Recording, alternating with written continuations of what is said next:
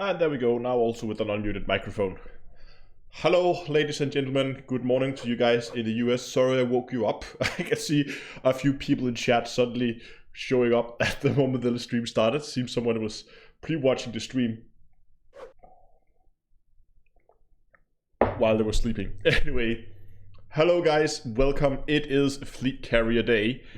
It is currently 1 minute past. Check the price of tritium. Yes, we are going to do that. We're going to check the prices on the tritium. We're going to be looking at how easily we can mine it. We're going to be looking at fleet carriers. We're going to try to be setting them up. We're going to be performing some jumps. I have a few places I want to try to take a fleet carriers to see what happens. And we're just generally going to, if you guys get access, when you guys get access, you can come along as well. Get to the fleet carrier. We're going to see what happens. I'm just sitting here refreshing my launcher. Currently waiting for the download to be available. So far I have, let me just quickly check this again here. I do not have anything. So we're going to give it a few minutes and see if the beta is not here. But in the meantime, let me just find this quickly here. Yes, here it is. Let me put myself in the least annoying place, like the corner here. Oh, no, we can't see anything. Okay, this will probably be okay. So 100 Rup over from the Anthropocene Initiative. He's made a forum post here with a few, he's made a survey basically about what people think about the fleet carriers. And I just thought, you know, while we're waiting for this, so let's just open up the launcher again here, just see anything. Horizons, non-horizons, arena, and single player combat training. So nope, still no beta here. So we're just gonna wait again. I'm gonna keep refreshing the launcher and see when this actually comes. I don't know why it's not here yet. But I kind of did expect it not to be there on time. So let's just go through the some of the results that the Rob has come up with here. The first one I think is really interesting, where he asked if are carriers for you. Basically asked, I think there's been around 2,000 people applying, so it's a pretty decent sample size.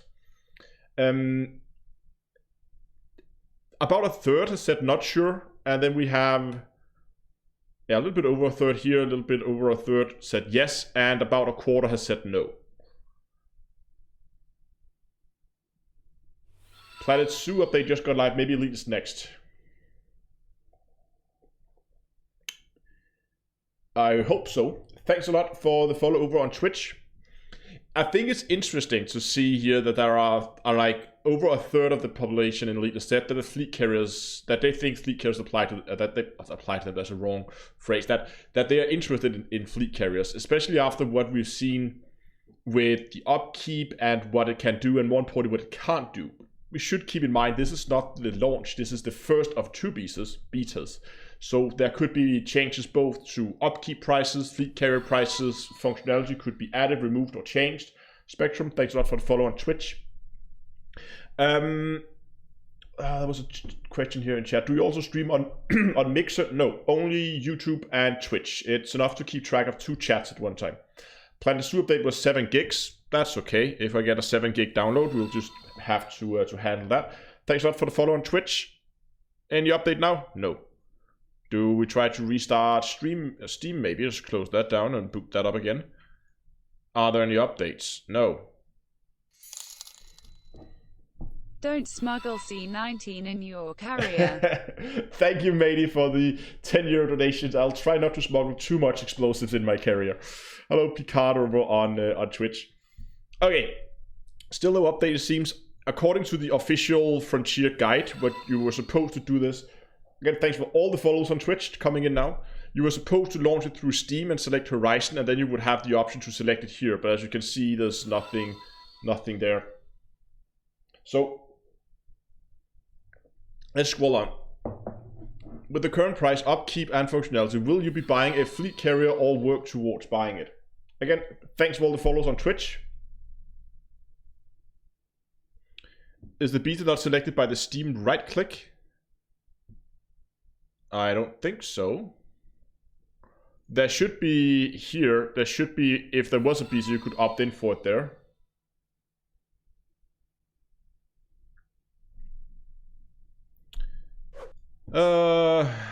Okay, should we see? if we could find...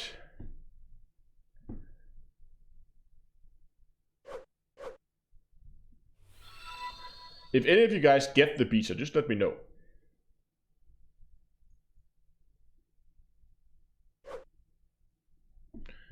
Should we just quickly check if they have tweeted anything? Before reporting any bugs or issues.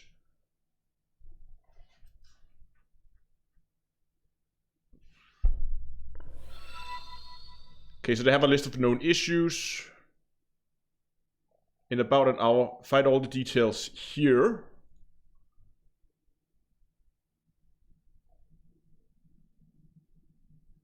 Yada yada yada. To take part in the beta, you need to... All you need to do is to load up the launcher and select and update the following product. Elite Dangerous Fleet Carrier Update Beta Horizons. Whatever. From April 7th. So...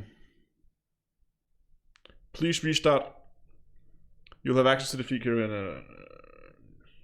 Once it has been completed, you'll have access to fleet carrier beta. If it doesn't appear, please restart your launcher. We'll be updating the issue tracker. Okay, so restarting launcher. There's nothing. Yeah, I think they would have to push a client update.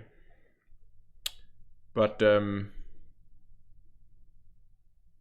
mean, obviously, I was hoping that what Frontier would do was allow us to download the patch before it went live, but only log into it at the given time.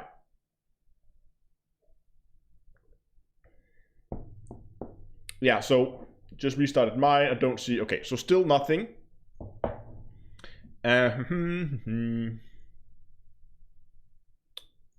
just going to jump into the streaming there, so if in case I need somebody online, we can get them in there.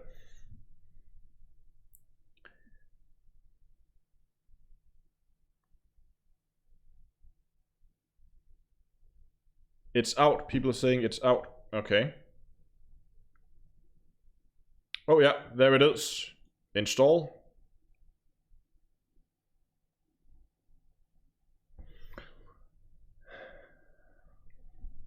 Come on. You just get chat scrolling here again. All I need now is this thing to crash, right? That would be awesome.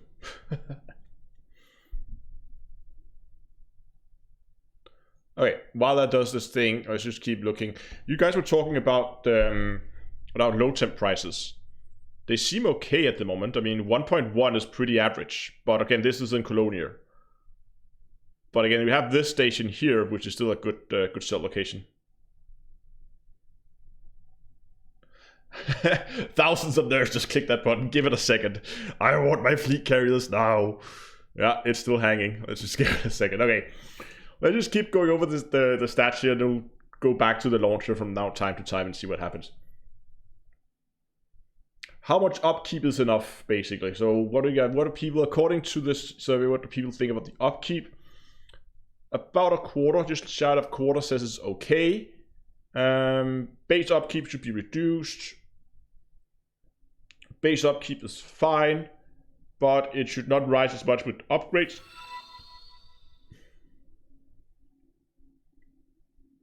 So basically we have about almost half, not quite half, but the base upkeep should be reduced. That is reducing. Base upkeep is fine. All upkeep should be reduced. No, that's that one. Hold on, I'm messing these up. Okay, but over half thinks that the upkeep in general should be removed. How much will it cost to buy a fleet carrier in the beta? It will be full price.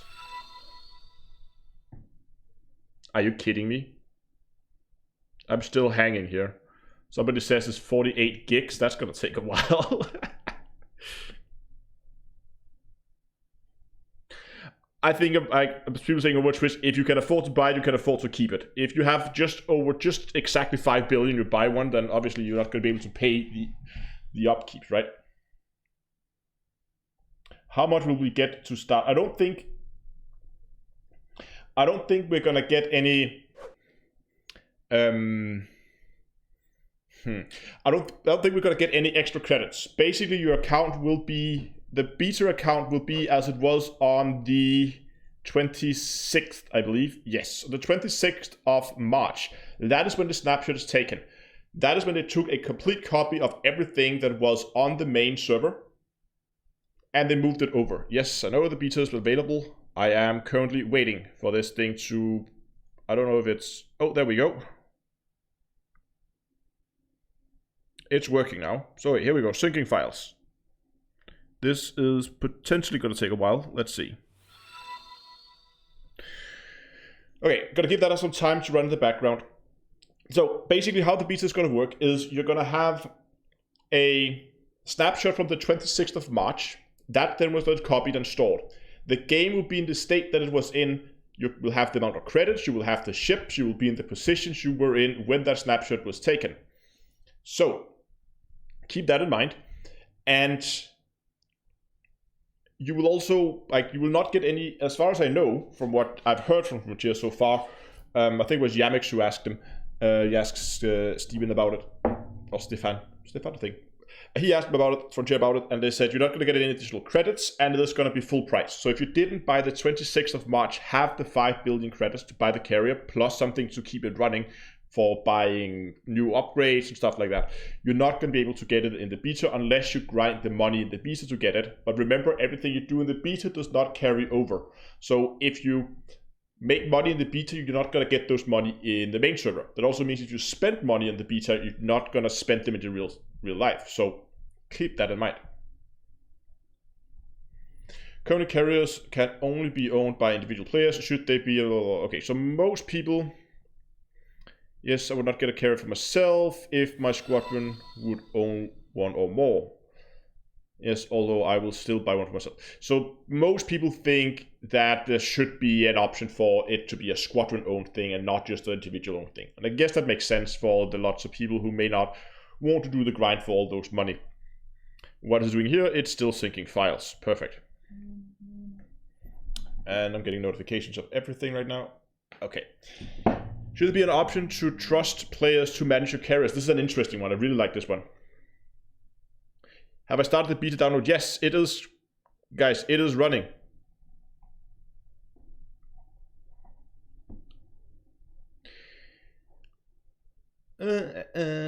So basically, if you should I allow somebody to be able to manage my carrier? So if I purge one, it's my private carrier. Should I allow somebody else to, like, for instance, I could say schedule jumps for it. That would essentially be making it a squadron carrier, right? And if all the greens are yes, fully share my carriers, share carriers with specific people, not necessarily my friends list, I would fully share my carrier with my squadron.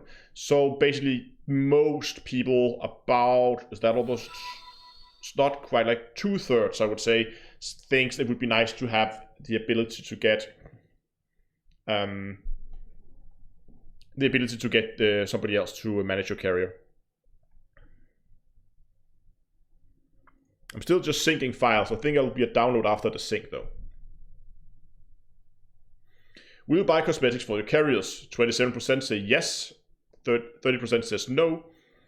And okay, so like most people would like to buy cosmetics, but the vast majority of those people would prefer just to do it by the arc to get in game when playing. Then something about jump ranges. So the whole exploration, I think for explorers, the fleet carriers is quite underwhelming. The 2 hour between jumps is quite long, and I think either they need to extend the jump range or reduce the jump time between them. I mean, if you extend the jump range, it's not going to do much for the people in the bubble. It's pretty much going to be the same, since you can reach pretty much any point in the bubble with 500 light years of jump range. But for explorers, getting 1,000 light year jump range would be huge. But again, it also depends on fuel consumption. We don't know that yet. Are the current jump wind up and cooldowns durations okay? Current time is okay, is 23%. Should be cut in half? That is the majority. These delays should be removed entirely. Yeah, okay, that's definitely an option. I wonder why they're there. I don't know why they want to slow down how quickly fleet carriers move around. I mean, the wind up time is the one, like the charge up time is the one that annoys me the most. That I have to wait from when I select and choose now I want to jump, that I then have to sit and wait an hour. That is what's a little annoying. The cooldown is not as much of a problem, I think. Where are we at? Hey, it's ready. Let's play.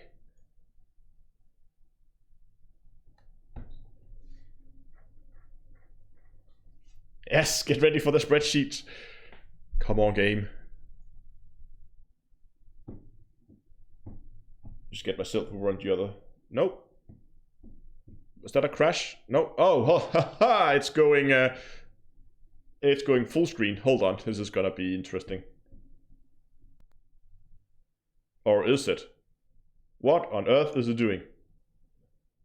I'm really glad I'm doing direct screen capture right now and not trying to do it on the same PC, because this is a mess. Come on. Come on, game. What is it doing?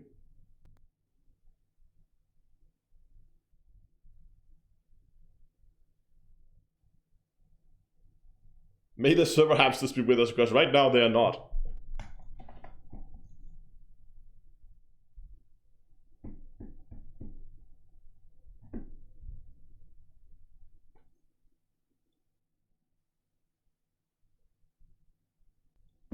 Here we go. Oh, it's every time I move my mouse over. I'm running. Here we go. I'm running Synergy, so I can control both screens, both computers with the same mouse. And every time I move my my mouse off the screen over to the other PC, that's when it's blinking, because I was trying to move the camera. So let's just give this some time to start up. Let's update the graphic settings on this, and I hope they have the. I did back up my key bindings, so we'll see if key bindings are actually working.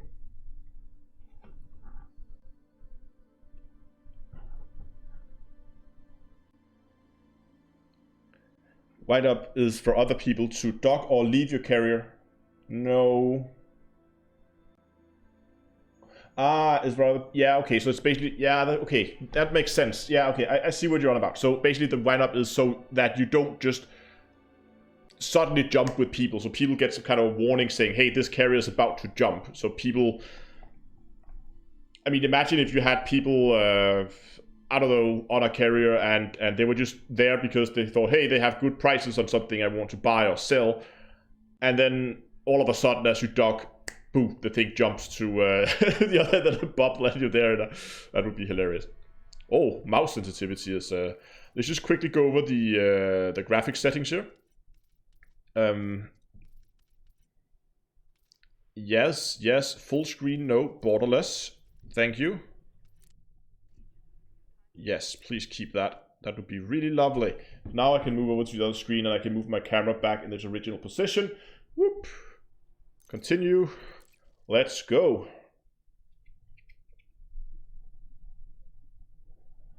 "19 minutes, that's not too bad. Hold on, this is new. Ooh, refuel, repair. Ah, that's nice. What do we have here? A message.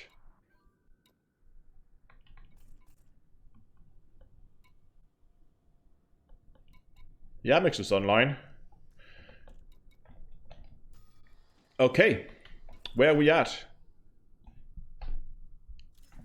Okay, oh, hold on. Oh, this is new as well.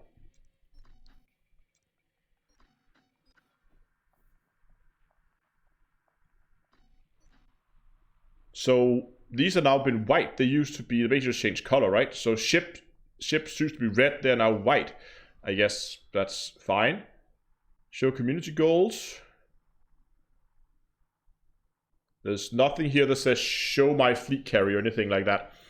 I think the first thing I'll do is just to quickly pop over to Shinrata Desra to get a ship with a better jump range. I wonder what else they have changed. This looks pretty much the same.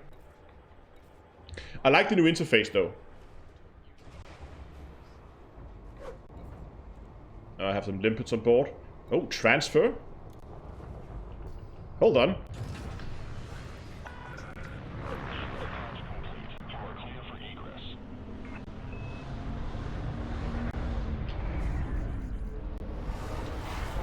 What is this transfer? That would be transferring to a carrier, right? I hope it is. Most of this is pretty much, yeah, almost 14 bill. I think this is pretty much the same.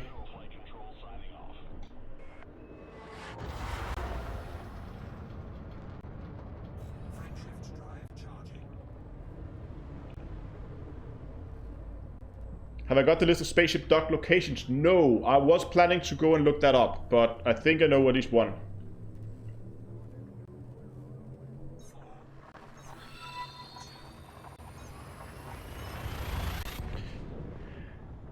Check out Pilot's Handbook. Where they even... I forgot where they put that. Is that in here somewhere?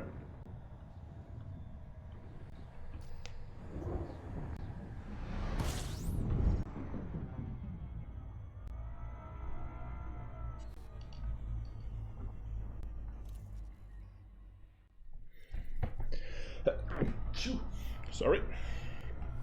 Check codex. We're gonna check the codex in a second. That'll probably be listed there, I would assume. Codex. Pilot's Handbook. Fleet carriers. Carriers introduction. How to purchase a carrier. Fleet carriers are available to purchase in any system with a carrier construction dock. In the galaxy map, these systems can be located using the fleet carrier vendor filter. Okay, fair enough. While docked, the starports, these systems. So I'm just going to tune the notifications down a little bit, maybe. There we go. Will be listed. Okay, fair enough. So that means I just gonna, for fun here,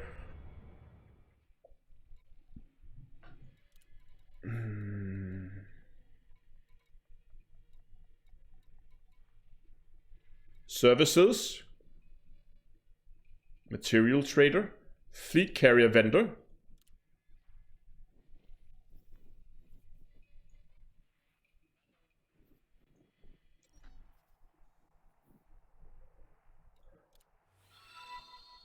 Am I the only one not seeing them? Most of these systems are grayed out.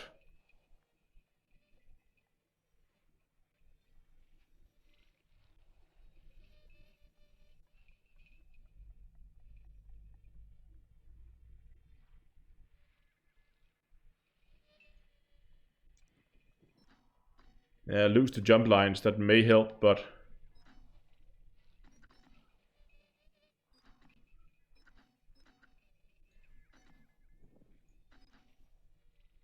Okay, let's just get into Shinracha, let's stock up to get a better ship.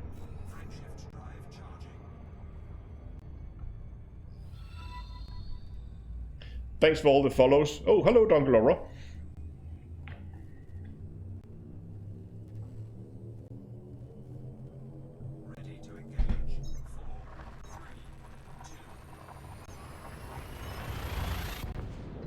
What if they put it in the systems where there already were capital ships repair docks, like Ball or whatever? I was there a few weeks ago just to have a look, to see what if they've done anything.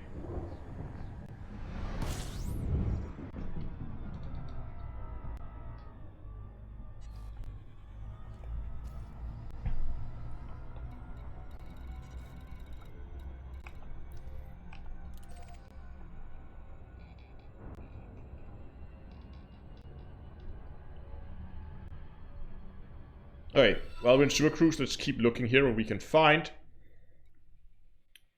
Carrier administration.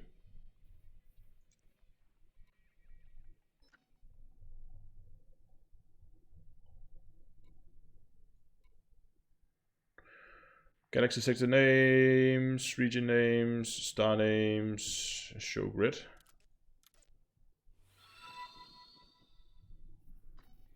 I still...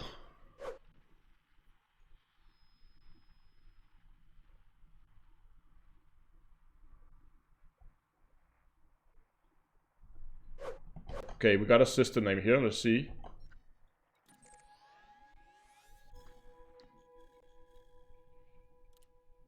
Okay, so this is one of those things where you have to discover it yourself, it seems. Wonderful. But that's fair. We just overshot Jameson's, but that's okay. We got a system. Let's try that one to start with.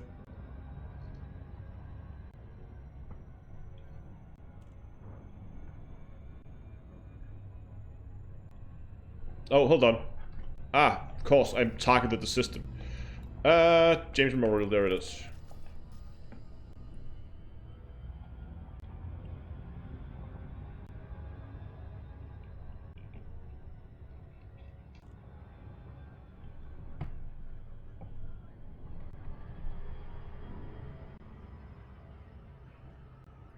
Permission to post links. I don't know if you can, but if we need posted links in chat, try to go, if you're on Discord, go and post them in the lobby there, and I'm pretty sure that we can get them reposted here.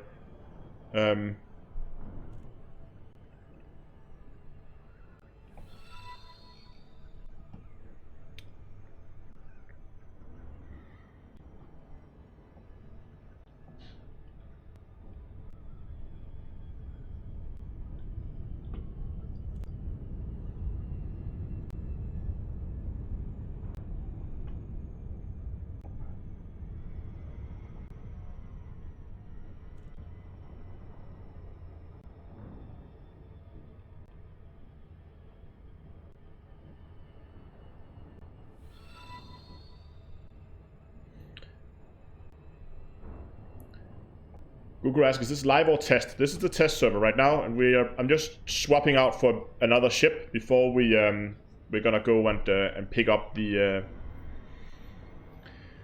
fleet carrier.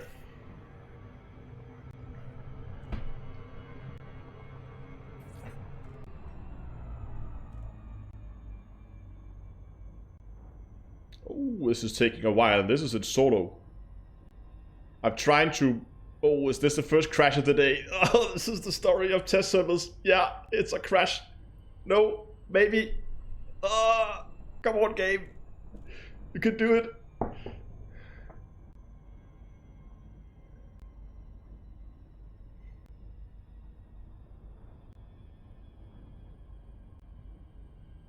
Oh, I think this is a crash to desktop in a second.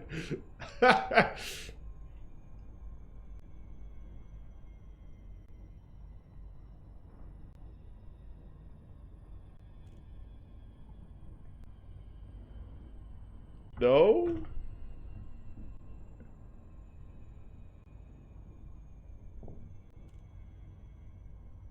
Oh, come on. Could you at least just crash?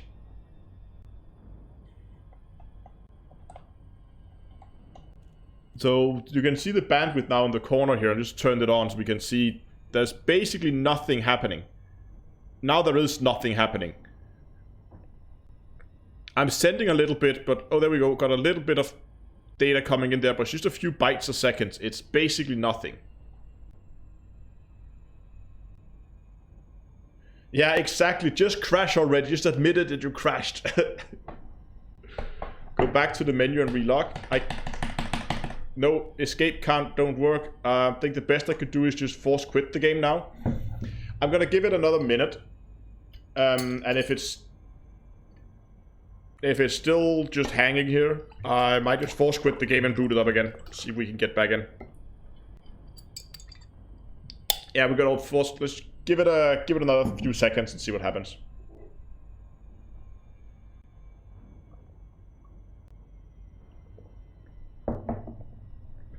Well, this is interesting. There we go. It admitted defeat. We also do your normal stream tonight. If this stream is not still going by the time we get to the normal stream time.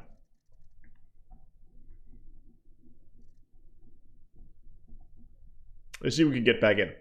Usually when you get these crashes, it does drop you in at the station, so I don't think we have to do that again, but yeah. Let's see if we can get back in.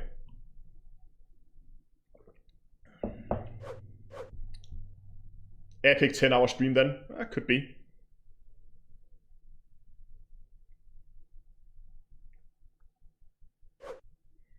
There we go. Oh, it dropped us 700 kilometers away. Okay, time for a micro jump. Let's see if this works.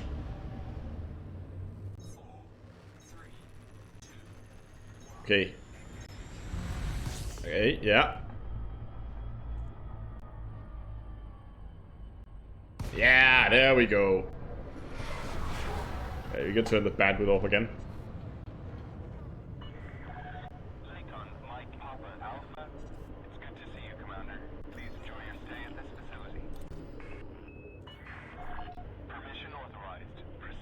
Don't you go to work, Astro? No, I have this day off, or most of this month off, to be honest. You know, I was supposed to be on my honeymoon, but, well, with everything going on in the world at the moment, that got cancelled. So now I got a lot of time on my hands.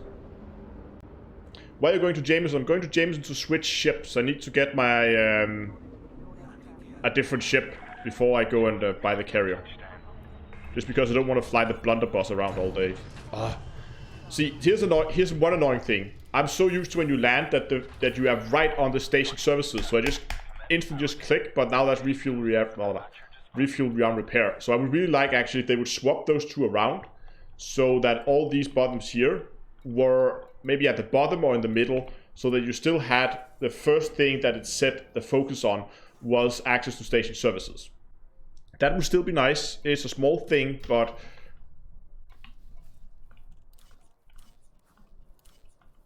camera conda, there it is.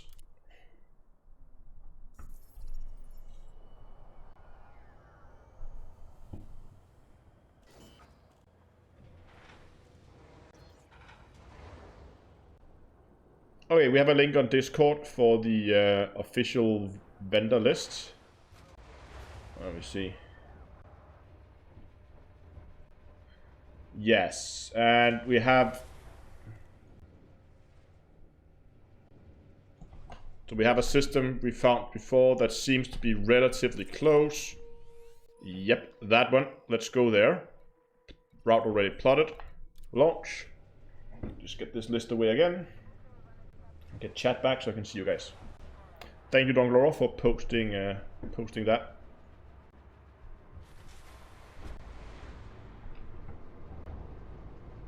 You know you got the credits when you have 3 cutters. I like the cutter.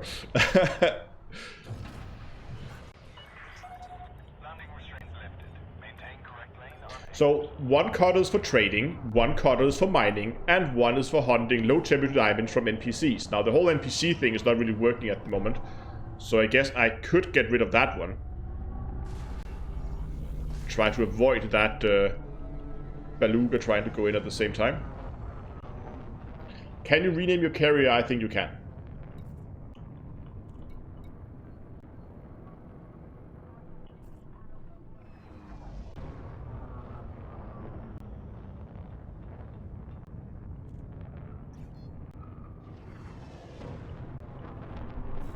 No, don't get me wrong, I like my Corvette as well. I have a Corvette for combat. It's actually funny, they haven't put in... Normally when they do beta servers, they put in like a this is a beta, right? Somewhere in the corner there will be this is a beta test. So whenever you do recordings or videos of it, it will always be visible somewhere in the corner saying that this was recorded on a beta server test. I haven't done that this time.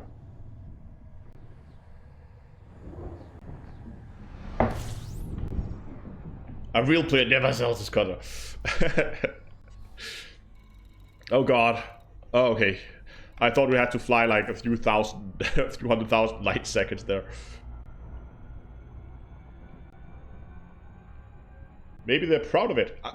I would understand if they were. It seems to be pretty awesome what they've done so far.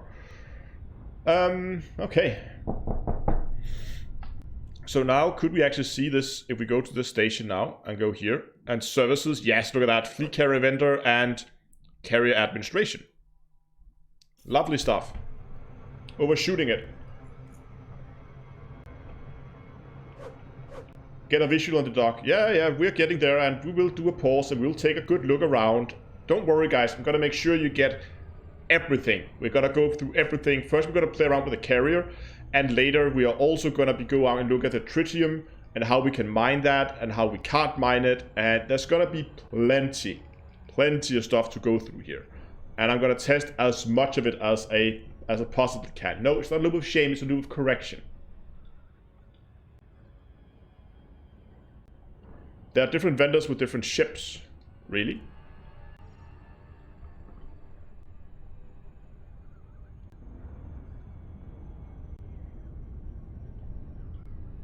Was that mentioned in that forum post at all?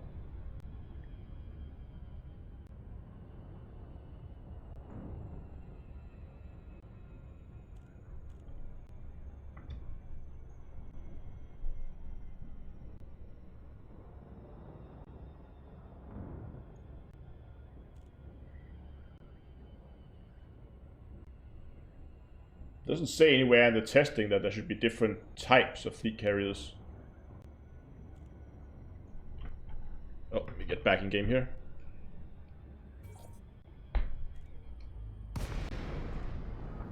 Okay. So far it just looks like a normal station.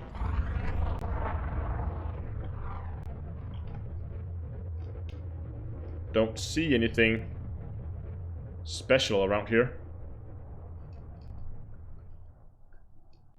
Oh, I think I found it. It's on the other side of the station. Let's go and have a look.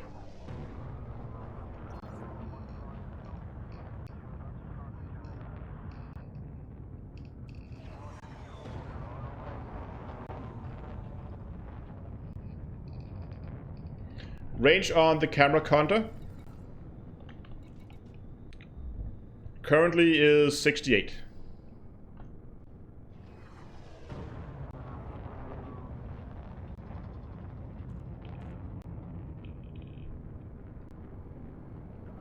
See, this does look different.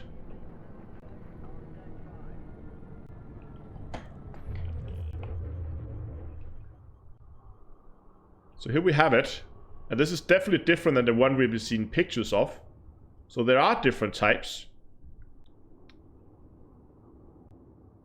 Question is, what is the difference between them? I think we should go to a few of them before we... Oh, this one has green thrusters. I already like this one.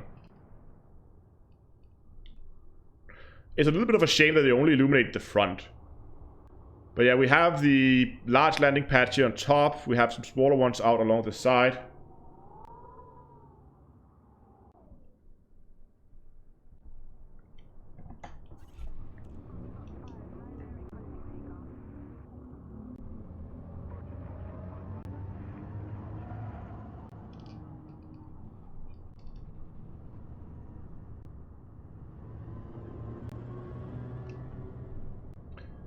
Mate, this is just a beta server. Don't worry. Where did I put my ship lights? I forgot. Hold on. I forgot the key binding for my ship lights. Ship. External lights. No, I haven't bought it yet. So far, we're just gonna go and have a look at this one. Oh, look at that. That's cool with those angled here at the back. I like those. Blue color scheme. Oh, look at those reactors or engines or whatever it is.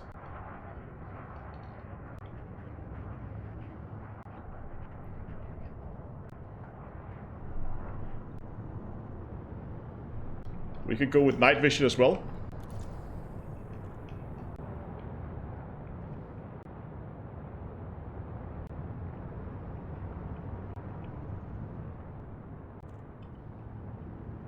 That one looks cool. I like this.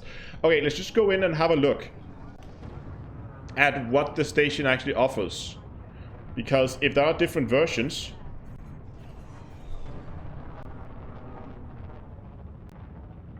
what is the difference between them other than looks?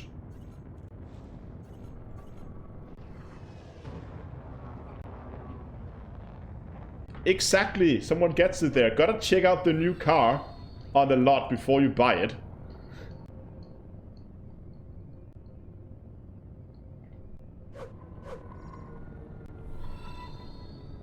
Oh, I should probably request docking. Decrease your speed to 100. Okay, Commander. Proceed to landing pad 09er. Oh, the station. Oh, it's because I have night vision on. Still looks cool though.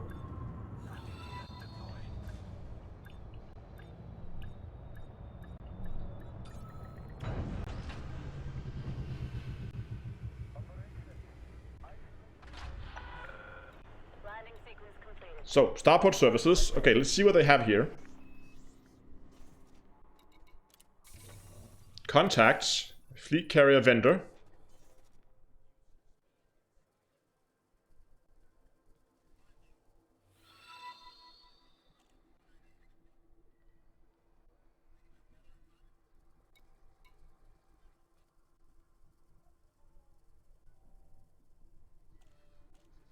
But, so they are all the same.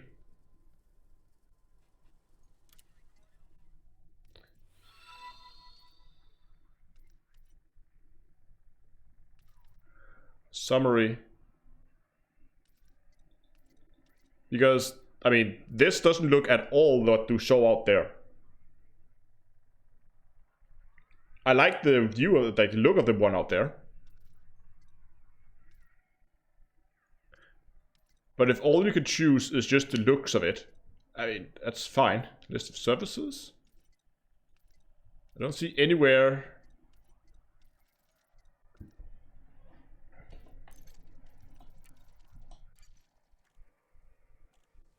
Interesting.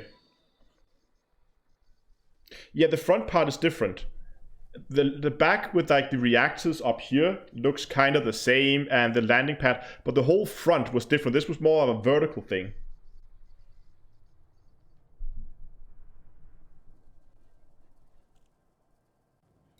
Interesting. You know what? I'm just gonna go and check one other system before we buy one, because I just want to see.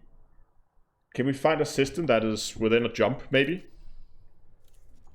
Just gonna start the list. No, we're gonna take the list from the back and go up, just so we go to places that other people may not. If they just go for the first system in the list. Where did my mouse go?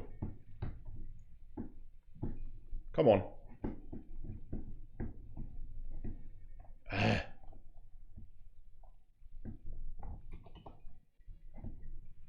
What the hell happened?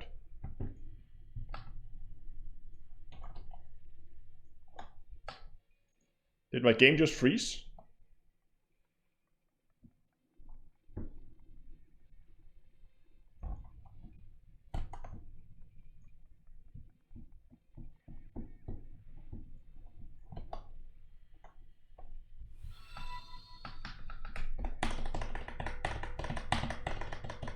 I think the game just crashed. Yeah, it's non-responsive.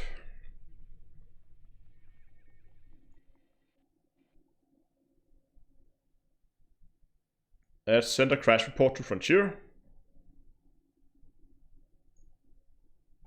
Then it's launched again.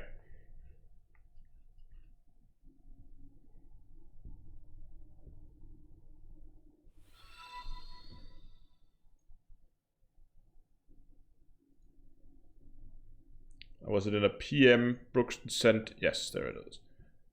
Yep, let's get that open. Gotta go to that system there.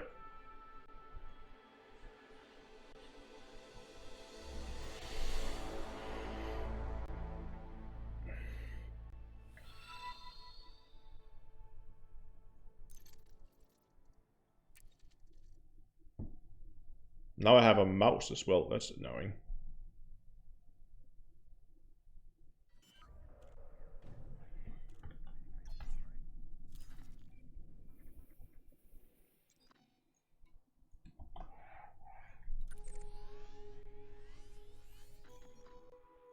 Okay, 2 jumps to that one.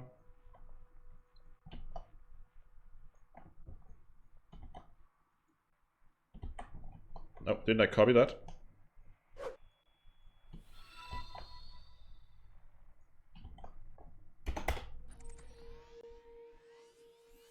That's not any closer. You know what, let's just go here, just because it's 2 jumps. We can do 2 jumps.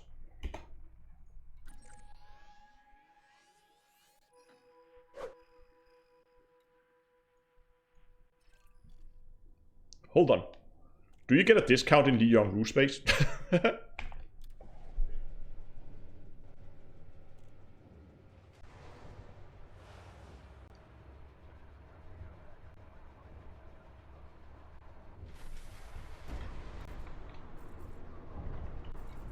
Why is this, like, keeps...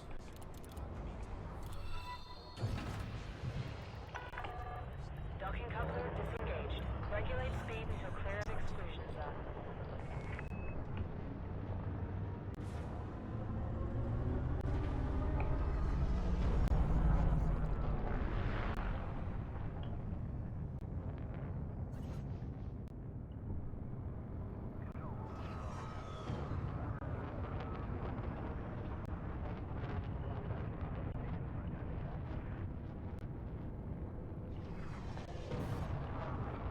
Okay, we're just gonna go to this system, and if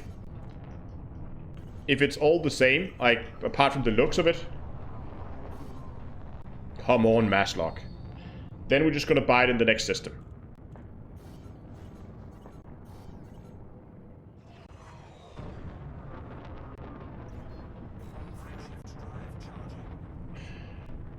Thanks a lot for the donation, and yes, indeed, carrier has arrived.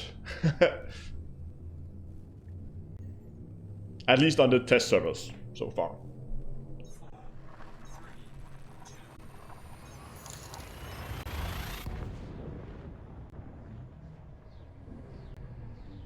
Too many tabs open here, just clear a little bit of space.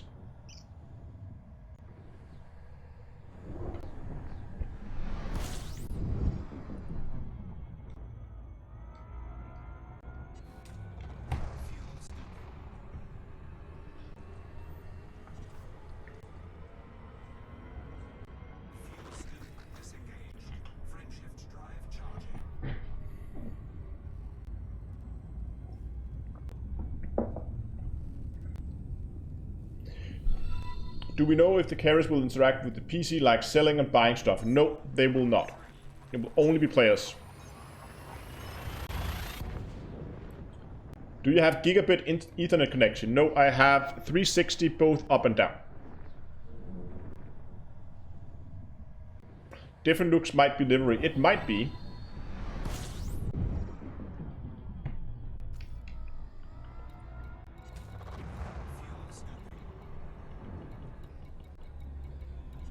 Where's the station? Was that the name of the system? Oh, it was. I thought it was something Enterprise, but...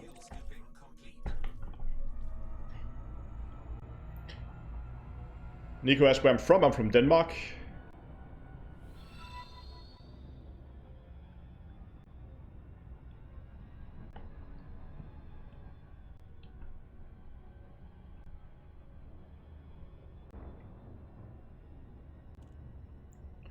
You think you can buy what you see in the docks? Yeah, that would be a fair assumption, I think. But if they all just look the same...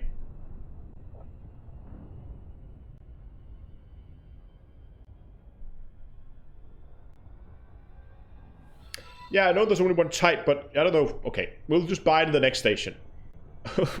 I just wanted to see if that showroom outside the station looked any different at the next station, and if it did, if that had any effect on when you buy it.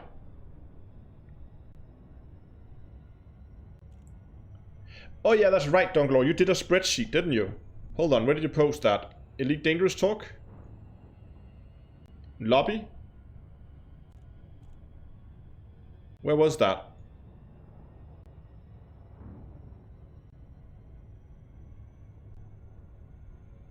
Could you PM it to me? That's probably easier.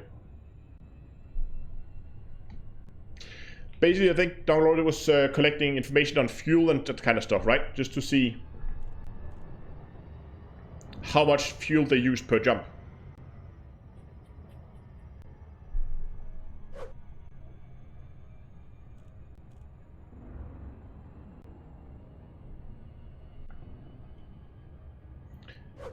How far can you jump with the carriers? 500 light years.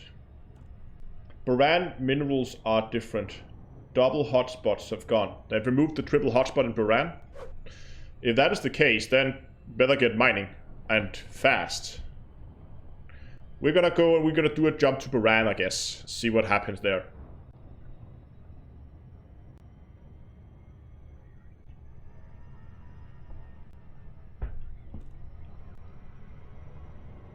Yeah, I'm running at 50% or 75% throttle. Oh, that's not that. That's it. Because normally if I just go full throttle, I will always overshoot because I'm sitting and reading chat while flying. So I just de-throttle a little bit, so I hopefully don't overshoot as bad as I normally do. Do they still cost 5 billion in the beta? Yes, they do.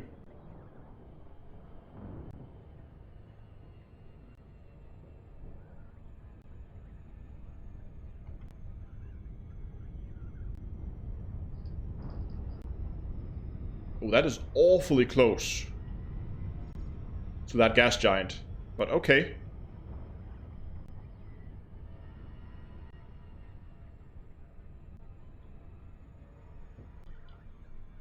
Oh.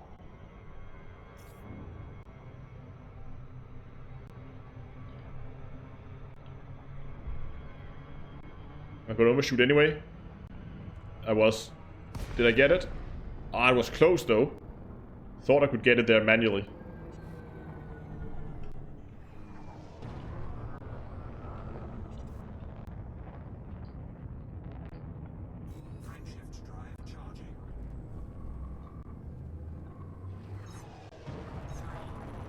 Probably gonna overshoot. 60 kilometers is a pretty short jump. Come on, come on, come on.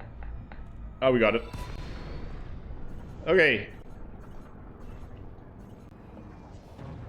Why don't I use the autopilot? Because I don't have a module fitted. I don't think so. Maybe I have. No, Vulture, I'm not lagging behind. I'm taking my time. I know everybody's just rushing to get it.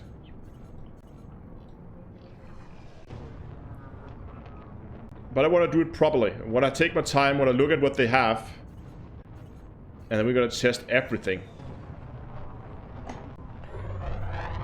So what do we have here? Oh, look at that. So this is the one shown in the... this is the one shown in the live stream and in the pictures.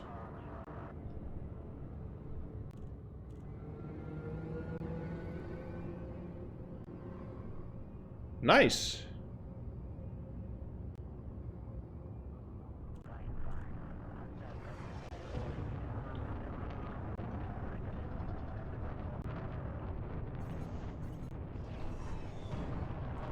Okay. Let's get into the station. Let's get our carrier. Buy the blue one. Yeah, I don't want to fly back to the other system now. We're just gonna get this one. Everybody goes, blue one, blue one. Okay, should we fly back and get the blue one? Test the theory. Okay, fair enough. We're gonna go back and we're gonna buy the blue one then. I agree it looked better. Scan detected. What was the name of that system? Everybody got hyped for the blue carrier. Okay, guys. We gotta go back. We gotta get the blue one. And see if it makes any difference. Okay, we're mass locked. And we have a cargo scoop open for some reason. And...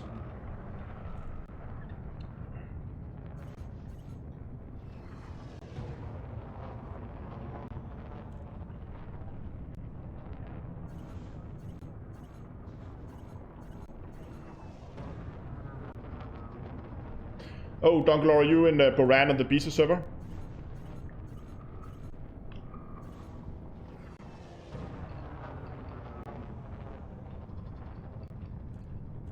Okay, perfect. Thank you. Just give me an update on the hotspots there.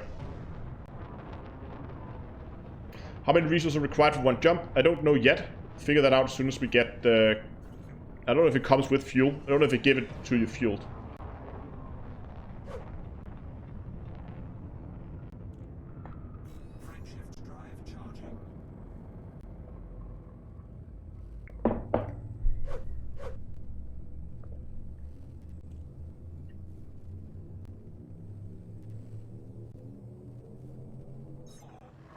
Half fueled. Okay, cool.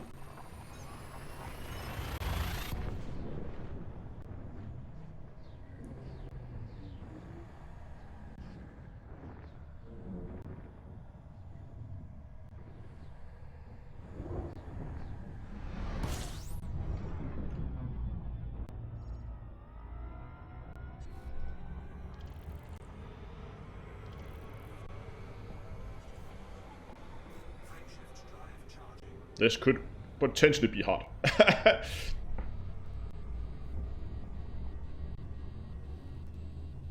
The one you see is not the one you get. That's really disappointing. We've got to test it. How many fleets can I buy? You can buy one fleet carrier.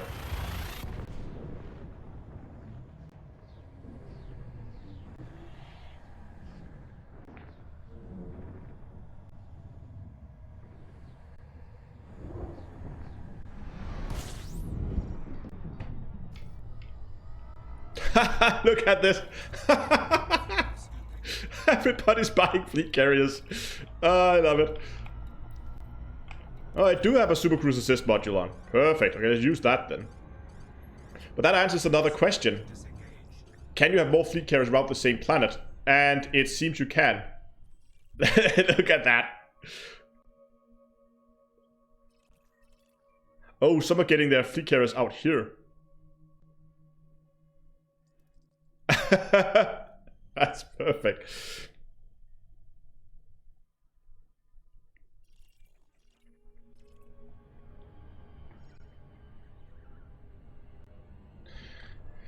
Can you disable the fleet carriers from the navigation? So should it be a filter? No, it doesn't seem like there's a filter for it. Asteroid clusters, planet belts, settlements, stations, point of interest signal sources, systems. Nope. I don't think there's a filter for it. Unless they come as stations. So if I took everything...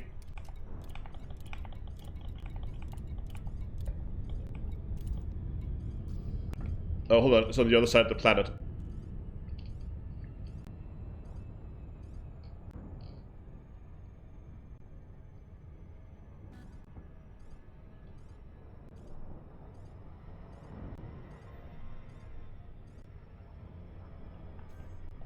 So now, I think they're gone. Yeah, and now they're gone. But if I enable them there, they're back. But then you can't see stations, right? So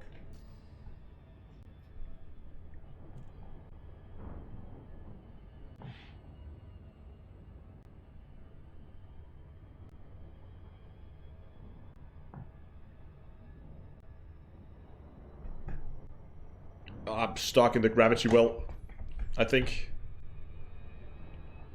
It does look pretty.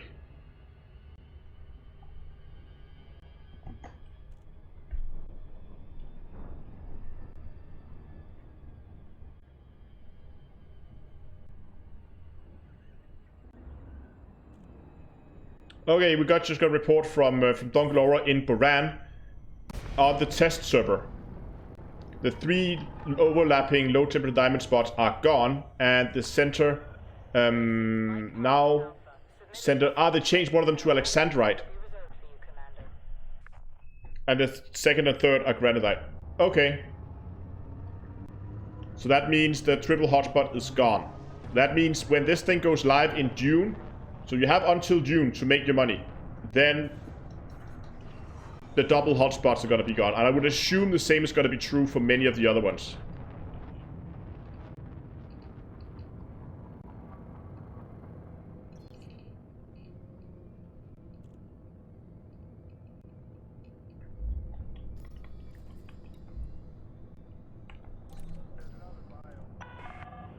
This is a speed-restricted zone.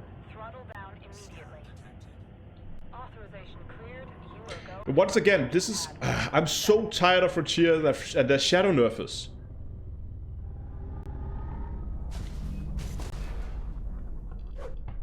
I mean, this was not included in the patch note. If they would at least just put this in the patch note, so we knew what the hell was going on. But no, I mean, this is not something they've done by accident.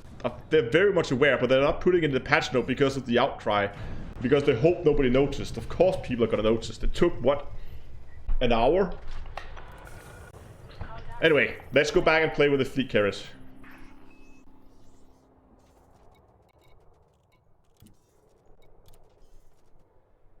Let's buy ourselves a fleet carrier. Carrier name. It's gonna be the D3A North Star. Can you change this later? I hope. All carriers can be given a custom name at any time in the carrier setting. Okay, you can change this later if you want to.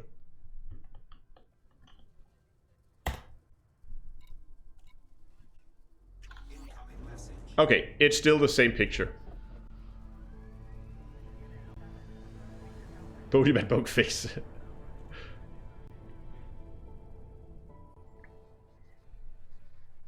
View carrier location. Yes, it's in the system. Okay, thank you. That's a little. So what now? Starport services.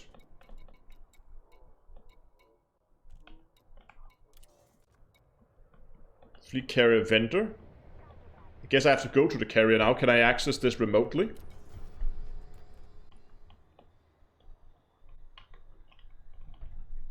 What is with menus not working all of a sudden? Like, none of these menus are working anymore. What the hell happened?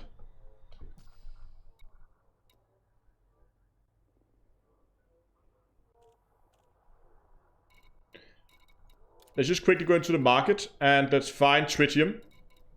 I just want to see what kind of galactic average we're getting here.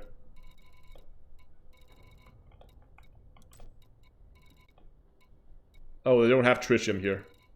Oh, we'll find it later then. Oh, now my menu is back. Cool.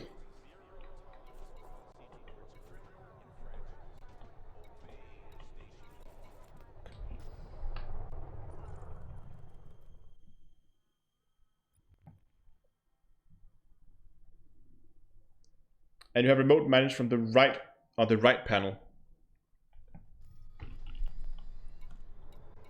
Oh, carrier management, right there in the middle. I'm blind. Okay. So weekly upkeep right now is, yes, 10,000. Can I transfer some cash? Summary. Modules.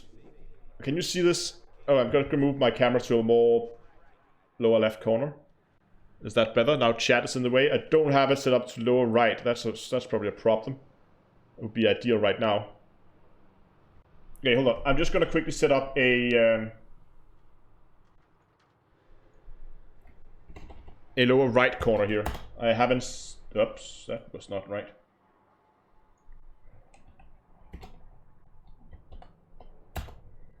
There we go. Just so we have that available as well. We're gonna put the camera, let's get the frame first. Put the frame here, put the, whoops. Frame there, camera there. Pull the background in. Looks about right. Pull the chat over. There. And what about frame, alerts? Alerts are still, okay.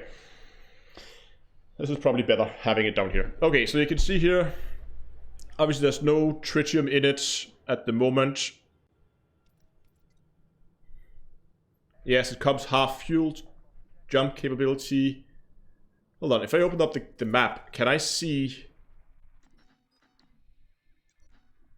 set carrier destination? Okay, let's not do that right now. Budgets. Services tariff. Let's keep that as 0. I'm just gonna deposit. Hold on. Are you kidding me, Frontier? Am I gonna be sitting here like this to transfer money around? I can't type it in somewhere with like a numpad. This is the stupidest interface I have ever seen. Oh my god. Are you kidding me? Oh, that is dumb.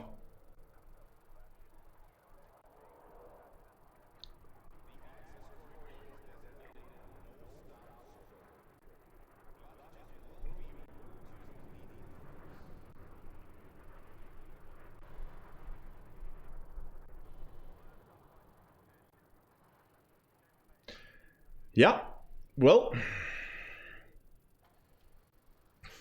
this is pretty stupid. Fair enough, it's moving 10,000 at a time. But couldn't they at least have given us the option to just type in a number? Come on. This is... What is this? This has been a good 30 seconds or something now.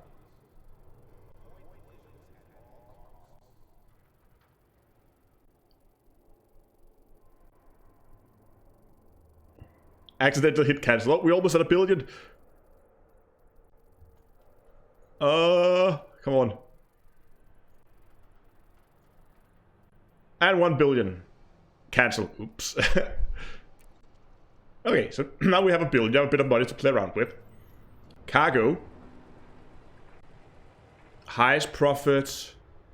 Total invested value. Credit. Okay, so that is if I set up managed market. Ooh, oh, okay, hold on. We can probably find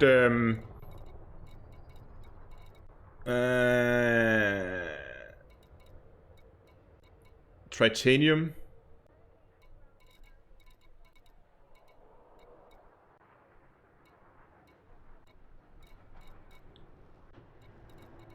Am I the only one who can't see tritium anywhere?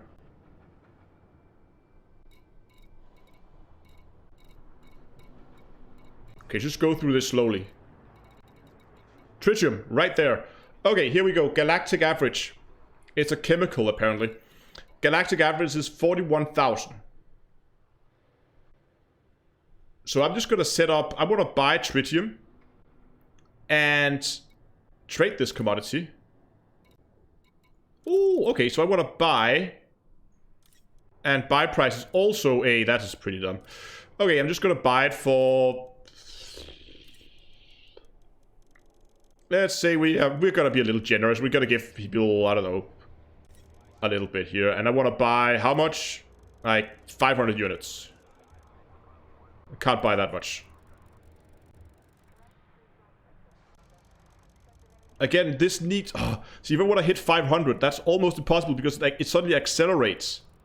This needs to be a... Okay, Frontier, if you're listening, this needs to... I want to hit 500.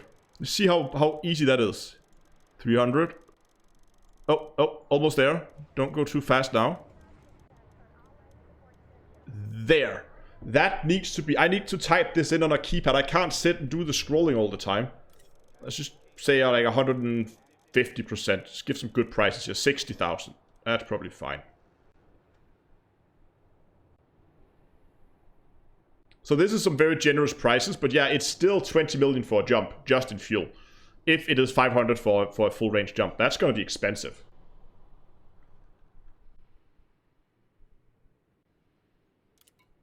So now tritium should be there.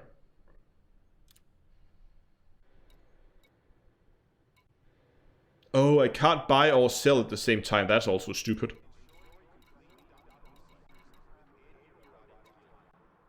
But hey, if any of you guys got some tritium and want to make a few bucks on the test server. Okay, cool. So that's markets. Carrier services.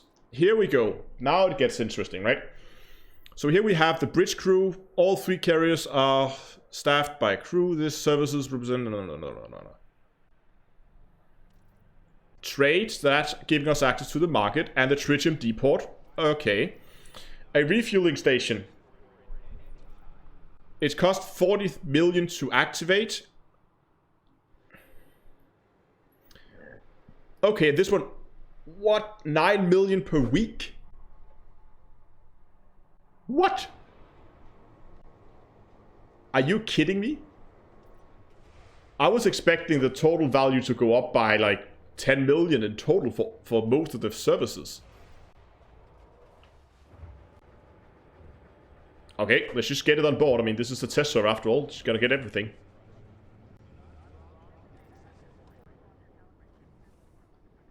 No? Install facility? Oh, okay, it's just slow. Repair. So if I both want refuel, repair, and rearm, I need to pay 18, 19, 29 millions per week just to allow the station to refuel, repair, and rearm. That's a little excessive. Just gonna install everything just to see what kind of... But hold on. Operational expenses. Here it says it's 11 million per week, but look at the prices up here.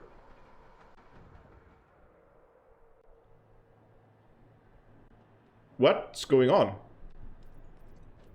So these prices here, either they're miscalculating something here, or those prices here are wrong. I would hope that these are more the correct prices. Yeah, the weekly upkeep, that's not right. Come on, it's just adding stuff together. Okay. Well, I hope that these prices are not representative of what they're gonna be, because this is gonna be a little... Well, I'm just gonna install all the facilities. We can see how much that's gonna be as well.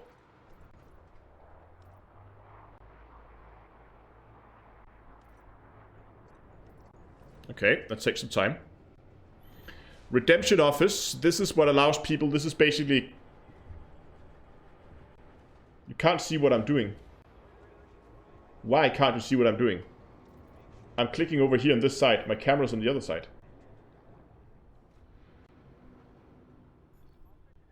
There we go. Armory got in.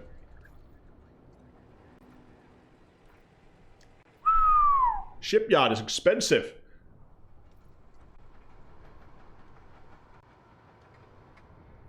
So here you can redeem outstanding vouchers for like it's basically an interstellar factor. Right? And this is 150 million. They get more and more expensive.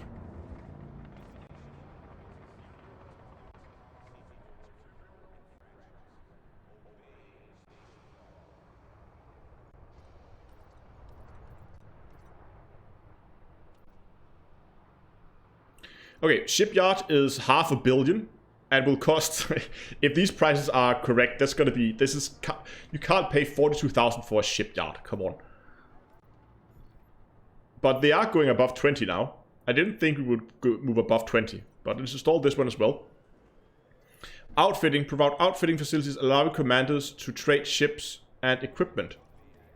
Enables the operation of a shipyard where commanders can buy and sell and store ships. Wait, so without a shipyard you can't store? Interesting.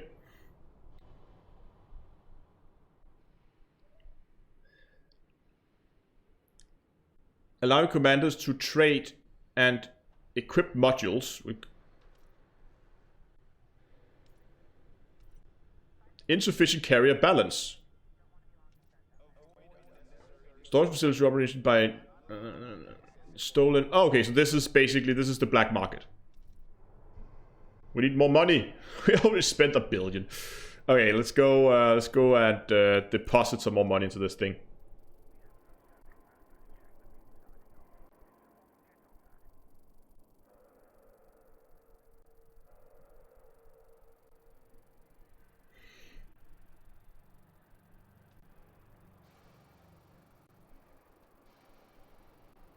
But the chat text is not covering up anything. There's nothing there.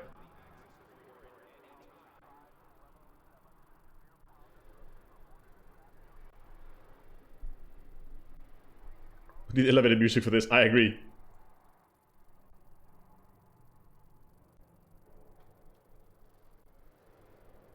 Yeah, I was 8,000. I know I missed this up all the time.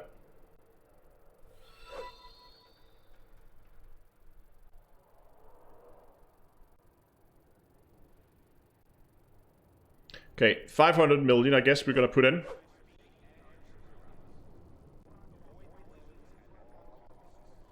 Again, this transferring system is stupid. So now we have another 500 million in there. Let's go into services, outfitting, install. And black market, install. So it seems with everything installed, you're gonna be paying up top of the 5 million, about 1.25 billion as an additional fee if you want. Didn't install this one. If you want all the modules as well as a pretty. Oh, there we go. Okay, so you need about 1.5 billion additionally over the normal, and you will need 144 million. Now, what I want to check here is if I suspend this. Yeah, okay, so suspending it, you can see it reduces the cost. But what happens if I uninstall it? Do I get the money back?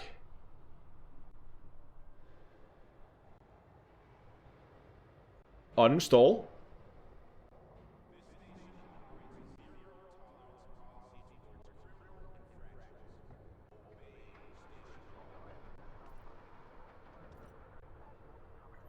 Yes, but you don't get the full amount. You get like half of it back, right? I got from 44, or from...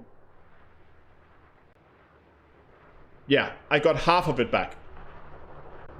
Okay, so I get about half of it back when you sell, if you uninstall a commodity. That's fair, I guess.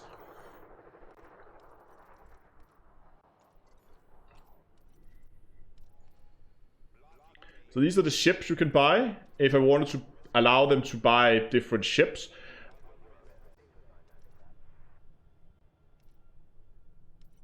And the same with modules. Oh, there are anti-xenon stuff on here as well. That's nice. I wonder how much you can do without these modules installed. Because if you look at this, bridge crew, all of these are free, right? Fuel, rearm, repair. At least refuel and repair would be needed. Rearm, maybe. I mean, sure, it would probably be nice to have rearm. The redemption office, maybe. Shipyard and outfitting. If you can still, like, if all they could do is allow people to... There's questions if you can store ships on the carrier if you don't have a shipyard.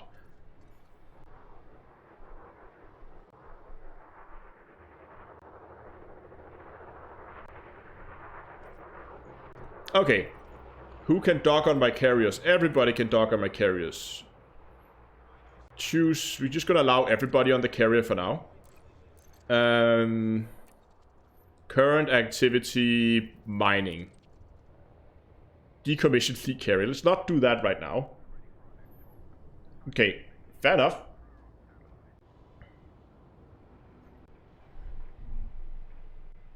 Let's try to go out to the carrier and see what I can actually do once we're out there.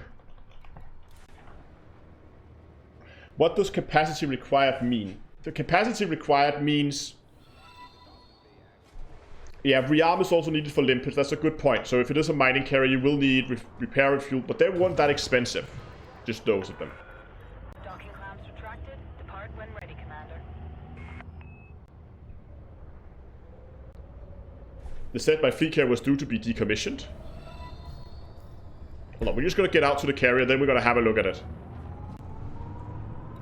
There should be plenty. Your new fleet carrier.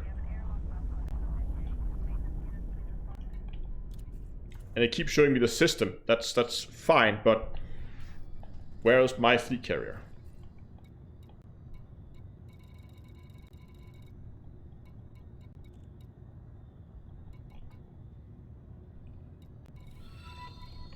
The D2A North Star.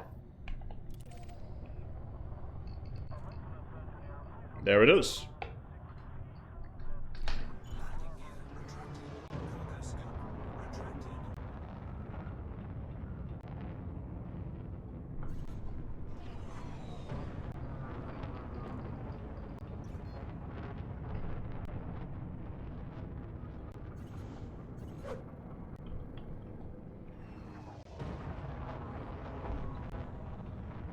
How much capacity do all services take? We're gonna take a look at it as soon as we get to the fleet carrier again. 4, 3, 2, 1.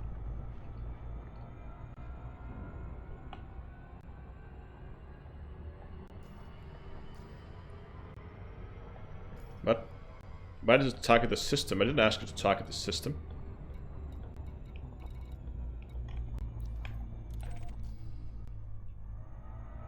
There it is.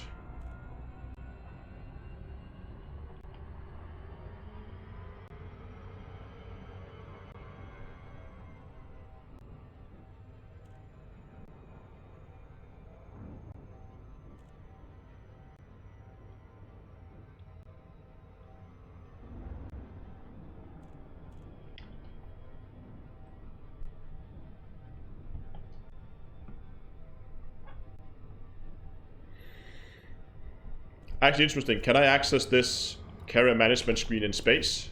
Yes, I can. Okay, so you can see here it takes all services apart from the fact that I sold this one.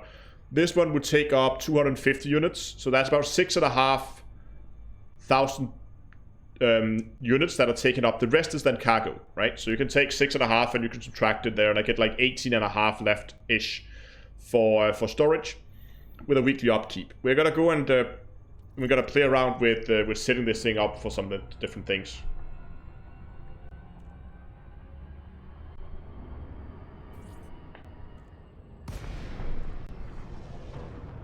There it is.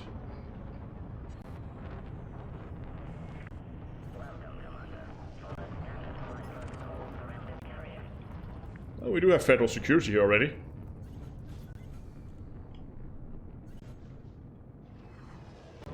No green thrusters, and I think, even though we did buy it in this system, that it's still... Yeah, it's still the standard one. Why are 2 docking pads already active? Do we already have people here? Scan detected. Scan detected. This is my carrier.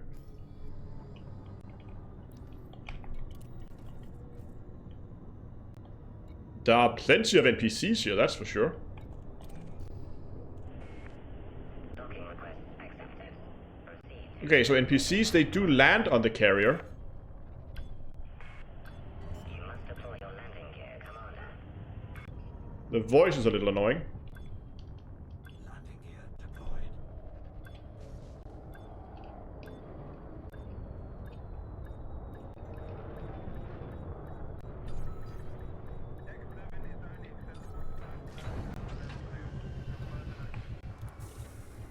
I could refuel for 10 credits. Docking complete. Clamps engaged. Hello, Commander. Carrier services.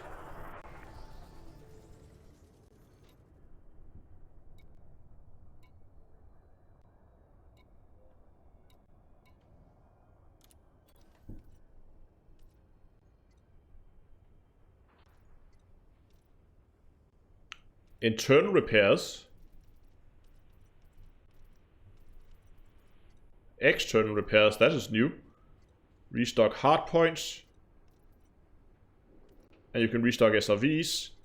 You can restock fighters. Purchase or sell limpets.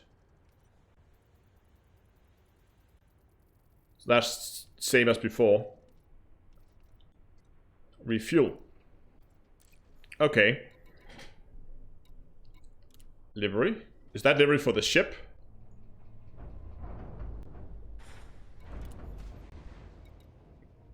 Oh, I'm being pulled into the cargo now, or into the hangar now. Okay. Fleet carrier livery. What can we do here? Nothing. Okay. NPCs can land. Yeah, I have an NPC on the carrier now. Change name. But I can't change the carrier ID, it seems. Yes, the triple spot is gone on the test server.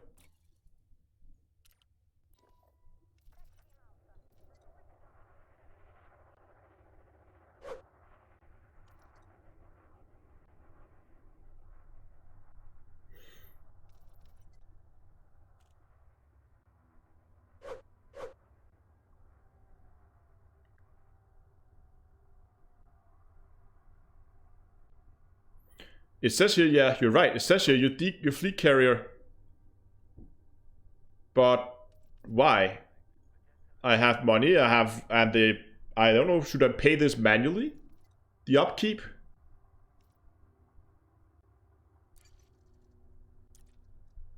That makes no sense.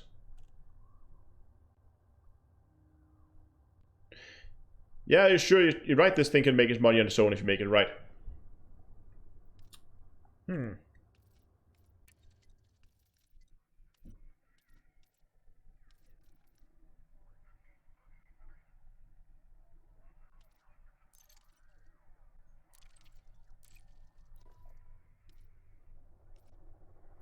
So now I wonder, if I go to carrier services... Okay, let's just go out of this one. If I go to shipyard, can I ship transfer, for instance? Let's just take a few ships here. Let's take... Let's take the core hunter, and let's transfer that to the ship. Okay. So that is now being transferred.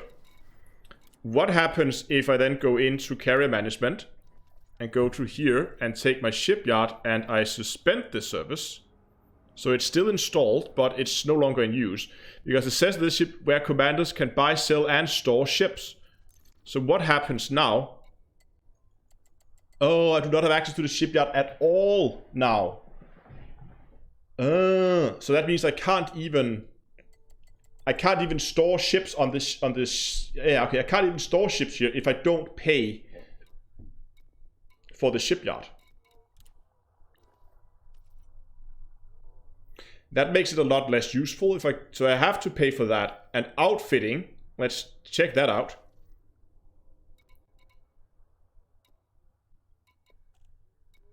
Where's outfittings? Here. Again, there's nothing in stock here. I could store modules. I could transfer modules to it. But outfittings is maybe not the most, I don't know, useful.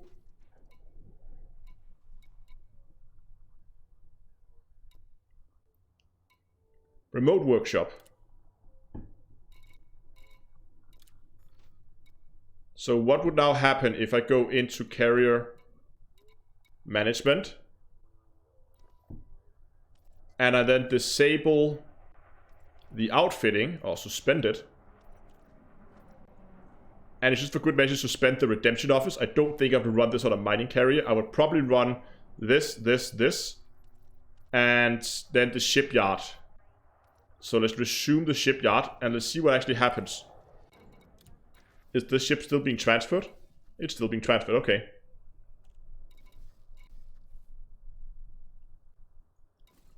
Yeah, the brand patch is not removed in the real game.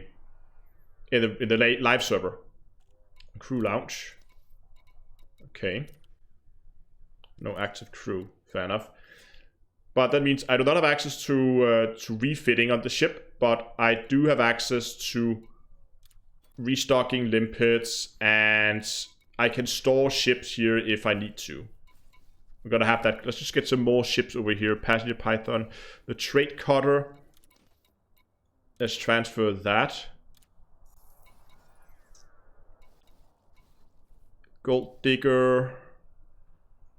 Let's transfer that.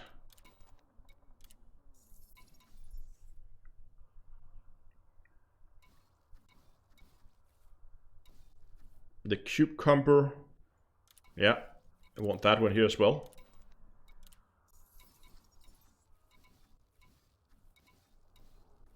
The diamond snake. Need this one here too.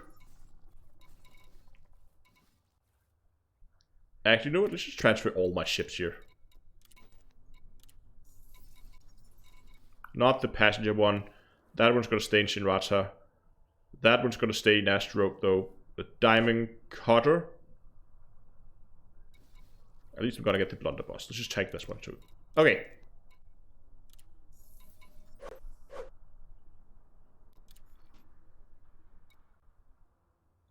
So we're basically not going to offer any ships for sale, but you want to have it just to store. That's a little annoying. Well, okay.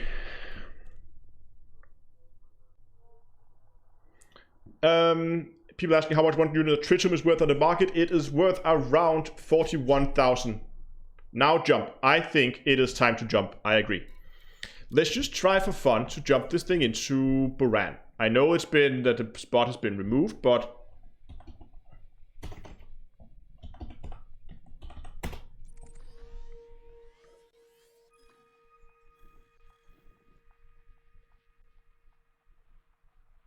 wait till the ships. Don't worry, this will take an hour. Oh, unexplored. Buran is unexplored. Okay, you know what, guys? I need a quick bio break, and then we'll set up for the jump when I come back. So don't go anywhere. I'll be back in 1 minute.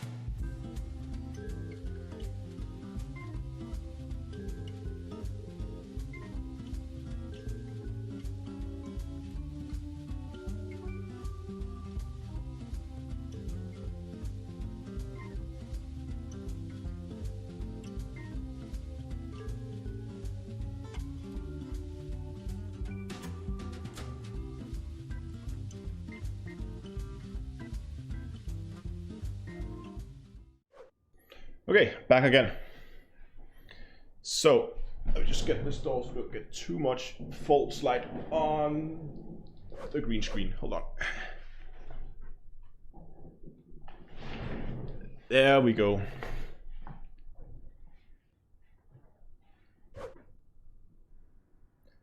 Oh, you need to allocate funds to your weekly upkeep. Okay, let's go and do that then.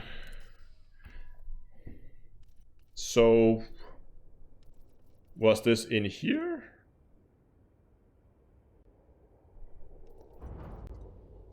Ah, weekly upkeep allocation. Why is this a percentage slider? And why does it stop at 81%?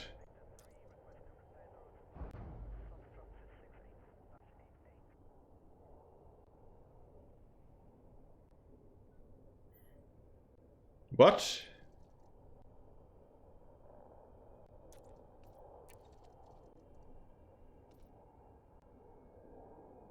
Fleet carrier has an operational depth. I don't get this. Purchase orders outstanding. Ah, yeah, okay. So I just put that there. How do I confirm?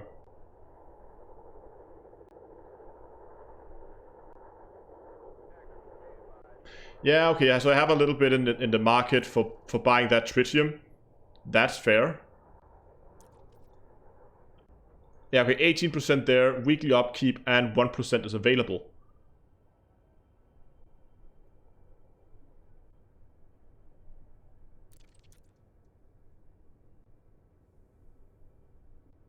Well, this is pretty stupid.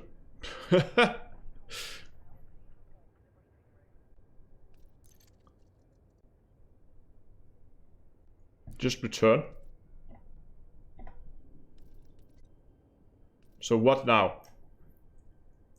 Flicker is due for decommissioning. Why?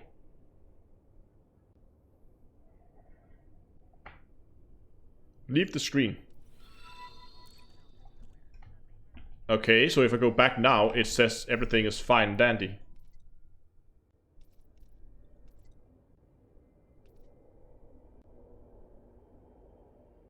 Again, this should not be a percentage slider. This should be an amount slider. So I could say I want to allocate 35 times 2, like something.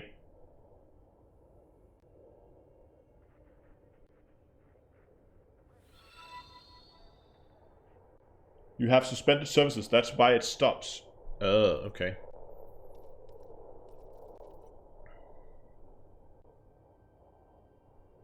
I have no font. Okay, let's add another 500 million.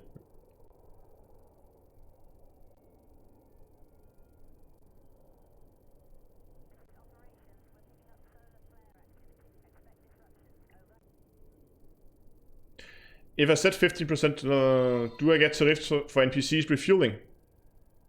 Maybe. Just adding, like, there we go, another 100 million. So now I can put this up to still 81%. Which is 80% is the max, it seems. So there's now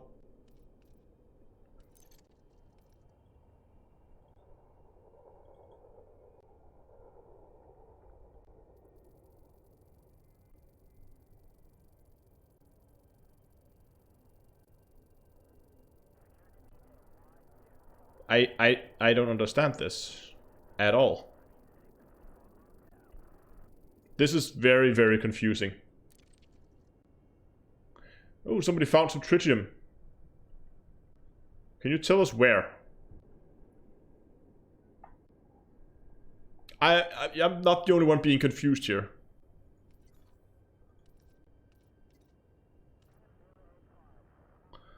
Okay, let's just try to set some tariff. Just gonna put a high tariff on everything here.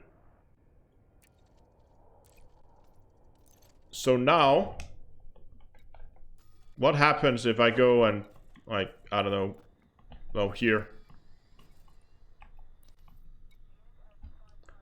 Reputation 100%. So I would really like to be able to see the tariffs in this panel here. Pilot's handbook on mining. Okay, I guess that's fair.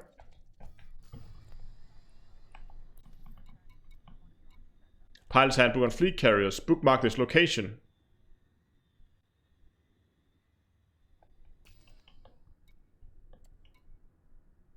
Carrier services.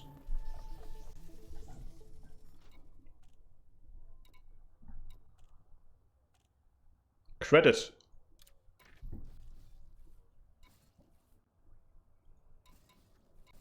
So this one has, oops.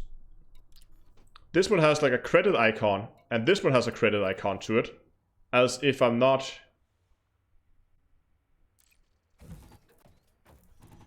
As if there's some money that I haven't paid for those services.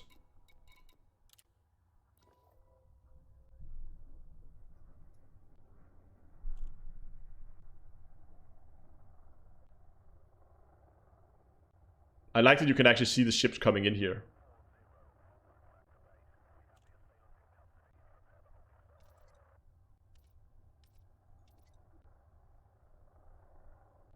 Oh, now this can go higher. Oh, this is weird.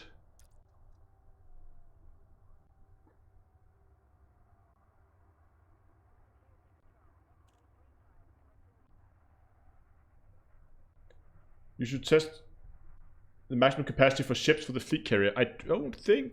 this is really, really odd. So it was complaining about the shipyard. This is currently active. Why can I replace her? Oh, I want someone else to be there. Wow, that's scary. Okay. For no other... Okay.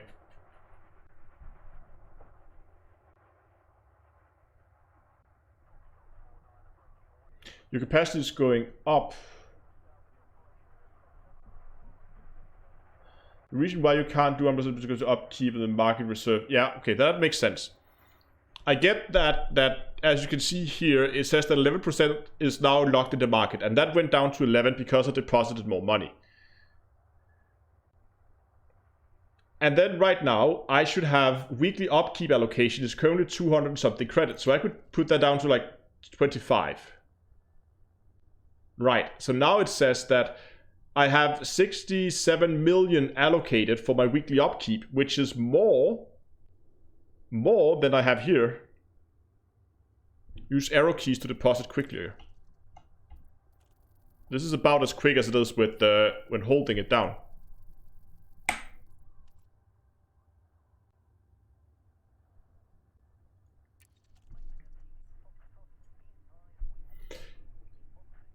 Doesn't this add up to 100? Are you sure? Oh, it doesn't. 11, 4 plus... This is 8. And this is 98%. This is just rounding errors. Well, actually, if it counts the upkeep from the services screen, you would need a bit... Oh, so you think that this is calculated incorrectly and... hold on. So these services all together should be 10 million for these. 9, that's 19, that's 27, 28, 38. Plus the 6 for this one being suspended. Into 38, that is 44. 46, 86... 90, 110 million. I would need to allocate 110 million for this to be, if this number is incorrect.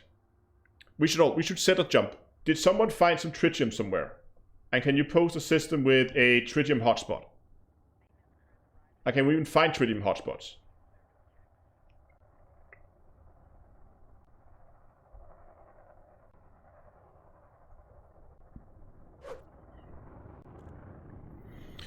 So right now my weekly upkeep allocation is that, but we need like 120.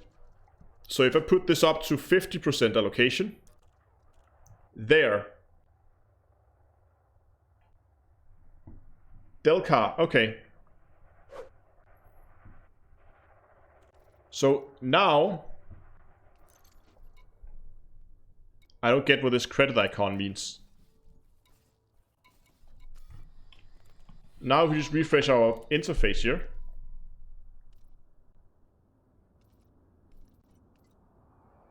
It still says my fleet carrier is due for decommissioning. Even though I have plenty of money allocated. Just allocate everything then. That should be enough to pay for all the services.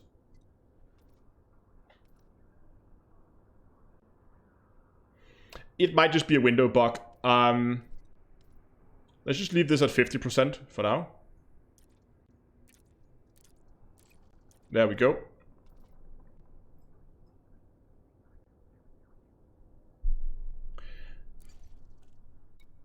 Okay, all our ships are on board. So if I go to find Delcar. Do I have system information on Delcar? I do. So if I say, hey, Delcar 9, right here. Oh, I can't do it in the map. Do I have to do it in the other map? Like, do I have to go to Fleet Carrier Management and then go to... No, where was it? Carrier Services, where was it? There was a jump thingy somewhere.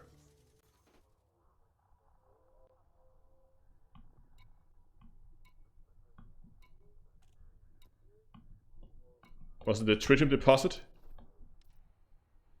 Nope, it wasn't. Carrier management. No, navigation, of course, right there. Open galaxy map. Then we go to, whoops, come here. Delcar. See, now I get the option to do that, but if I open up the system map here, yes, I can now set that as my destination.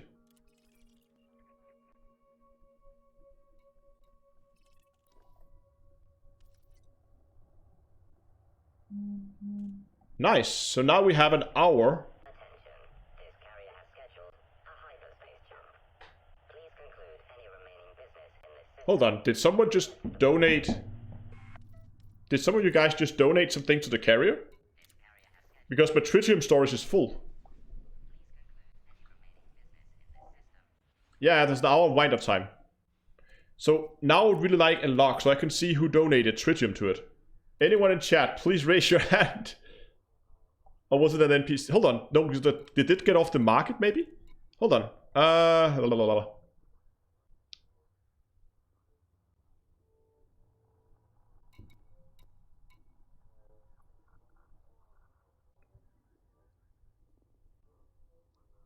Yes, there's a little...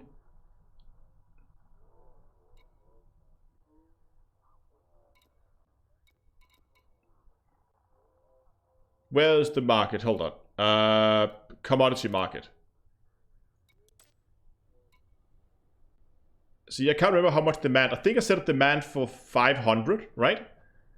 So there's clearly been someone who's been selling to it. Not all of it. Some has been donated, but some has also been sold. Cool. Thank you, guys.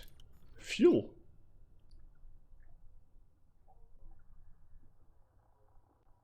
Okay, while we do that, I think we're gonna go and now we're gonna see what this thing can do.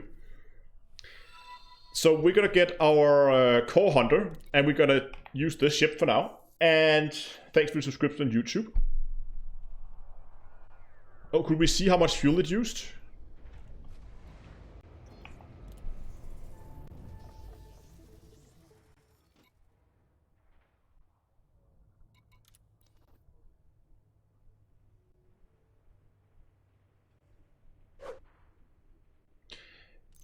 It was in crew management, and it was in here. Okay, so Dunklo, where's your spreadsheet? Yes, okay, fleet carrier research spreadsheet, go.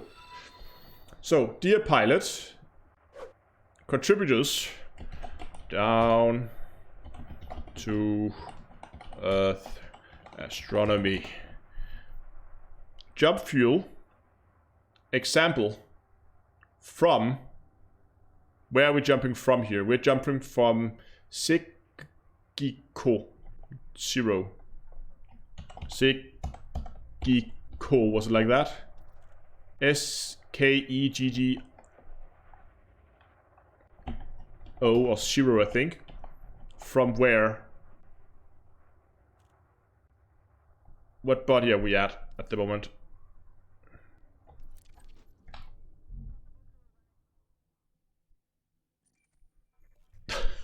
Look at this mess. Okay, we are here.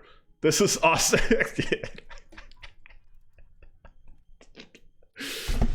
Oh god. Okay, we're from A1. So we're jumping from A1 to Delcar. 9. Distance in light years. How far away was Delcar? 31. Yeah, 31.31. So it is 31.31 light years. Fuel before jump 1000. Fuel after jump, it should be it claims it should be.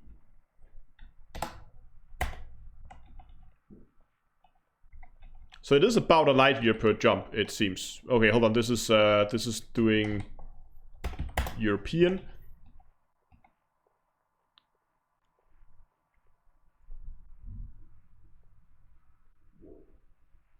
Oh, hold on. This should be 1,000. There we go.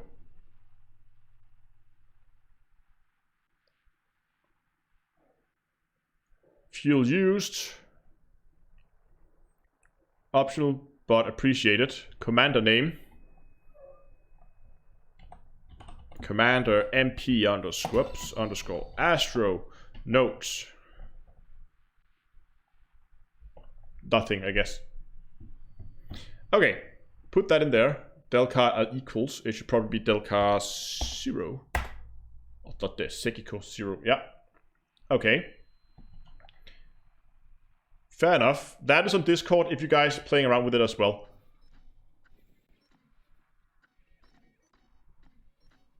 The destination is still wrong, as it is. Delcar is at A9.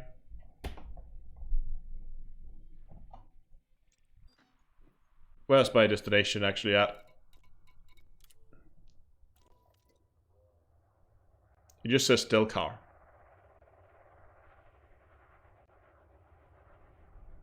When the beta ends, where do your ships go? When the beta ends, every progress you've done is deleted. Ah, it's SKEGGIKO, right? SKEGGIKO. Yes, 0. Like that. Okay.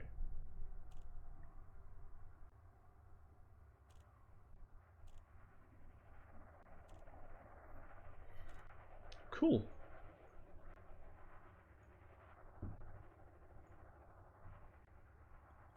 Yes, the beta says it's just a clone. I will over check that, there's nothing there. But what I wanted to try out is the outfitting options here. Because is outfitting, okay, outfitting is disabled. So if I go into services and I find my outfittings and I resume this service, I'm still about to get this thing. I have to get this. Fair enough. I hope it's still here because I don't understand how this works. Yes, and then outfittings, and then I want to go to defense, energy, explosive weapons, fuel management, kinetic limpet controllers, mining tools. Yes. We want abrasion blast subsurface. So what do we get in these? You also get seismic. You get some few lasers here. So I could basically buy this pack of modules, right? Or I could buy this pack of modules.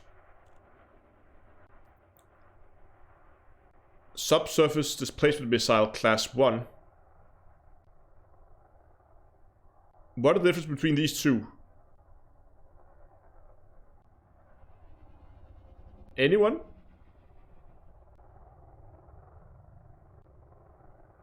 They're all just fixed to this has been turreted, maybe one of them.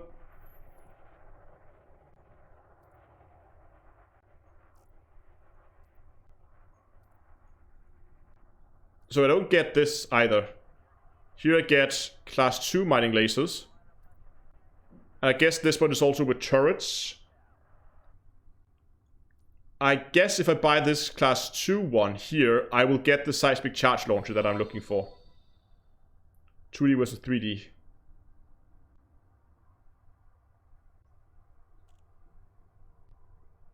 Let's just buy this.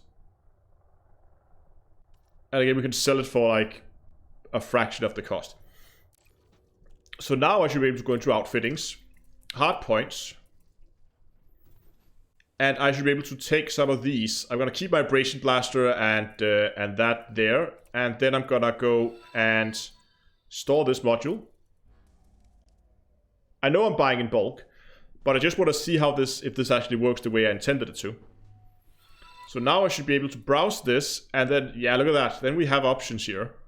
We have seismic charge launchers, and this is of course both. Okay, so it's just the icons that's bad. That's not right? But I can get a class 2 seismic charge launcher here.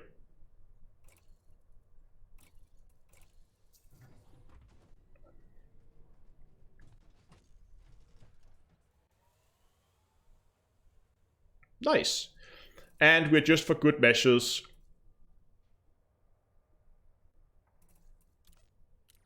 just going to swap this out for a normal mining laser, just so we have all the equipment available to us. Attention. This carrier has scheduled a hyperspace jump. Please conclude any remaining business in this system prior to departure. Did you hear the announcement? It was very low, but basically an announcement saying that this carrier has a scheduled jump. We're gonna fit a mining laser on here as well. And then I think I'm gonna drop it down on one of the spots underneath it. So I'm gonna take... Gonna take the seismic charge launcher. And I'm gonna swap it out with the abrasion blaster. Can you actually pilot them around? Or is it only a bit of moonburnt?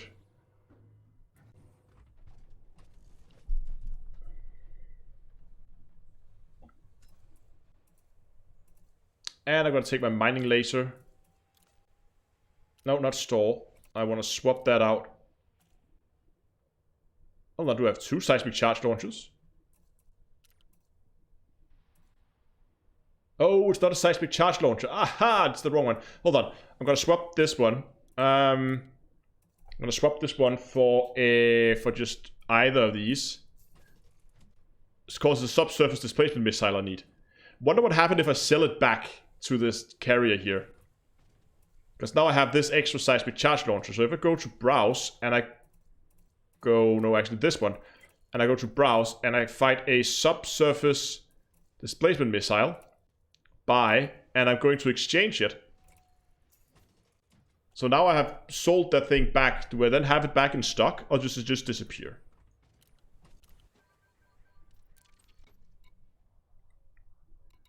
So if we go in here,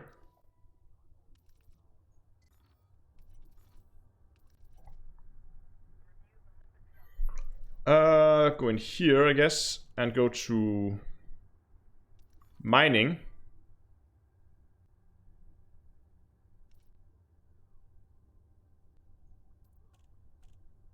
Can I see how many are left somehow?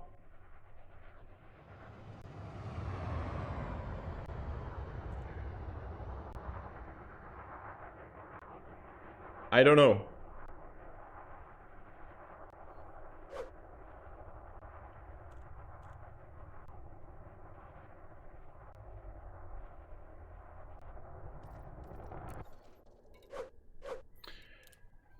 Okay, hold on. Let me just quickly see if I have... Damien, thanks a lot for the donation. Says, what majority of Elite Dangerous players will have time for this? Players will... Oh, I'll try that again. What majority of Elite Dangerous players will have, from this update, it availability to watch other playing unless people... will quit job. Okay, I guess you're asking how many will actually have time to play around with a carrier like this.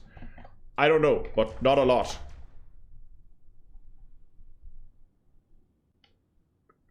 (2.8%). Tritium's is laser mined. Okay, we're gonna jump into the system. They said it was a... Sorry, I'm not trying to pay attention to chat, but there's a lot of chat going on at the moment.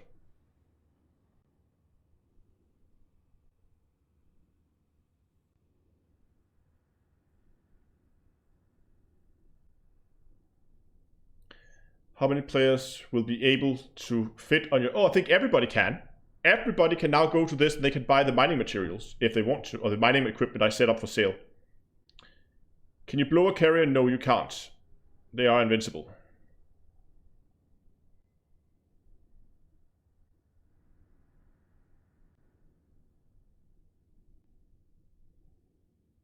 Quantity is the diff.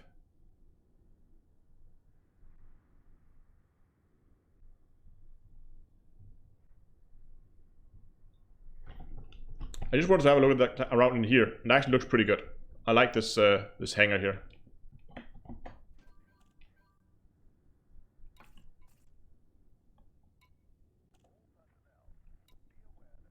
Queue for matchmaking. That's new, isn't it?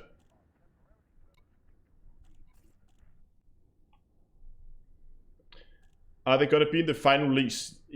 Yeah, in some version. I mean, there are probably going to be changes to them. I think that's pretty safe to say. There's no universal control. You can't really sell anything just yet. Yes, I would agree, Vulture. If the upkeep is in fact as they seem as... Okay, so we're just going to go into management. If the price is listed up here in the corner is correct, then I don't see it. It's still high. Oh, look at that. It's Type 9 coming in here. Then it's still high, but it's not that bad.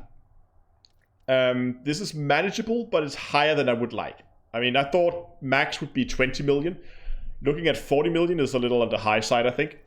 However, if the prices are the one listed in here, with active being 9 million per week, if that is the case, that is way too much. I'm not paying 42,000. Problem is, without a shipyard, this loses a lot of its functionality, and I don't see anyone paying 42 million a week just to get access to a mobile fleet, like a mobile ship hangar. These prices are way too expensive. They need to go down.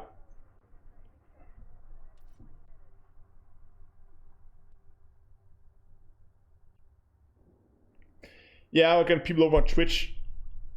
Let me just try to follow up on both chats here.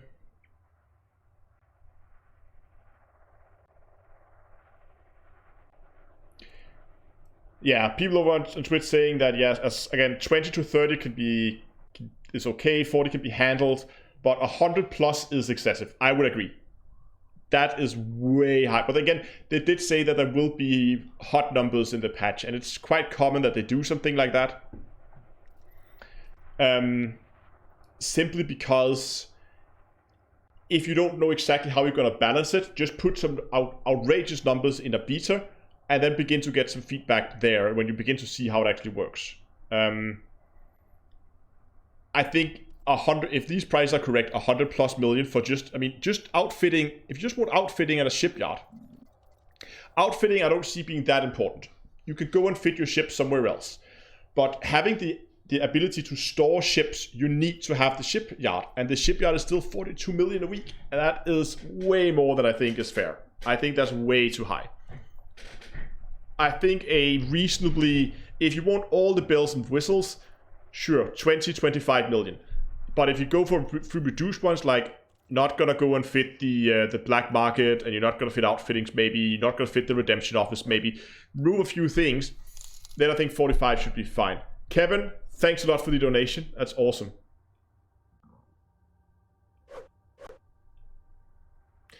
I think the triple... Okay, so what I have about the triple hotspot thing, what annoys me is they didn't put in the patch note.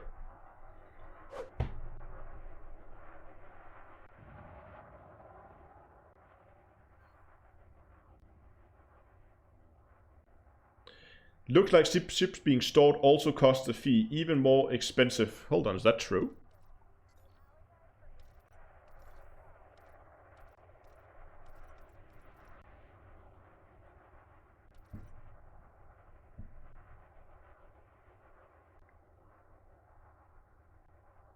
Baran 2A now has a tritium hotspot.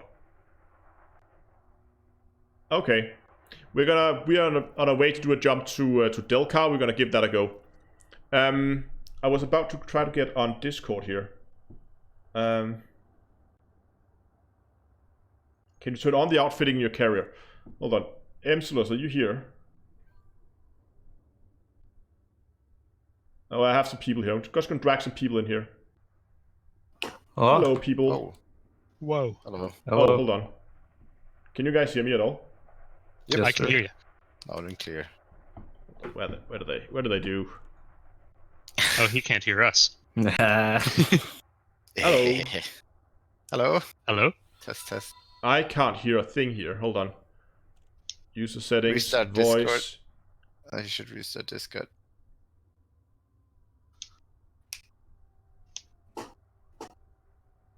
This is odd. Wait, can you PM him? Nope, to I restart can hear you now. Discord? I can hear you now. There we go. Aha.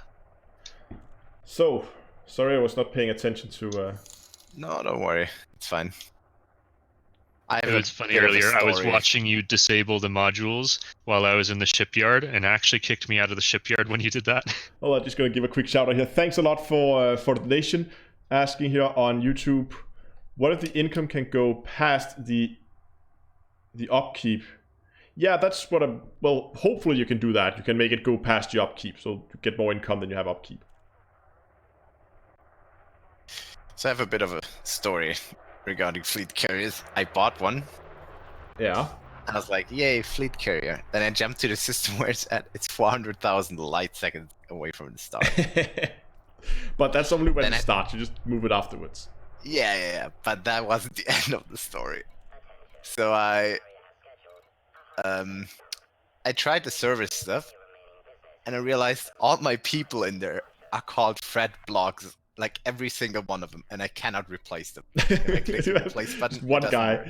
working on... Yeah, I can show you if you want. I can live stream it. if But you what I want. think we could do, because we're just doing a small jump to Delcar, it's like 30 something light years away.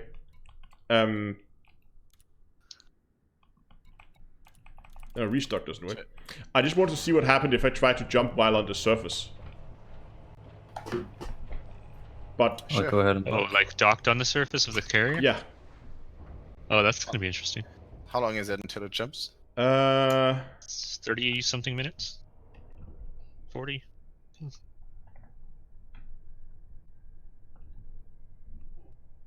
okay, we are facing the right way at least. We need fleet carrier battles. Thank you for the donation, Kevin. I don't think that's gonna be a thing anytime soon, though. But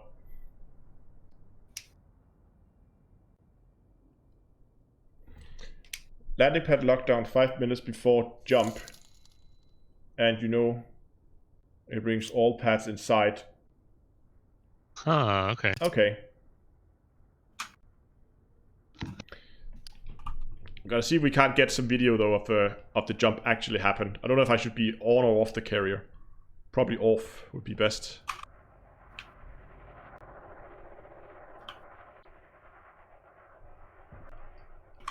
I'm not getting the best frame rates out here. Like it's not, the model is not super well optimized.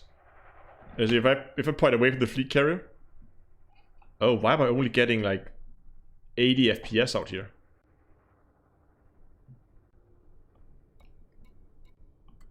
If I go inside, what's going on?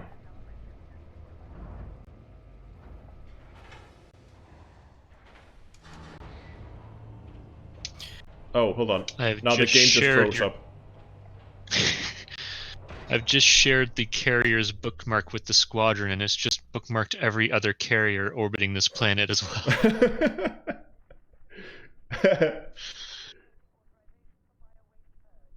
My game just froze up. But I think No, it's still oh, no. Ah, it's just not pulling you backwards. It's just pulling you straight down. Okay. I'm just so used to always being pulled back into the hangar. No. You can't actually pilot them, no, but you can jump them. And right now we have 37 minutes for the jump. So it seems like tritium is just mineable like any other resource in the game. But you can find hotspots from it, right? You can, yeah. I'm in one right now. And can you find core deposits with it? I'm not sure yet, but I would assume so, because anything that has hotspot normally has core deposits. Okay, Donglora has a good question. Can I schedule a second jump afterwards? Didn't seem like it. Mine is jumping in a few minutes, because I thought maybe it is no longer back if I jump it. Like, I can't even change services. I can do nothing with it. You got a broken carrier. Yeah, I do. No, I don't think I can put multiple jumps in, because if I go to like another system, I have to click cancel. You can see here, if I don't want to go anywhere else, I have to click cancel, carrier jump, and then select a new destination. I don't want to do that right now.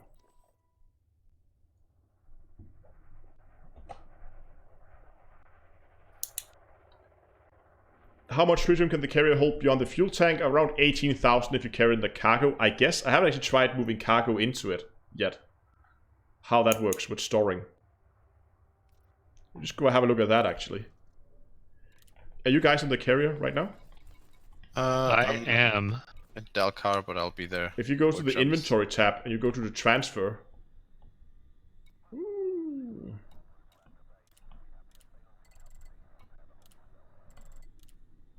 Yeah, okay.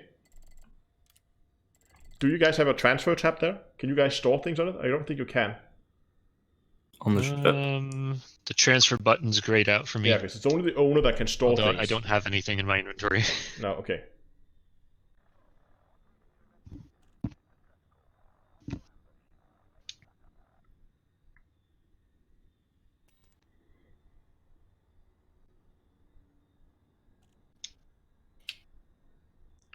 Yeah, that's true. People are saying on Twitter that you have almost no outfitting stock and almost no shipyard stock, so it will be smaller. That's true.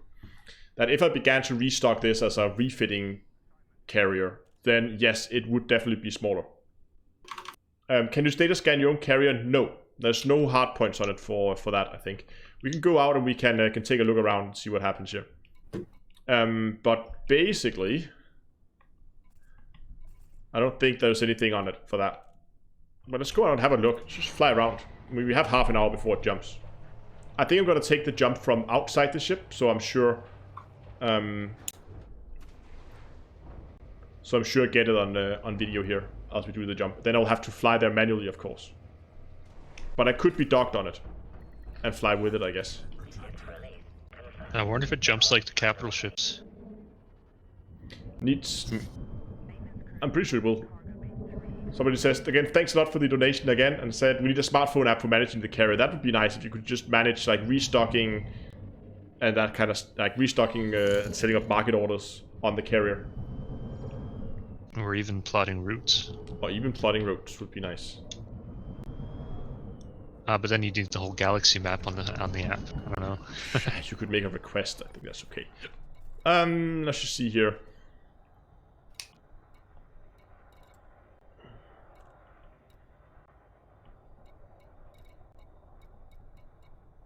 I have a theory about the disappearing triple loaded diamond hotspot.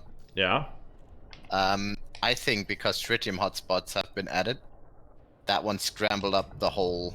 Oh, so they just remade all hotspots. I don't think like they're not manually made, right? I think it's just kind of recalculated a bunch of them, and so the one that was really common disappeared. I mean, my bet is that at some point someone will find another one. Is there a tritium hotspot now in Boran though?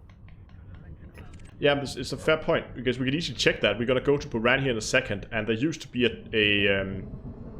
void opal hotspot there, right?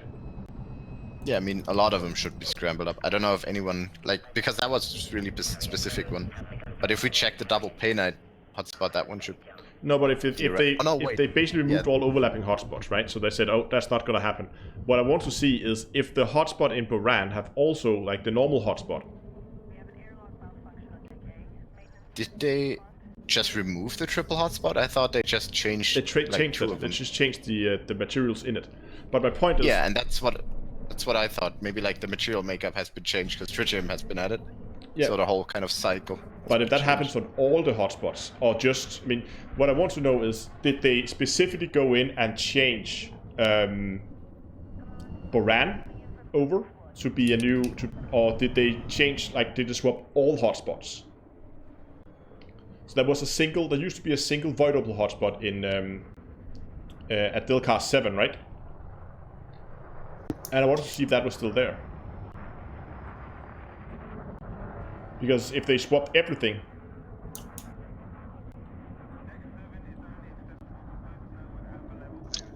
That would be interesting. Huh. Interesting. So you have made mining items available on your ship to buy, right? Yes.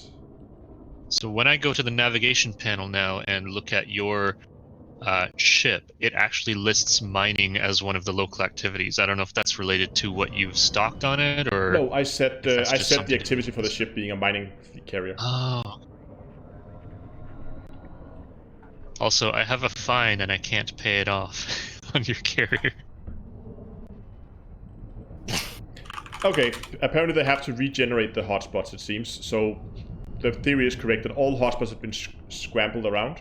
So it doesn't necessarily mean that they have nerfed those they will have, but there could be that there will now be new ones. I mean, we have to go and basically rescan the whole bubble for a triple hotspot.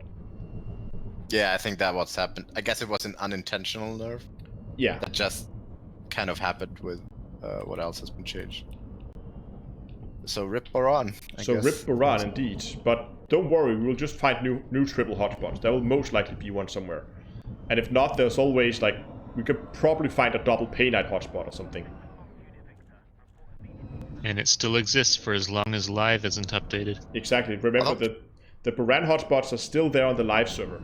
They're just not on the beta server, and when this thing goes live, it will probably be gone as well. Can you data scan your make your carrier? money No, while you I just can. tried. I can't. Can't scan it.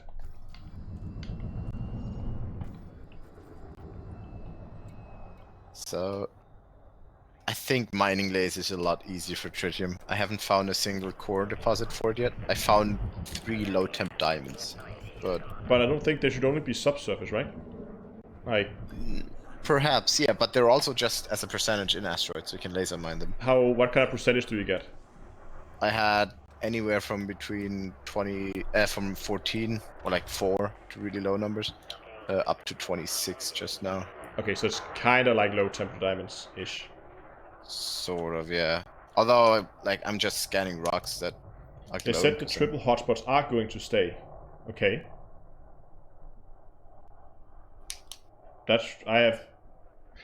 Maybe they're gonna do a manual update so that those triple hotspots still exist. I don't know. Okay. I mean, that would be fairly generous of them It for would a be. change. Can I see what players have docked on my carrier? I don't believe I can, no.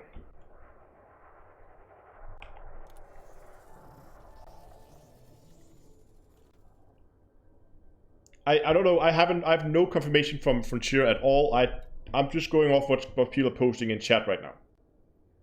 Maybe Boran will live, maybe Boran won't. Hold on, let me just quickly see if I can get any kind of... We can hope. Maybe they posted something on Twitter. Commander's Toolbox, go. Nope.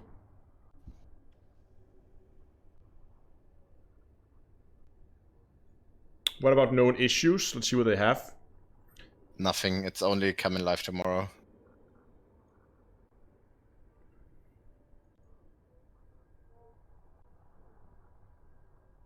Yes, I noticed that too. What? The Super Cruise arrival times are really wonky right now. Yeah, I noticed that when I was flying into a station as well. It was all over the place. I don't know how they managed to change that. How much time does it take to mine enough tritium for? Well, we gotta figure that out. We gotta go out and see if it's only... If it's normal laser mining, then we're just gonna have to find an overlapping, like a double tritium hotspot for mining. But problem is, with the prices, on the average galactic prices, they're gonna be around 5%... No, how much is... So low temps average is like 250,000, right? So like 20% of what low temps are. So that means if you're not taking player economy into account, I don't think tritium mining is going to be profitable, but it's obviously something people will have to do to keep their carriers fed with fuel. But again, I don't think that anyone is going to be willing to pay low temperature diamond prices for tritium. That would be... I'm not sure if they're actually that high, because like any other commodity is fairly close to the galactic average, right? Like gold or anything else. Mm. It's kind of just like these mining materials that... But again, I mean, if let's say I set up an order for let's say I want a full tank of 1,000 units, and I set it up for like 100,000, which would be more than double the galactic average, right? As a buy price. That would be like 100,000 times 1,000 units. Yeah, that's still a lot though. That's still 100 million for a full tank. Is my math completely off here? Can't count zeros in my head anymore.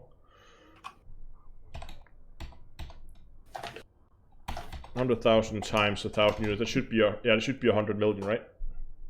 So that's probably way more than I would be willing to pay for 1,000 light years of jumping. If it seems to be pretty much a 1-to-1 there. So what if you go for the like average galactic average of 40,000? Then it's 40 million. It's still expensive. So I'm pretty sure people are going to mine this. I can't buy mining lasers on your carrier. No, I can make them available if you want to. What kind of mining lasers do you need? Class 2? Regular ones, I guess? Sure. There should be mining lasers. Class 2 mining lasers. Yeah, I don't see any. Unless people have bought all of them.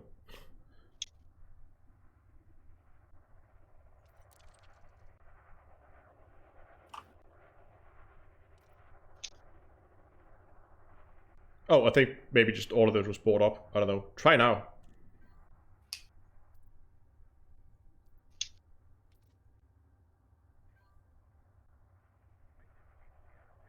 I'm just going to try exiting the outfitting menu and going back in.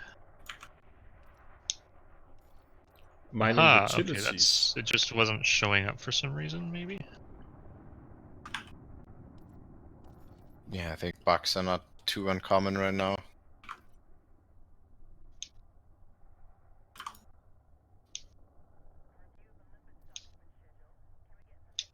There we go. They need to put the rate. Mining This lasers. is...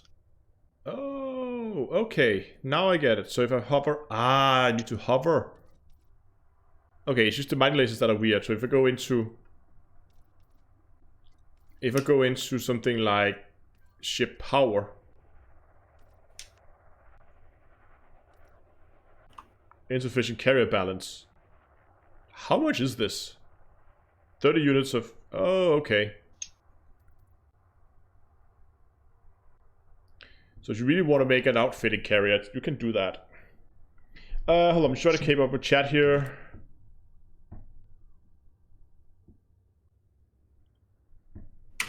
Yes, it's currently buying tritium. And the procedure able to mine. Okay. Can you transfer tritium from your cargo hold to the fleet carrier instead of putting it in the... Yes, I think I can. If I go... Let's just do a test here. If I go in here... Oh, right. So, let me see here. Inventory. And if I go transfer... I think I can take some of the tritium. And let's just say I take all the tritium that are currently in the tank. It's already taken the 500 that was scheduled for the... No, hold on. Why there's only 500 here? Isn't that the 500 you requested on the market? Yeah, but I have a full deposit. I have 1,000. I think that... Yeah, but I think that deposit is... Ooh, those are the ones that are in the... Yes, okay, so that is the one that I requested from the market. Does that mean my market order has been filled now?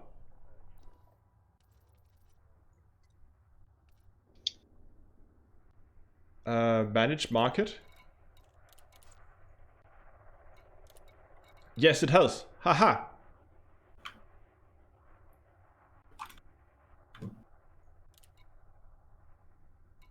Okay, so my order has been filled.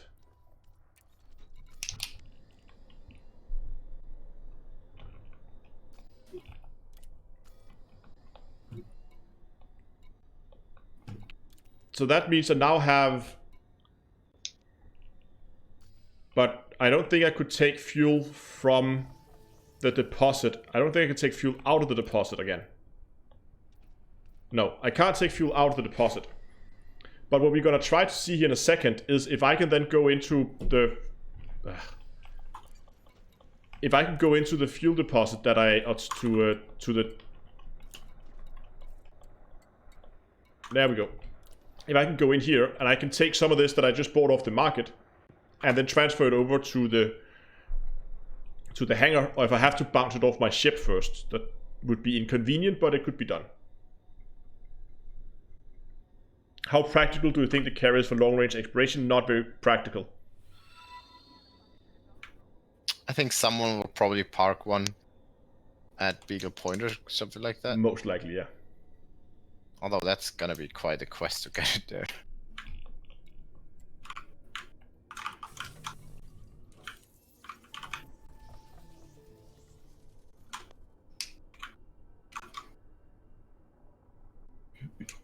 Can you share the Google Doc you have so far on upkeeps? I don't have a Google Docs on upkeeps yet, but we do have the Google Docs on. Do I still have it open? Nope, but Dongle Aura sent it to me. There we go.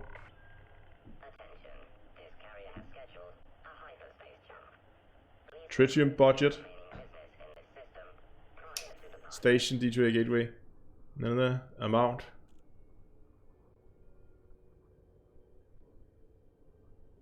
Okay. Found Tritium hotspot. Nice.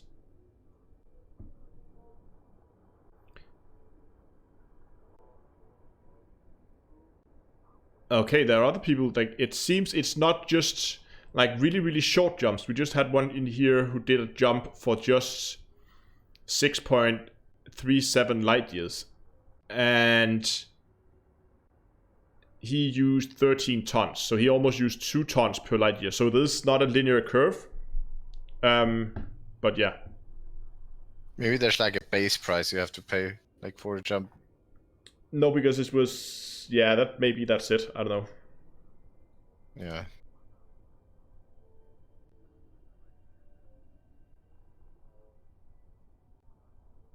So it's cheaper to make one big jump than like Yeah, probably.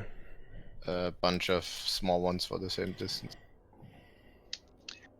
It almost looks like there's a spot on the inside walls of the hangars that a name would go on, like in like other stations, but there's no name. Oh, hold on. How much time do I have before the jump? Just keeping track of time here. 18 minutes, okay. Time to just go into the hangar and have a look.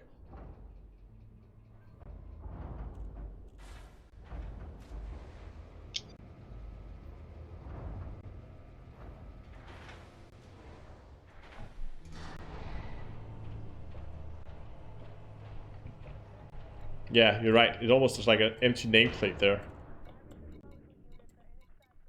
I'm guessing livery. You can buy something to put there. Nameplate. Yeah, nameplates basically.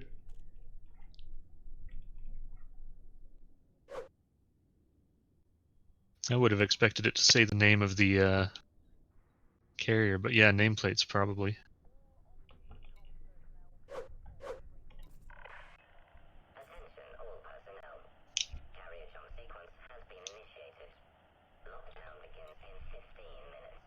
Ooh, lockdown in 15 minutes. I'm gonna get off the carrier here so we can watch it jump.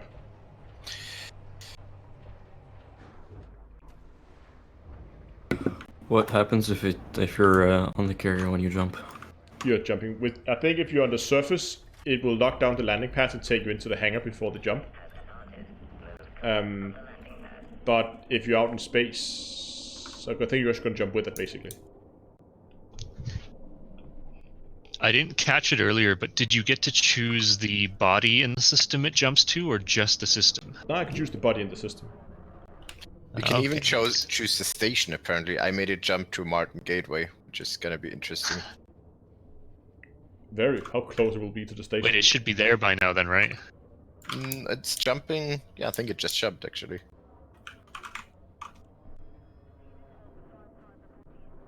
Gonna get in a good position here. We have about 15 minutes for the jump. Yep, it did jump 5 minutes ago. Are you guys in, I guess you're in private or in a private group, or where you at, actually? I'm in Yeah, we're in the I'm Astro in- group. Okay, because I'm Yeah. in solo, but it is available there. And it should also be available when I log out, I guess. When are the... How long until the pads are locking down? 15 minutes instead of 15 a minutes. few minutes ago. Alright. But I should be Can able you get a nice close shot of that? I would really like to see that. But it's just basically just taking all the pads and just lowering them into the ship.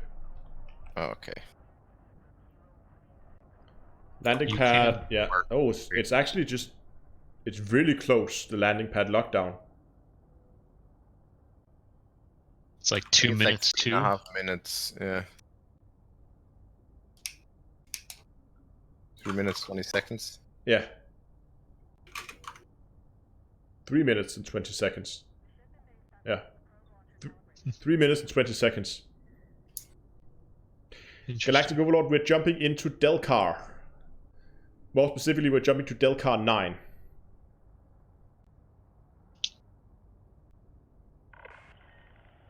Can your carrier jump to other carriers? Oh, Carry reception. that's a good question. Let's try that in a second. We'll jump as soon as we landed here. So we're gonna set yours up, set mine up to jump to you, to your carrier. Well, there's like an hour delay, then another hour. Oh, yeah, there's 2 hours between jumps. My God.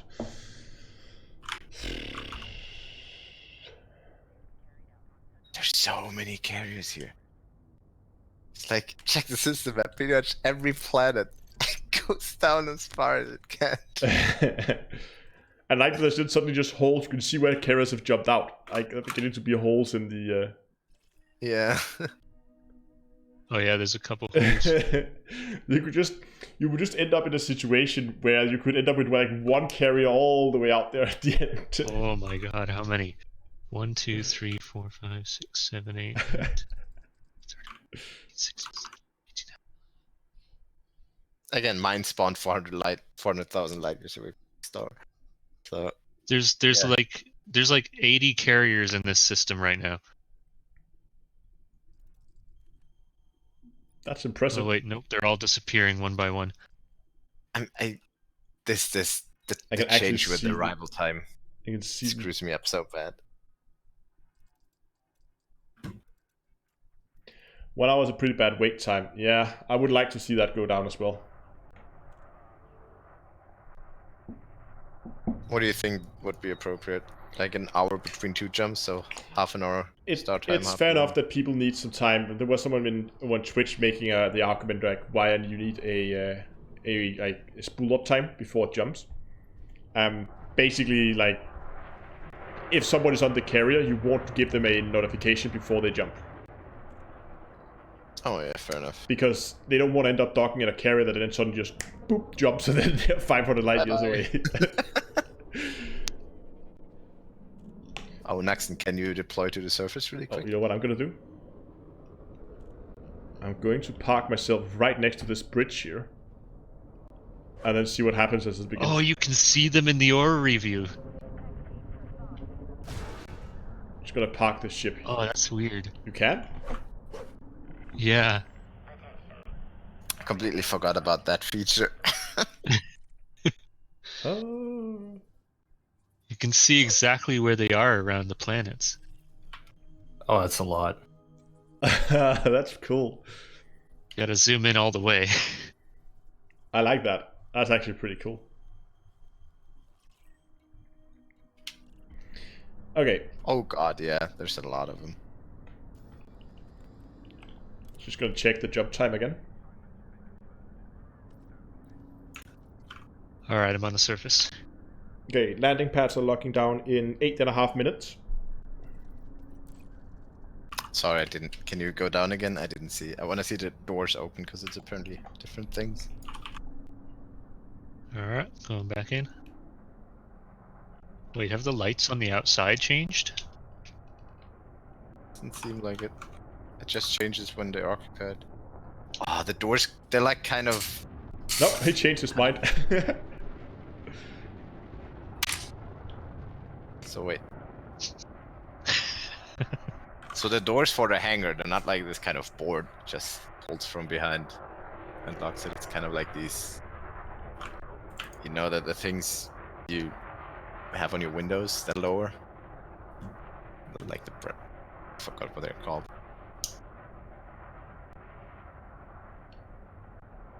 Just gonna turn that one around. And then reverse up a little bit. There we go.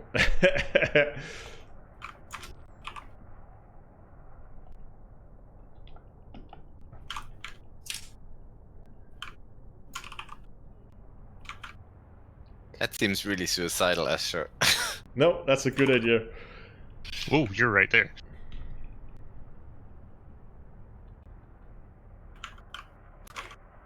Are the landing pads not supposed to go in now?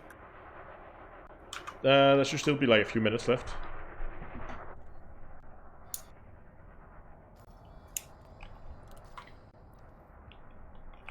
You have 7 minutes until landing pad lockdown.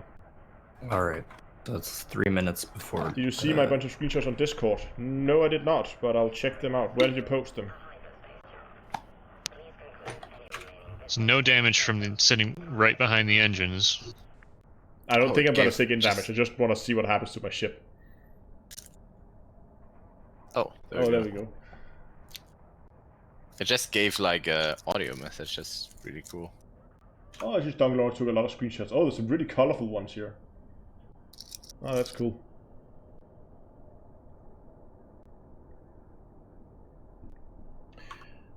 Just a quick catch up on chat again.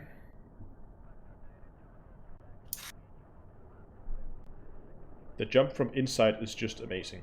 Okay, any of you guys are going to be inside the carrier? I'm gonna be. Good. Can you live stream it on Discord? Because I then I will can. too.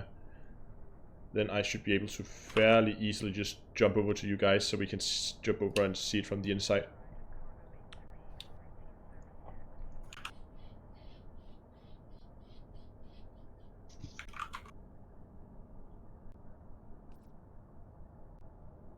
Unless one of you guys is going to be outside. At least we just have at least one ship inside, one ship outside.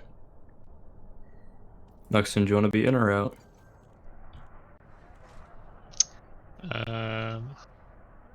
I'm already in, so sure, I'll stay in. Yeah, I am too, so Okay, if you guys want to live stream it on Discord, we can swap over and watch it there. I'll head out.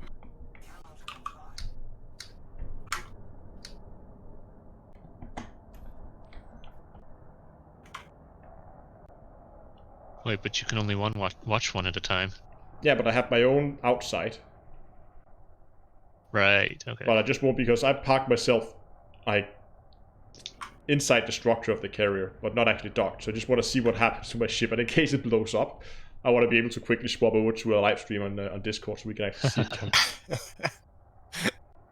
Our support vessels have been removed. The whole structure around the fleet carriers has been changed.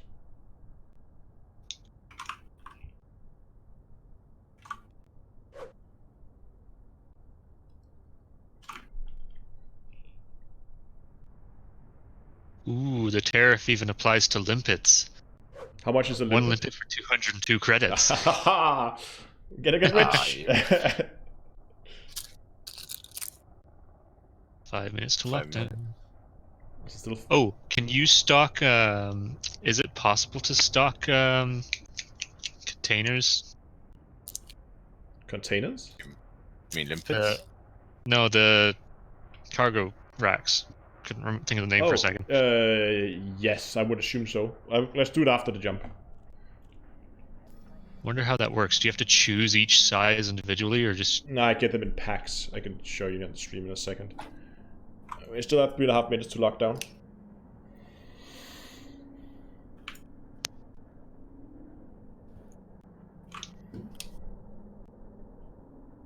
I like this screen. The like the advanced maintenance screen on the carriers. I wish they'd bring that to the other stations too.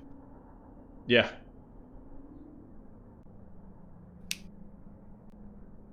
Oh yeah, it is kind of weird, the fact that it only goes down and doesn't retract. Yeah, it's really. I thought my game froze because I could still hear the sound of something moving, but I just didn't go back in. Oh. I like how the door, like the hangar door, kind of opens though. It's kind of just like, not kind of just like going in both directions. I've actually seen how they open. Don't they just go down? No, but yeah, but there's kind of these doors closing above them, and that's really kind of neat.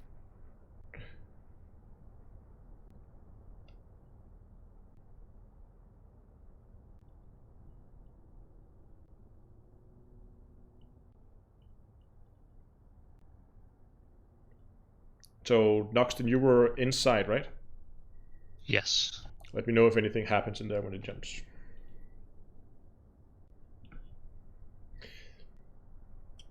Okay, so there's still some confusion about the triple hotspots in Buran. They are still active on the live servers, both on PC and on console, and they will be until these things launch in June.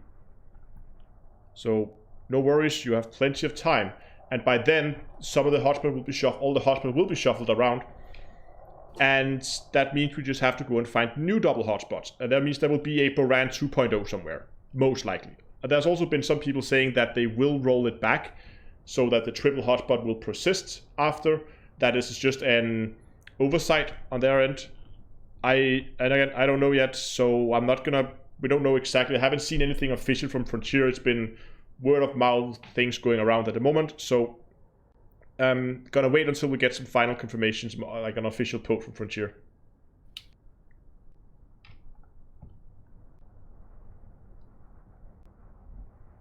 I think my carrier just disappeared.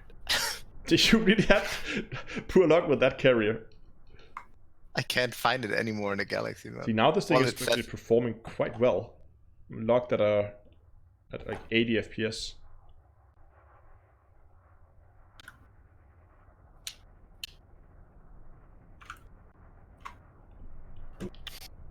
Oh, what's the lockdown time? Does anyone know? 4 minutes left.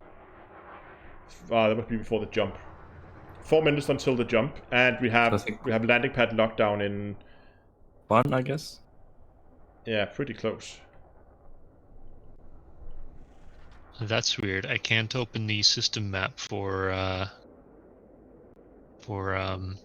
LP 547159. I It's like found I it, by haven't the been way. there before. It's just the planet that's furthest away from me again. Like, this carrier really gives me a hard time. What?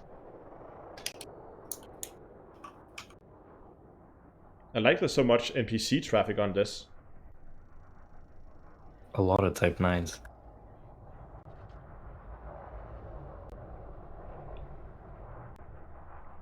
I wonder if that's also tied to the carrier activity, the type of traffic that it gets. Oh, I'm just gonna turn up the game sound here actually. That would be probably a good idea. Do you think the crew will get better with their jobs the more they do it? So, for example, the tritium depot manager will get higher jump rate or lower fuel consumption the more no. he jumps? Don't think so. Okay, that would be kind of interesting, I think.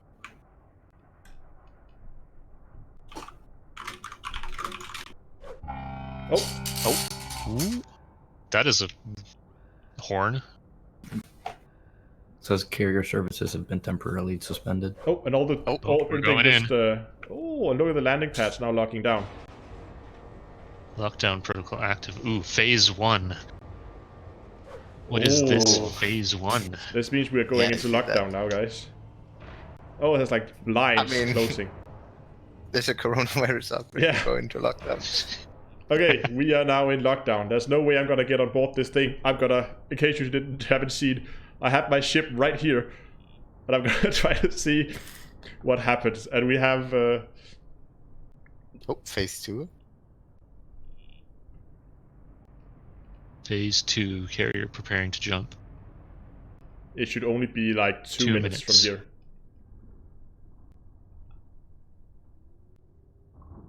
Oh, I can hear noises.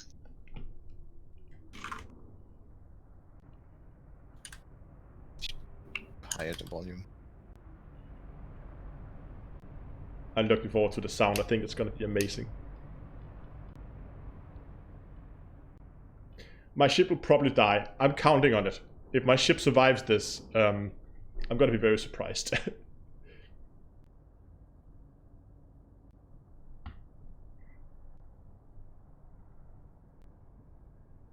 I like that warning though when it went into lockdown. Oh, the horn? Yeah. How much time do we have? 1 minute 15. 150.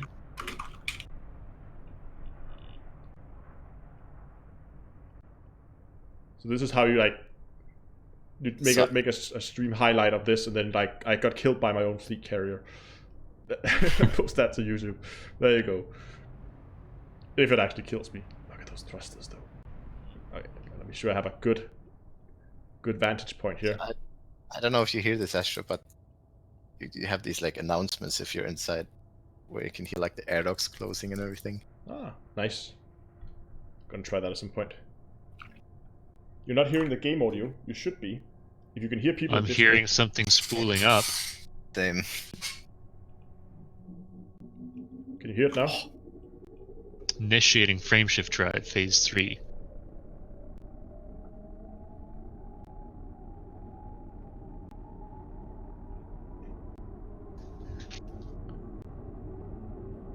Turn up the sound a little bit here. Oh, what's happening? Oh, it's my ship being pushed around. 3, 2, 1.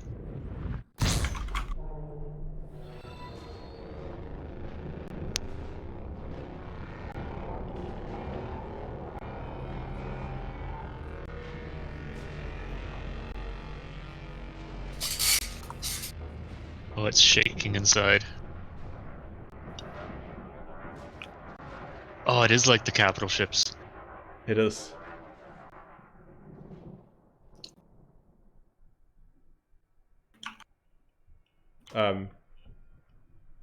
It's still there. Oh, there we go. Despawned. Oh, I didn't take any damage.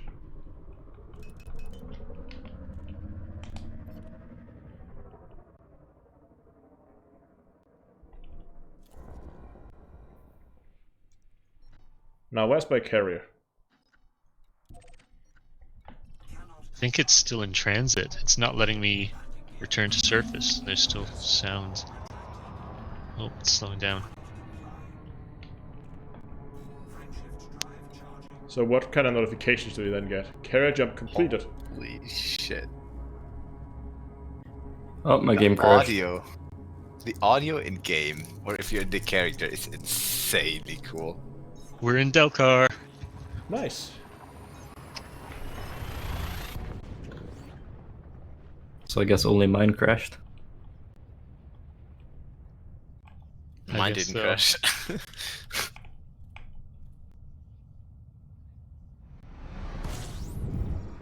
No, I didn't have to reinstall the Horizon. There was just took like a few minutes to sync the files and it was good to go. Now where is that fleet carrier? Delcar 9. Oh, there it is.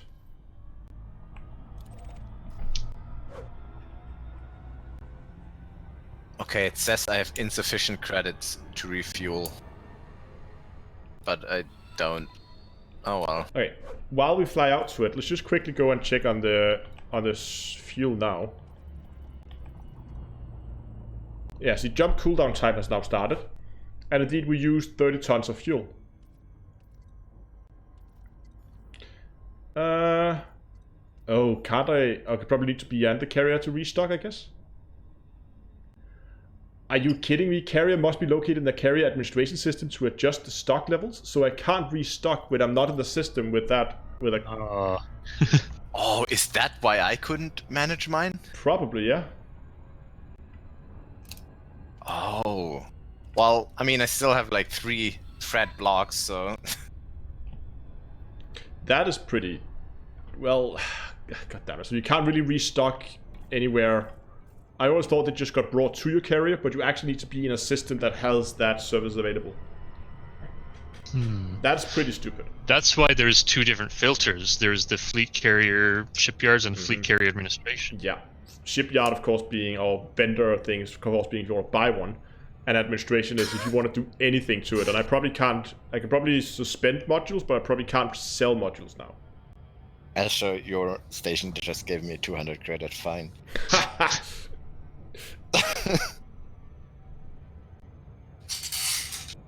See, I think that actually applies to the system, though, not the Raptor says not the carrier.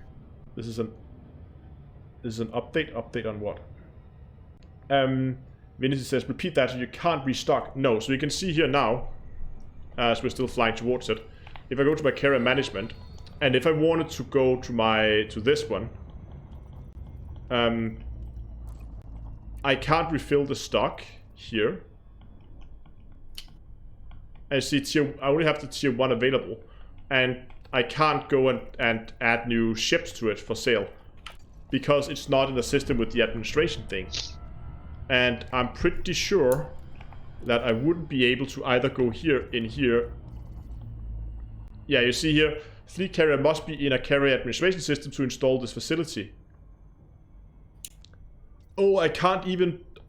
What? You can't even suspend a... What? That's stupid. You can't even suspend a service when you're not in the administration system. Huh. I would expect that you wouldn't be able to buy or sell new services, but I would expect I could just tell everybody that works there, say, go home, stop working. I'm gonna shut down this facility now. Take the day off. Yeah, take the day off, and I'm gonna sell the module. I thought this was a way that you could, if you were like taking it out in the black and you're running out of money, you could shut down facilities to kind of reduce your weekly upkeep. Hey, Astro. Yeah. I recorded the perspective from inside while it jumped. If you wanted to. Yeah, put it up on YouTube. We can watch it back on the stream. Would love that. Oh, actually, I got it on the Discord stream. Oh, you got it. Okay, hold on. I'm just gonna slow us down here so we don't. You want to play it there or? It should work. Yeah. Okay. Let's. Can you see it? Yeah, I can. All right.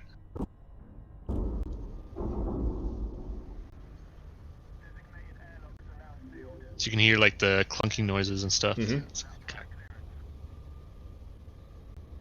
Oh, you have the little face counter. That's pretty cool. Oh, the horn. Oh, this is confusing when you have. Oh, it's just captured my side of the conversation. 150.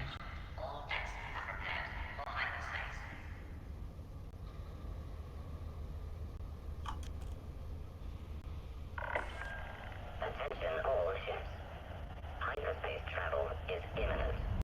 Please maintain a safe distance from the carrier.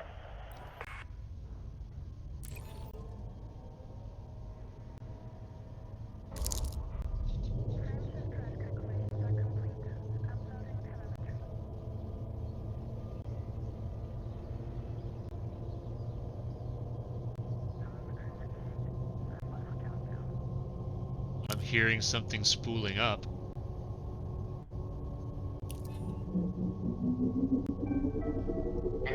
I like the. Phase 3.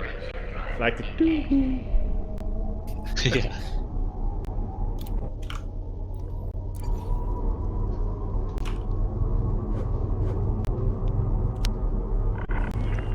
Attention. Final carry checks are underway. Counting down to jump. 5, 4, 2. 3, 2.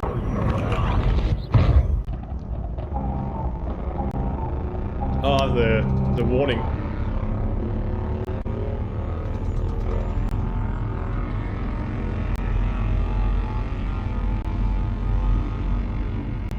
It's shaking inside. Oh, it is like the capital ships.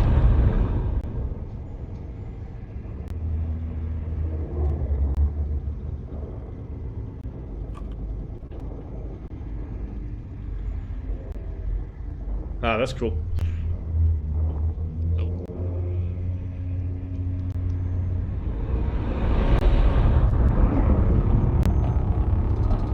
I mean, Oh, that's cool. You can hear their. yeah, even when you land again, that's pretty cool. Okay, cool. Let's get back to flying here. That's pretty awesome. Okay, so there was a lot of questions in chat here. Let's see if I can catch up to some of them. How much I spent on it so far? I think like 6.5 billion, or plus a little bit in services and that kind of stuff. Will this update be free? Yes, this is a free update that will come out in June. How much does one jump cost? It's about 1 ton per light year. 1 ton of tritium per light year, and 1 ton of tritium has a galactic average around 40,000 credits. So you can do the math from there. Black market available, not on this carrier. I tried to sell that to see what kind of price you got back. What's the maximum weekly upkeep? I think with everything enabled, you should expect to get around 44 million. But the prices listed on the services is not the same as the prices actually applied, so there's a little confusion about that. I'm now gonna go, because I of course forgot to restock limpets, so I'm gonna go to my carrier and restock some limpets, and then we're gonna go and find some tritium.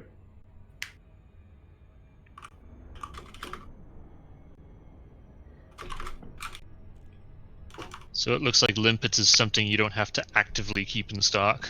No, nice. no, they're just there, I think. It's nice. Yeah, it's right, it can produce an income. However, I think you need to really think about how you use your carrier if you wanted to produce an income.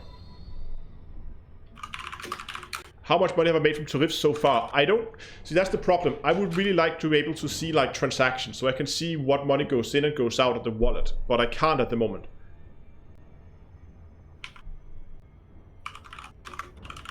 Other side of the planet? Oh, why didn't it show that? I'm just... was also wondering why it was so close to the planet.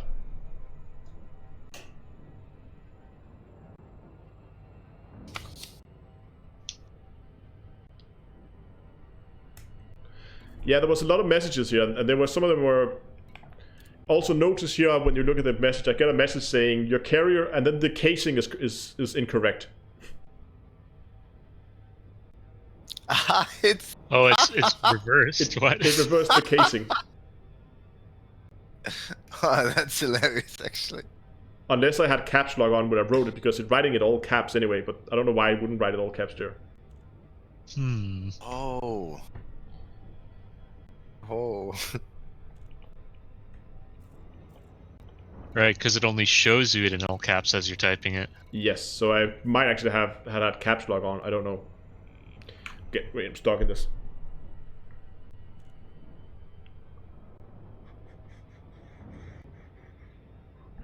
Okay, just gonna quickly check if there's been anything posted regarding that the hotspots, because faction updates. Okay. Incoming mission critical message. Mission critical message. Collect salvage. No.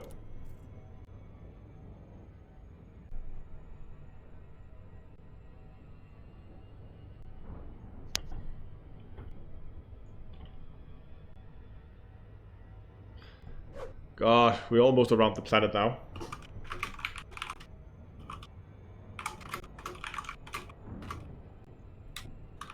Okay, back in game.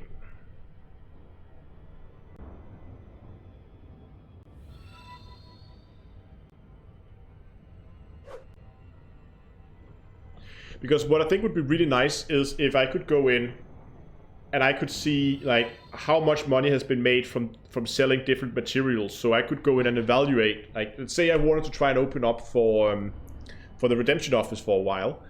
I wanted to be able to go in and see after like a few weeks, like, did this actually turn a profit? Is it profitable for me to run the redemption office or not? Oh yeah, that's right. There's also the repair bill after jumps. There's of course, I need to go and we're gonna look at that now. There should be a repair bill now because there should be wear and tear on the modules.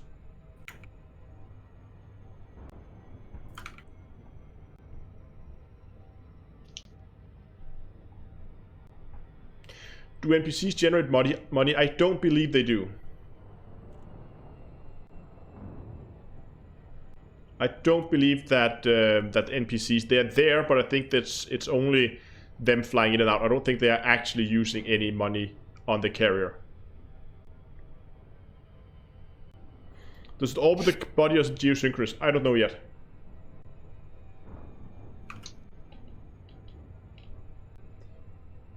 I agree, Duchess, that universal cartography is something they really need to add to this as an additional service.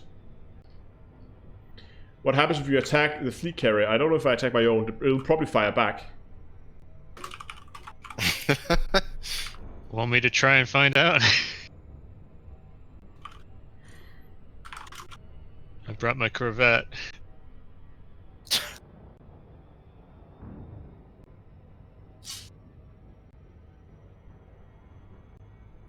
God, this takes forever.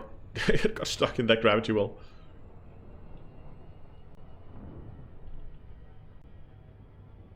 Yeah, people are just saying that there is automated defense just like a station. So a full tank of tritium is 40 mil. Yeah, if you're gonna go by the galactic average. Of course, you can go and mine it, and that's what we're gonna go and play around with now.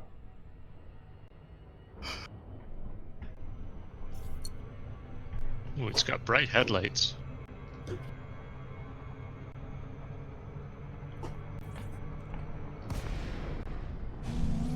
Yeah.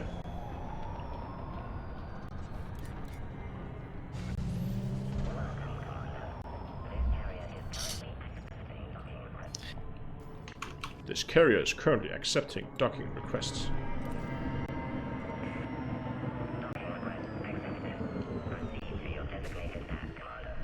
I mean, it's your carrier. I sure hope so.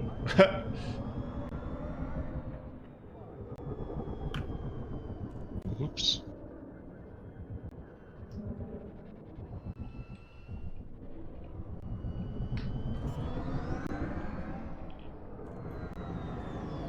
Landing gear deployed.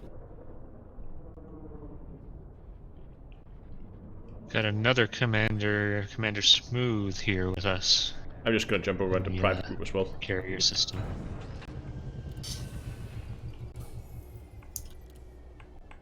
It's funny this restock doesn't work. Want my money back, my restock is broken.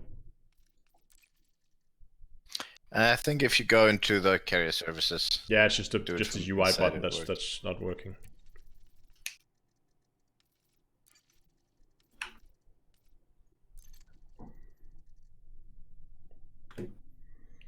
Is the owner of the fleet carrier displayed anywhere? Yes, I think it is. If you go in here, whoops. Yes, you can see here owner. So if you go to the contact or navigation panel and open it up there, you can see the owner and the squadron that owns it and all that stuff. What levels are available? None at the moment. Do I like the features in social, the CQC tab? I don't get, where did they go? They had it before. do you want to just sign up for it to see how that plays out? Join another ship. There was some CQC here a second ago.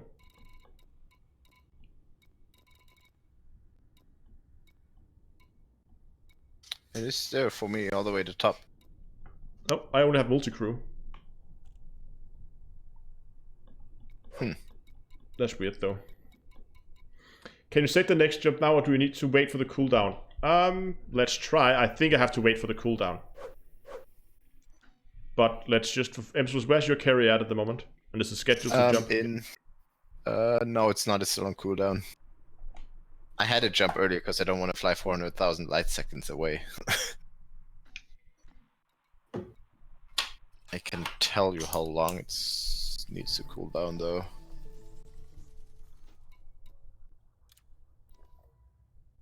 There's 20-minute cooldown, and if you want, wow, oh no, if you want, I can give you kind of tell you where it goes. I just tried to set the destination. I don't think it worked.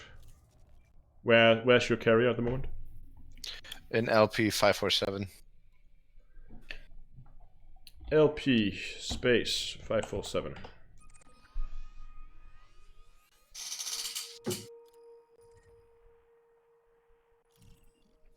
It's all the way out, all the way to the right. The last planet. The MMOH6H. Yeah, yeah. The name didn't carry over for some reason. I can see yours, but you can't see mine, No. which is weird. Hmm. And there's no services. Again, I can't activate anything. No, I just or want to try to deactivate jump to your anything. carrier, set a destination to that, see how close they get. What if we both jump to each other carriers at the same time? I think that's not gonna work. Or you could try to jump to this carrier and see what happens. Yeah, I can do that. Yeah. Because you have a shorter, but I don't. It seems like I can't set a destination. Oh, we generated tritium. I don't know if people are donating tritium or what's happening, but It's going up again. We were down to 970. I set carrier deck destination to yours, which means should be jumping in An hour? an hour and 20 minutes. And 20. Just weird, I couldn't set in destinations. Oh, I could. Hmm. I think it did. I don't know if it actually did. Well, I set the destination, but it's still giving me the cooldown UI, so maybe that'll change in a minute here. Shouldn't it be like the second button from the top there? Yes, here? Open galaxy map? Yeah. I don't know. But if I then go to LP, and I go in here, and I then select emptless carrier here, and I set to set carrier destination, it just goes red. Oh, weird. Oh. Well, I'll check in 20 minutes and then I can schedule it. But doesn't it usually do that if it's already set as the destination? No. I mean, normally I could then see the destination in this panel, the navigation panel. Oh, weird. But people are suggesting that maybe it's the NPC selling stuff to the carrier. But can I manage the market remotely at least? Could I say I want to buy low temperature diamonds? Yes, I want to buy them. Buy price. See, this is annoying now. I have to sit and Yeah, that needs to change. that especially needs to lots of change. That's diamonds. so dumb that I have to sit and scroll all the way to 1.1 million now. This is gonna take forever. Alright, the beta's not launching What? for me anymore, so I'll leave you guys to it. What? Oh, can you not go higher than 100%? I think you can't go higher than 100%. Well, rip low temp diamonds. Was that what happened there? Was that when I hit 100 it just stopped? I think you were at Or 199. 200. Just gonna try to stop at died. 200, or just try at 200, see what that was happened. Because if that is the case, then that makes no... Okay.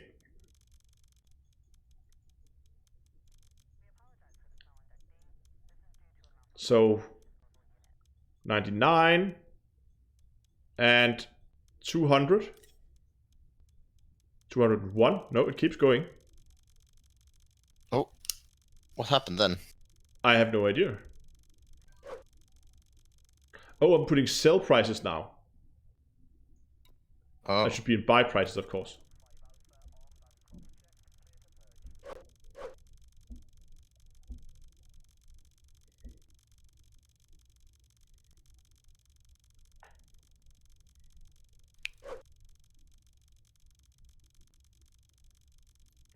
Let's try this again. 87, 99, 200. 201. Okay, powers through 200 now.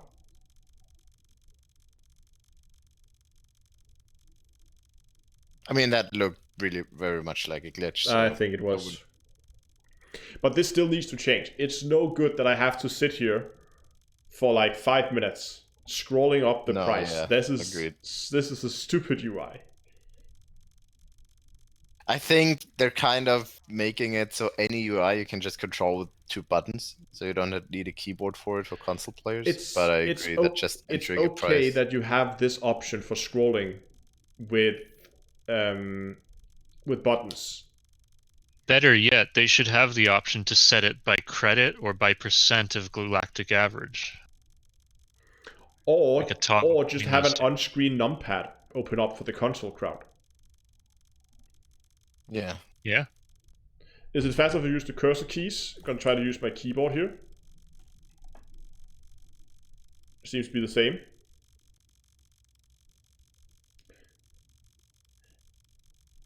Now we're gonna see. I'm just gonna keep going. I want to see what happens when we reach 1,000%.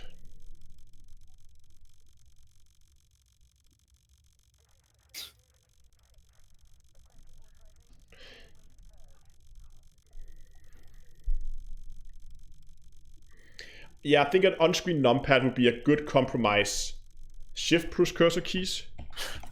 No, it still only jumped by 100. Control Alt, other shift, no.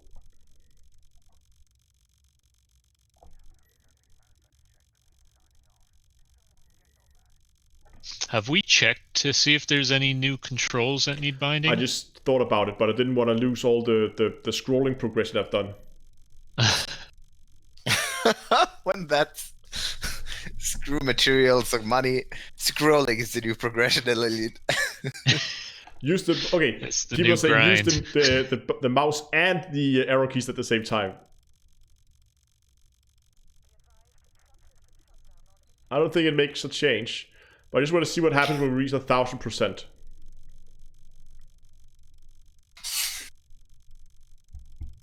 Scrolling progress. Come on. 99. 1000. Yeah, okay, so I'm not allowed to go higher than 1000%, meaning I can never buy low temps for more than 500, and that's stupid. Stupid. So that means buying low temperature diamonds off this thing is pretty much just not gonna happen. Okay, so if you look at it then, if you can't buy low temperature diamonds, you can't buy any by painite either. That's not gonna be profitable as well.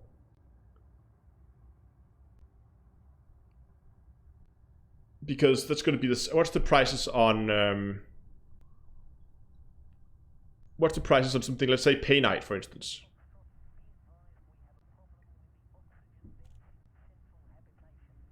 I think it's around 600,000. Painite. I just scroll past it. Yeah.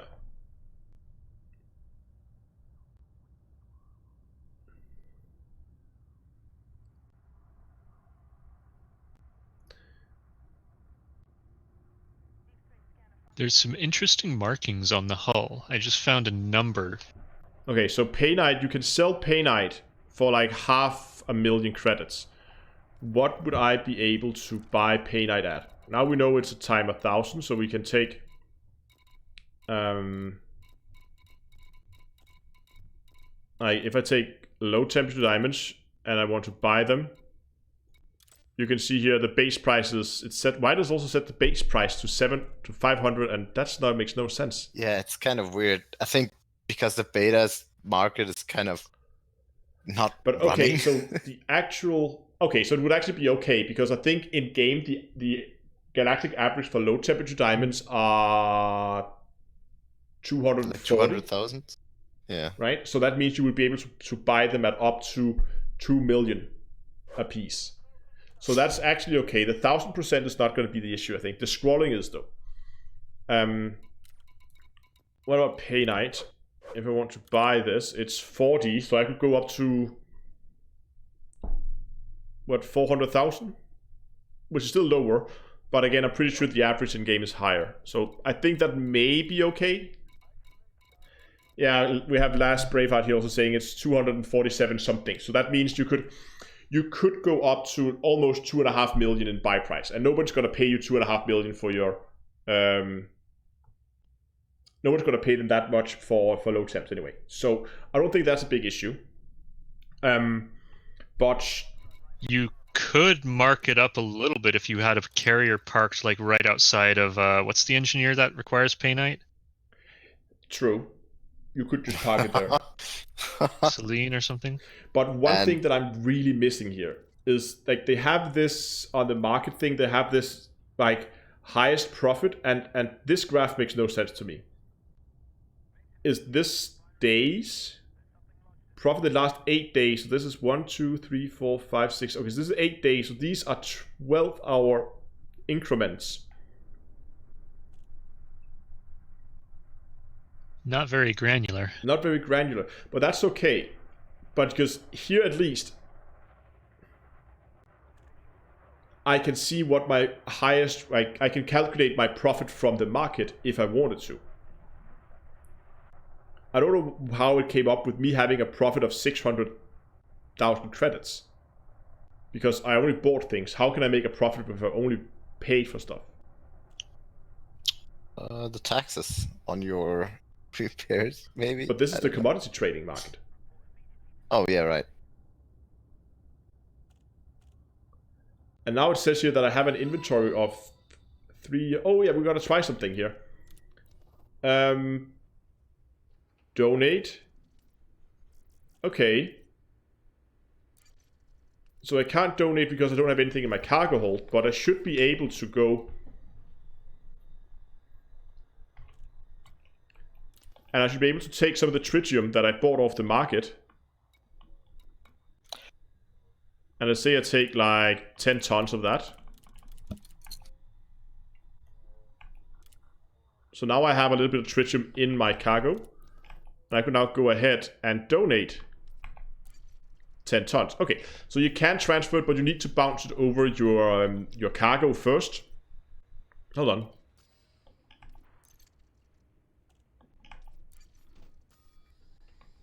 It says I still have it in my inventory. Oh, okay, it's just the bugged UI. There we go. So you can transfer it, but you need to bounce it over your cargo hold first. That's also, I would really like to be able to add fuel from the carrier's internal.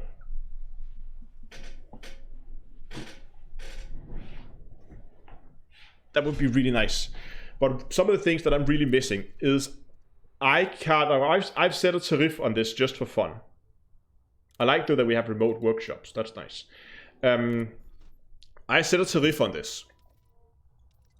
Right now the tariff is all the way at 100%. Some of the things that needs to change is I need to be able to see every income. Like, where do I get my my income from?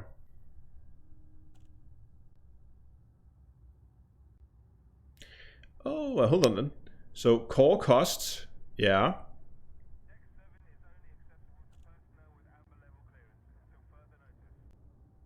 And hull maintenance.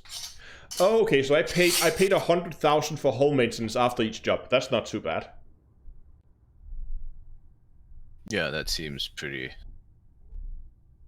cheap compared to anything else.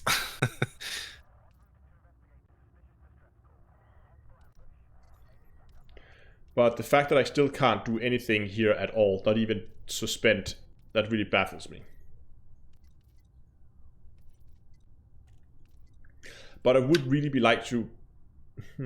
current balance.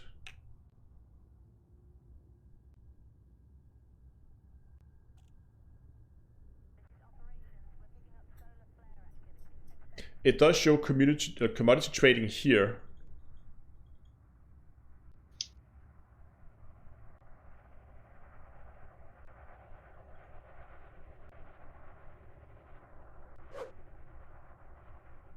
I think this acquired costs, I think that may be the money I spent buying the... Wasn't that... I paid like 60 something for 500? No, it doesn't make any sense.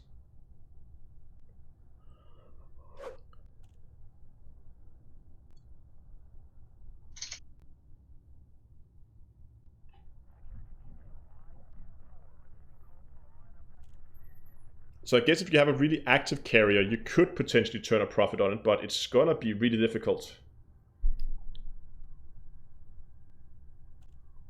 Okay, I think we're gonna go out and we're gonna play around. Yeah, Nox, I can't give you any more modules right now on the carrier. No, that's okay. But we have one I'm jump just away from curious. Shinrata, so it should be fine.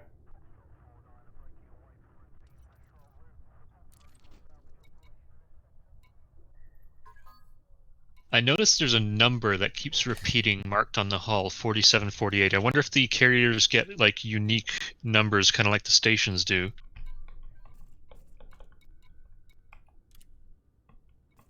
Could be.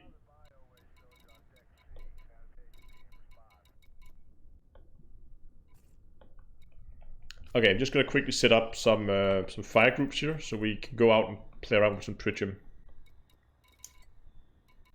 Discovery scanner, detailed surface scanner. We're gonna have a pulse wave scanner with a prospector in the second group. Then we're gonna have subsurface collector. No, we're gonna have abrasion collector, subsurface and collector, and seismic charge launchers and collectors. And what is this group? I'm gonna remove that. Okay, there we go.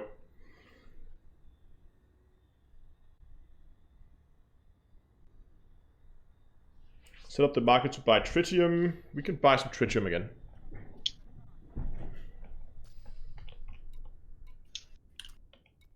Oh, I need to restock limpets. That should at least work, I hope. I still want to know what those credit icons are. I don't understand those. I think they are the parts that are tariffed. That have tariffs on them. Oh, okay. Because it seems to be only on stuff that are paid or that you're paying tariffs for.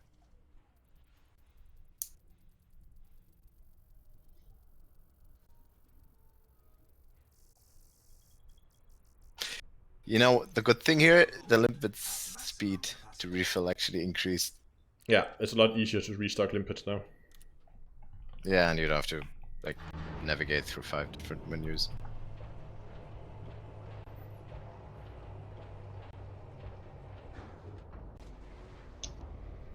Ah, okay. So yeah, people also confirming in Twitch chat that that icon means that you have an active tariff on. Disengaged. The launch underway. Landing gear contracted. Oh, you returned to the carrier. Did you forget your limpet Semselus? No, totally not. Okay, see you in a bit, Dungloro.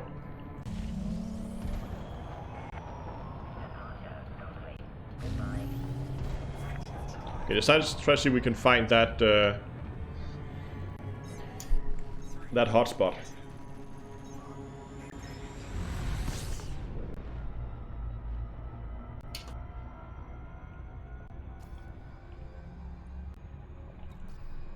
From the bit of experience that I tried with the subsurface stuff, it's really not worth it. I mean, it gives you like fragments with 80%, but it takes way too long to mine them. Oh, interesting. So when you go into the probe scanning mode, it says that you've deployed hardpoints while in Super Cruise. It might just go straight through the ring. Okay. Seems it did. Surface scan complete. Hey, there's a tritium hotspot. So, but if we're just gonna get it by laser mining it, then it's probably just gonna be a matter of time, and then hopefully someone will find an overlapping tritium hotspot. But again, though, I almost think like if the average price is at 41,000 and you can buy it, then the buy price is probably at 20,000. I think it's probably more time efficient to just buy it. Yeah, and then than mine mine something it else. instead. Yeah. Like 500 tons is still gonna take you like 2 or 3 hours.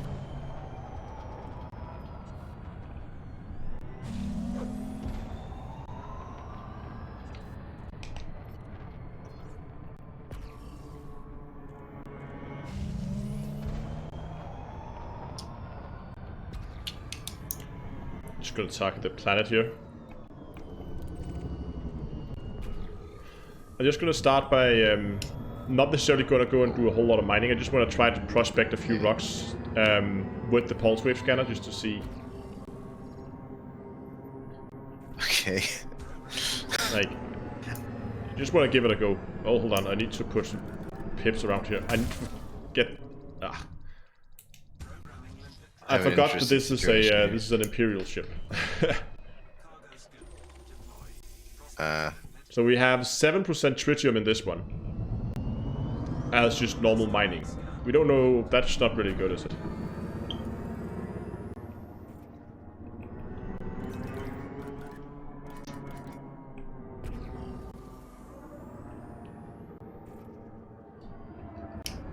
Okay.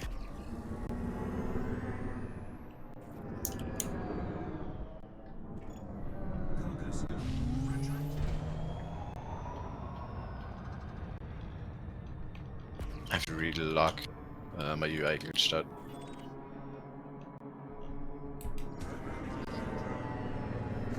Oh, this is so. Did it always make that noise when the player disconnects from the wing? Ow.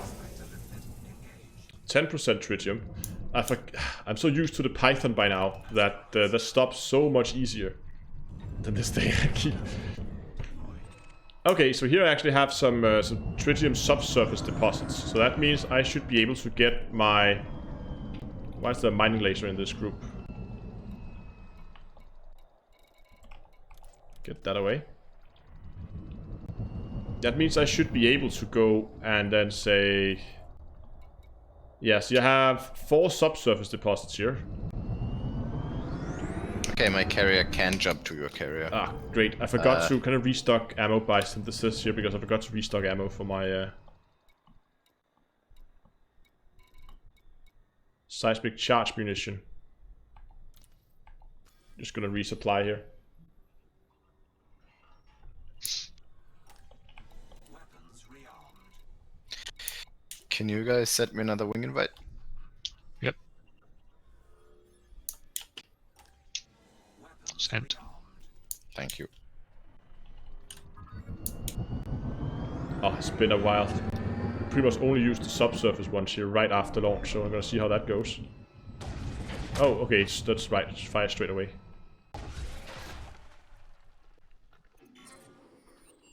Ah, I forgot how they work again.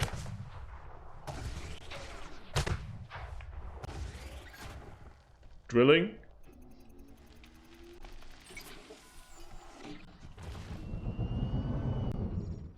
Programming limpet drone.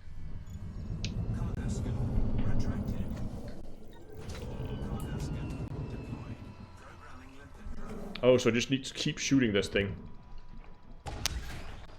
And then deploying drill. And then wait for the blue.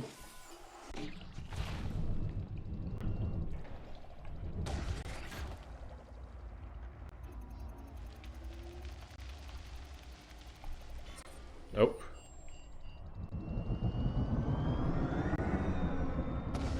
Nope. Ha! I've not been using these a lot. Okay, gotta try to get past that low area and get something over here in the high one, like there. So the fragments coming out is like 80%. That's almost a ton.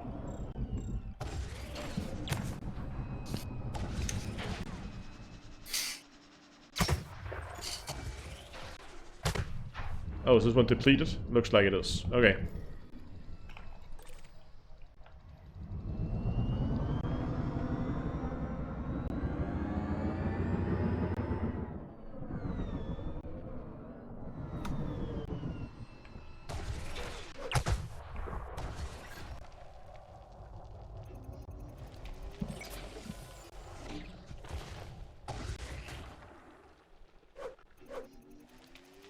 Can try to get one in the higher area this time again. Ah, missed that.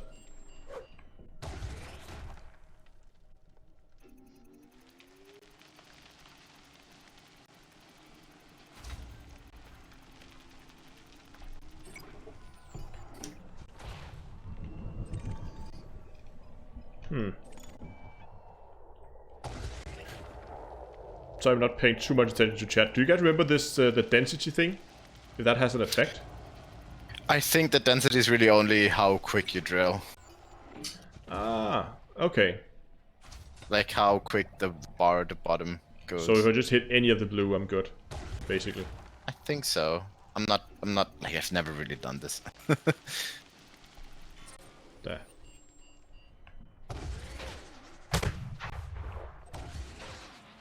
Oh, it's done as well. So much tritium do I have? 4 tons. Yeah, that's not amazing so far.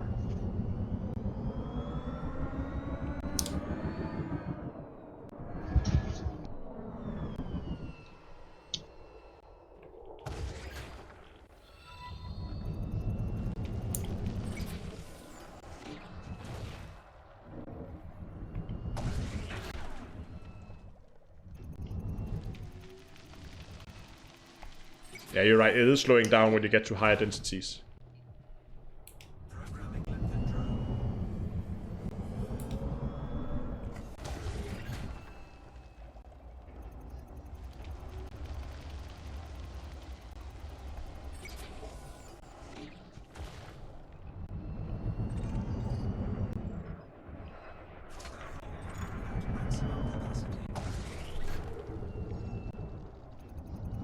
Oh, who's scanning me? Is that one of you?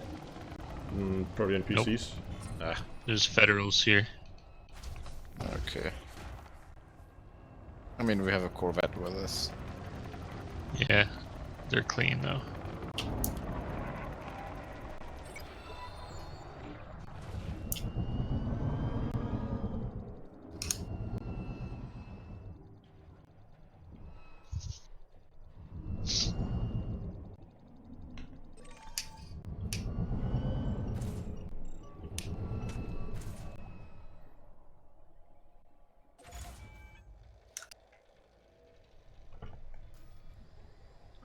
Okay, so this is not particularly fast. I could probably optimize this if you get a little bit faster at it, but overall it's not the fastest fastest way to mine, that's for sure. So let's just try to go over to some more traditional mining. And then try that. Just gonna set up a fire group for that. So we're gonna go collector on 1, prospector on 2, and we only have a single mining laser on this ship. Gonna put that on 1 as well. Oh, there it was. There it is, okay. And we're just gonna do some more traditional mining and see if that's any better. Maybe go and check if there's cores. I haven't found one, but that might have been just a small sample size. Oh, there's 22% here if you want to do laser mining.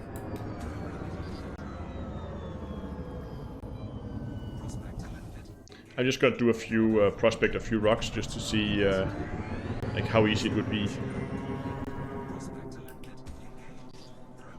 to find tritium.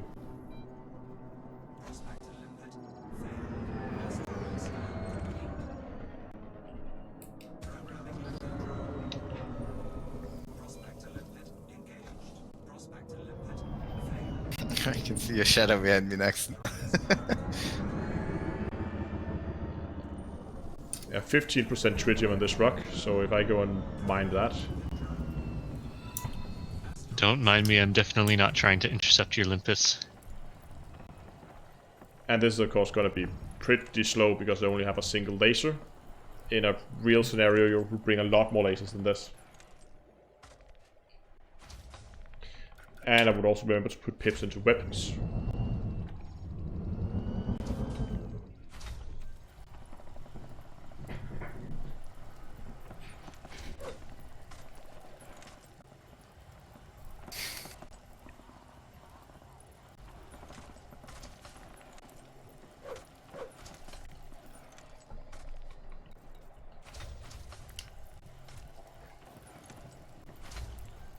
Are you using normal laser to try to mine that shit?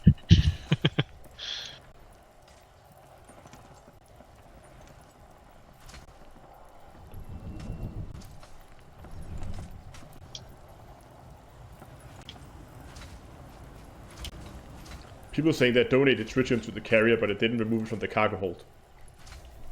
Well, that's an easy way to just 1 ton and just you're good to go forever, I guess.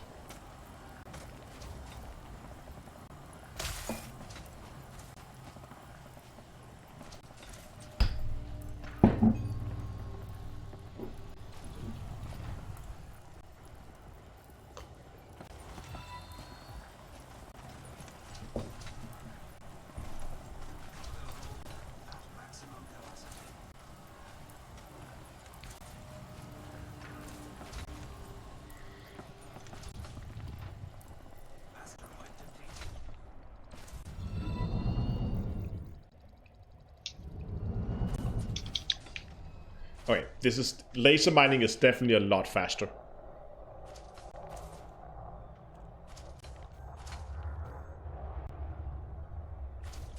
When it comes to just collecting tritium.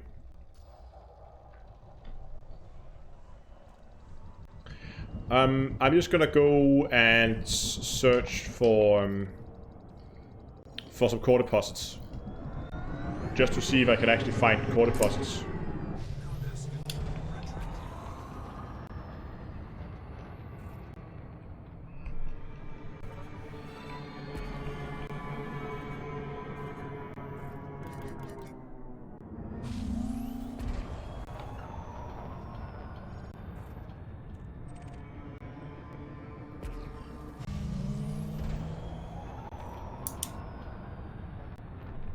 See you in a few weeks, Astro or not Astro, Amslos.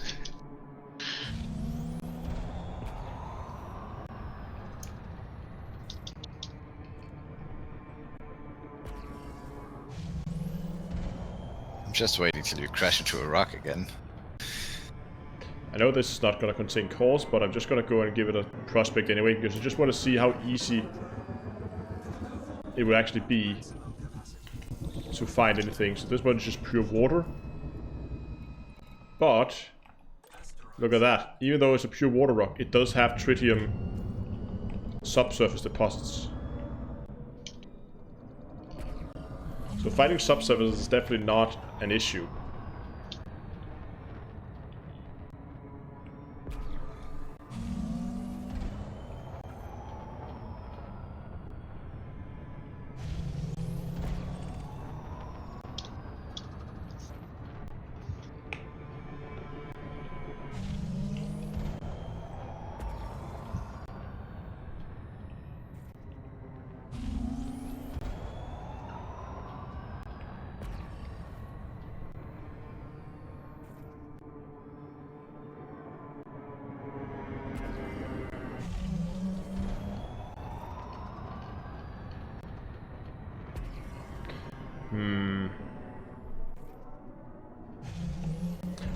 So you were not able to find core deposits at all, or just not any tritium core deposits? No, I did find core deposit, but they were like everything else but tritium. But again, were only like 5 or 6 of them till I gave up. So maybe that was just really bad luck. It could have been our bad RNG.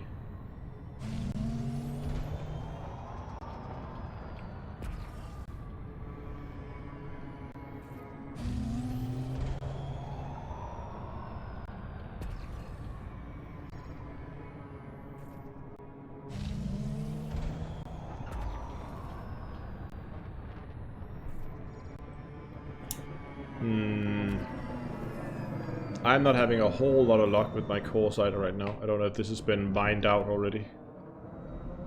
See, this one is about the right color, but the shape is not right. I'm just gonna prospect it Wait, again. what did you just drop? Nothing. Perhaps 491 limpets. Oh, it actually did have a core deposit. It just looked too elongated. A bit too long to say core deposit. But yeah, this is low temperature diamonds. Normally that would be good, but...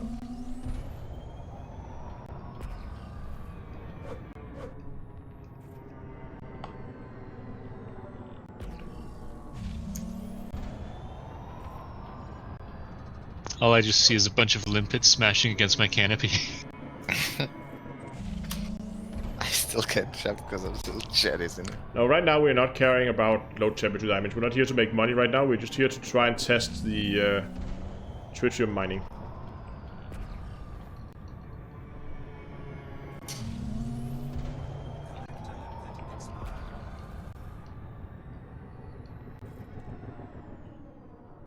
I know they said surface and not surface, but we have also been able to mine it with normal laser mining. So let's be thorough here and actually give it a go. That is a lot of limpets you just dropped. Prospector limpet engaged. See, this one has a single water surface deposit.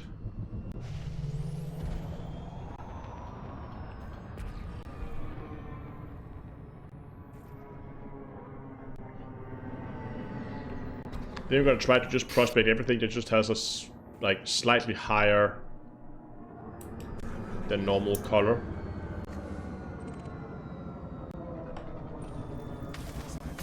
Oops. Asteroid scan complete. 4% tritium, but again, subsurface deposits on this one.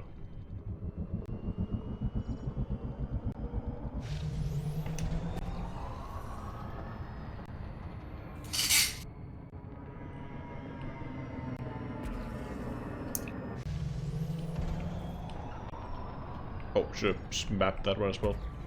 Or scanned it.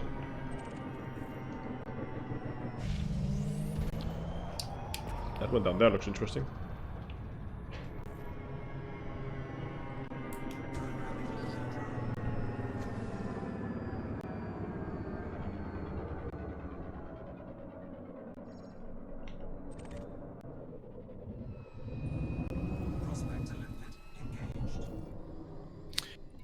again, tritium subsurface. There's a lot of subsurface deposits.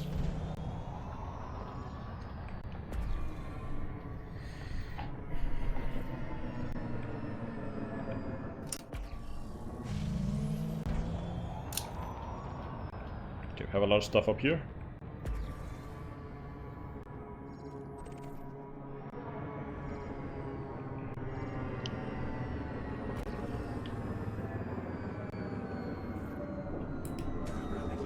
Again, just checking to see what this one has. Don't expect to see cores, but a lot of bromelite. Asteroid scan complete. Mission objective detected. Mission objective detected. What?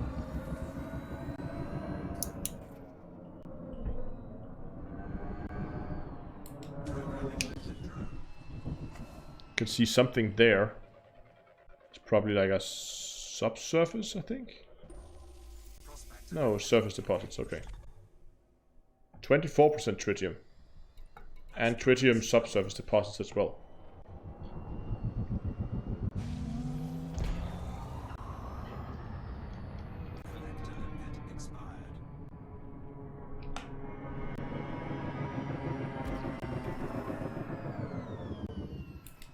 So it's one of those just, I mean, finding the subsurface is a lot easier, it seems, than finding a good rock where you can laser mine it. But obviously laser mining is going to be quicker once you have the rock, because you can put up the fragments a lot quicker. Well, I don't know what... We just need more prospector limpets. We always need more prospectors, don't we? Yes. Asteroid scan complete.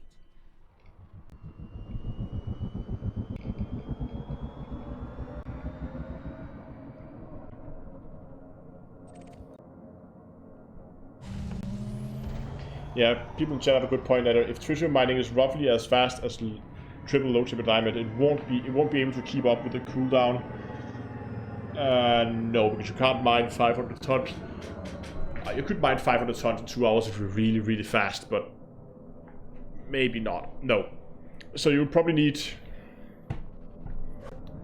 more than just more than one person mining if you want to keep that 2-hour cycle going.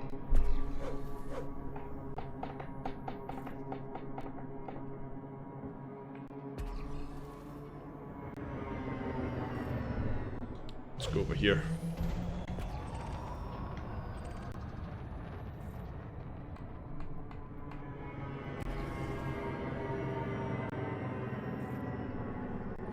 Gotta take these 3 rocks here, just to see.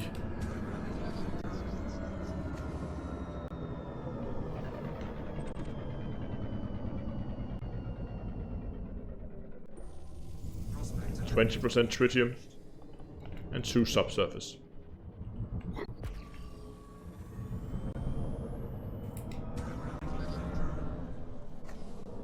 asteroid scan complete. Prospector limpet engaged. Tritium and even more subsurface. Okay, so definitely finding subsurfaces is not an issue, but see if we can't find a few more core deposits. Asteroid scan complete.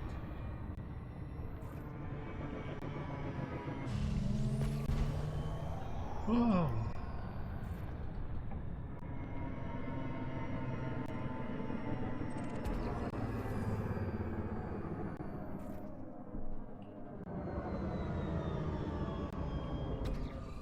Collector limpet expired.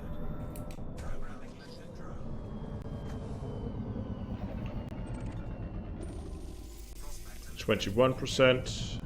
No deposits.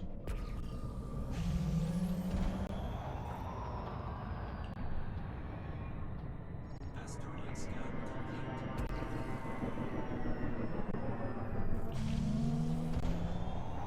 complete. No, I've not seen any tritium deep cores yet. If anyone out there has seen them, let me know.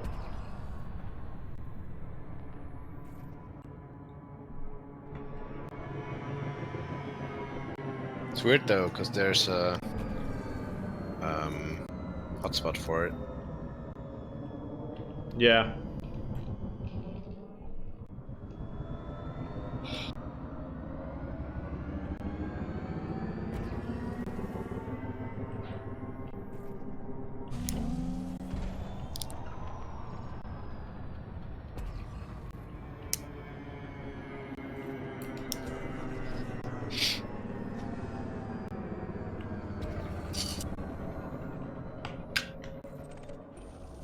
16% tritium. And again, plenty of subsurfaces. Asteroid scan complete.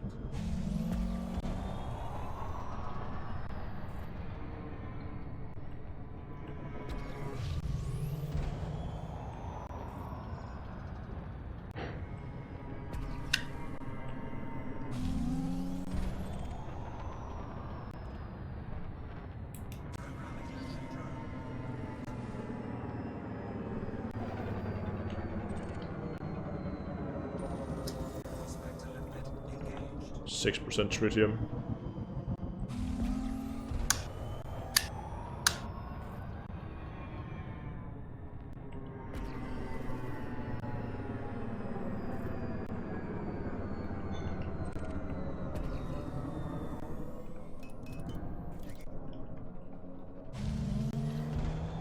Let's try this one down here. I got cheated by these elongated rocks before.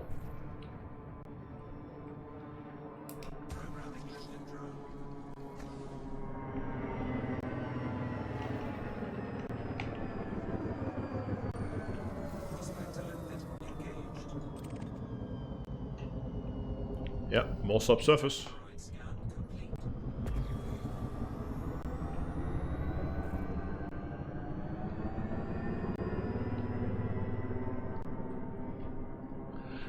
No, you're right, flying free. I just want to know if we can find them, and if it would be a feasible way if you could find a good system.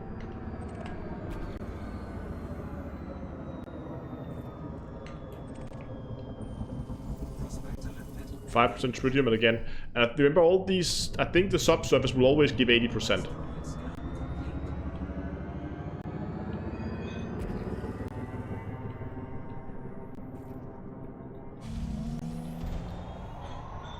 But yeah, I think it would be just faster to buy it off the market, assuming that it's actually available in some places. Interesting. So even with outfitting, you can't change any of your livery except for the name and ID. But I couldn't change my ID.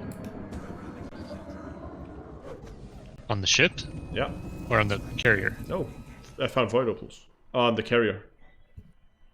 Oh no, I'm talking about like on our ships. Okay. You can't... Can't change paint jobs, can't change decals. Are you sure that's not just because they ID. have completely disabled livery in the beta? Oh, maybe. Okay, I didn't realize that. I think they have. Guess I'm stuck with this paint job then. I destroyed my own limpet. Oh yeah, limpets. I forgot those. So here we have surface deposits as well. Oh, oops, didn't want to do that.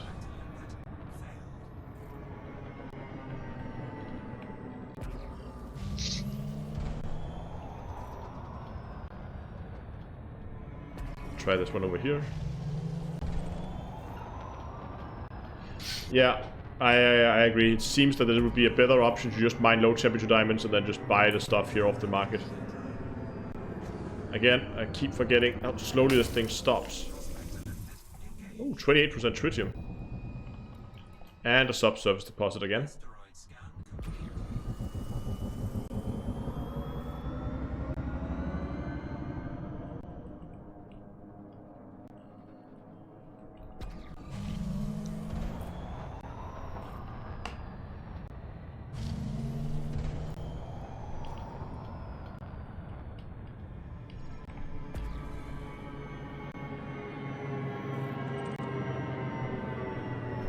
Stops pretty fast when you hit something, yeah. That's the way you stop. That's why they have so big shields, so you can just boop, bump into something and it stop like that. They need 23% tritium. So one thing I've noticed is when you are in a hotspot, actually using the pulse wave scanner seems to give you a pretty high percentage, because most of the rocks I found all contain tritium, or most of them contain tritium at a pretty decent percentage.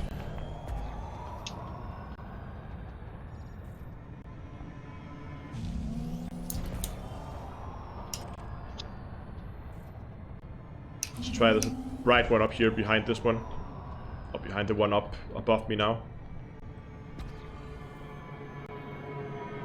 And and stop.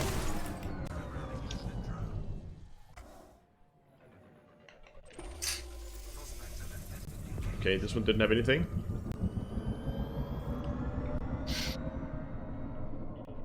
Asteroid scan.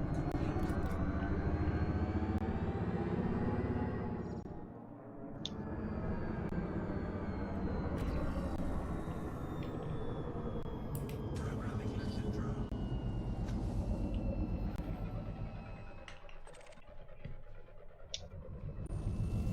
Hydrogen peroxide.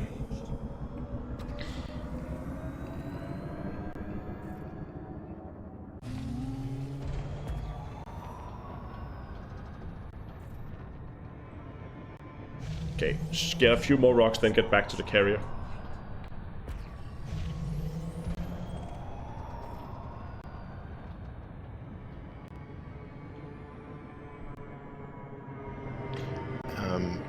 Astro, could you activate your wing signal? Yeah.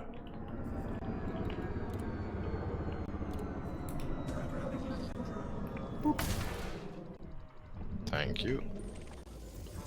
15% tritium. And more subsurfaces. Asteroid scan. Yeah, we're just testing out fuel, see if they are only, like, how they are available. If they're available as core deposits. We haven't seen them as core deposits yet.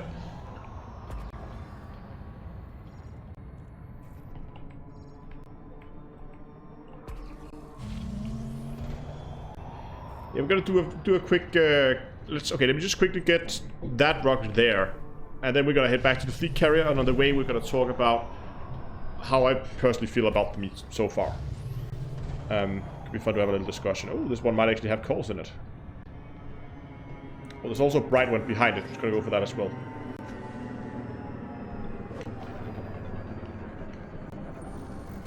There we go. Yeah, this one has coals at least. Low temperature diamonds. So that's our third core deposit.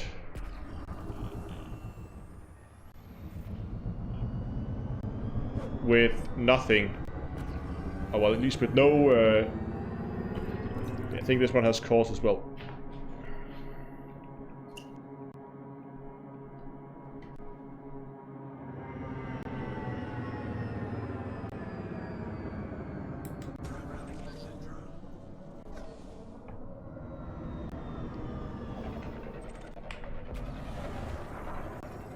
Whipsless.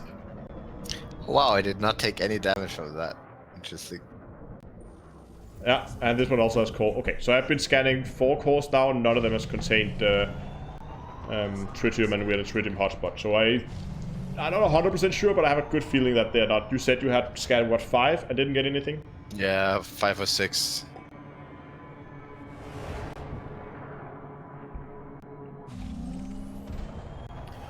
I don't see mining fuel being an activity you would do unless you were taking the fleet carriers out into the black. But let's start by talking about the whole exploration side of it.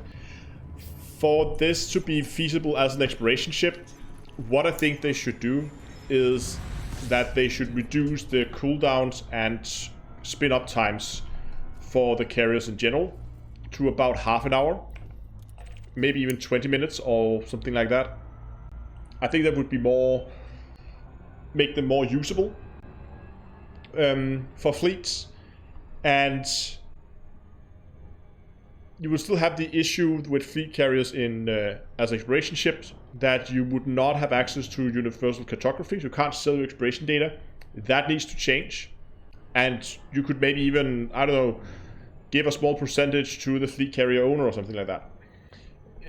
So yes, there would need to be some additional features added to it for it to be viable as an exploration type vessel. Shorter cooldown, I think the jump range is okay. 500 light years per jump is fair. But shorter cooldown... shorter cooldown, maybe make tritium a little bit easier to find, so get slightly higher percentages, because the people out in the black who are going to mine it, they're going to spend a lot of time using this. Oh, hold on. I think I'm getting a crash again.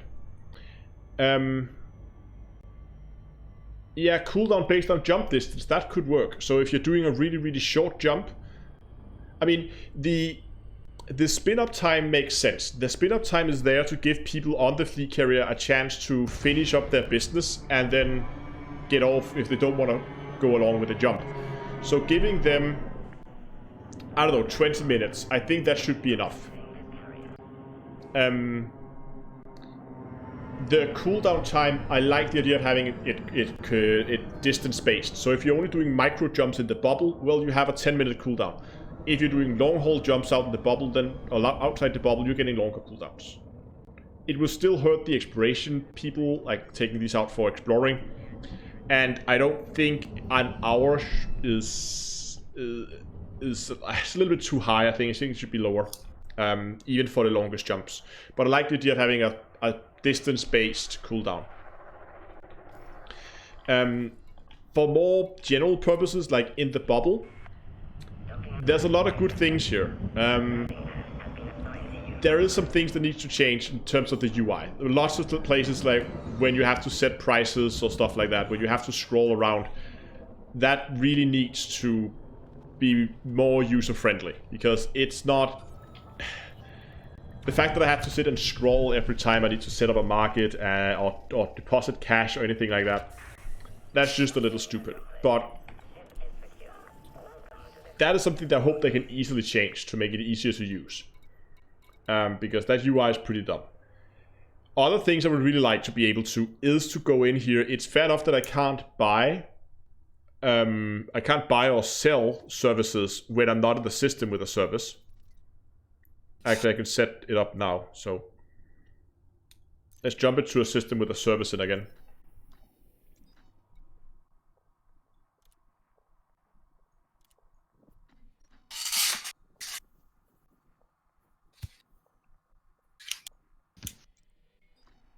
Can you only restock the modules you want to keep in stock at one of these administration Yes, it seems. systems?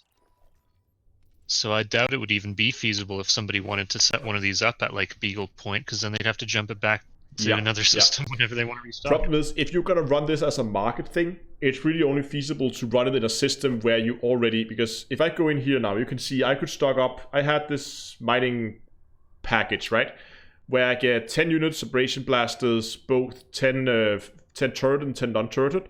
I get 10 seismic charge launchers, 10 subsurface, and then I get, I guess it's 5 small turreters and 20 small turret, non-turreted mining lasers, and then 15, I guess, non-turreted mining lasers, medium-sized.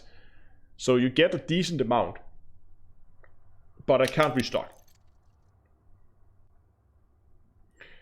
So I think at least being able to restock, and it could be like, it could be time delayed. So if I restock, it will take some time for this stuff to arrive. And that could be based on the distance to the nearest administration thing. So if you want to restock your carrier out in deep space, it's going to take, let's say, the same time as it takes to do a ship transfer or module transfer, right? It would be the same effect. I set up a buy order for all these modules on a station somewhere, and they're basically being module transferred out here. If we use the same time series, yes, it would take a while if you want to transfer it all the way to Colonia, but there will probably be one in Colonia as well. If you want to transfer it all the way to Beagle Point, it will probably take a while to show up. But if you're just doing it inside the bubble, it will show up within a few minutes. So if you're doing it in Colonia, within a few minutes, or anywhere in between, you will maybe be looking at a few hours before it shows up. I think that could work.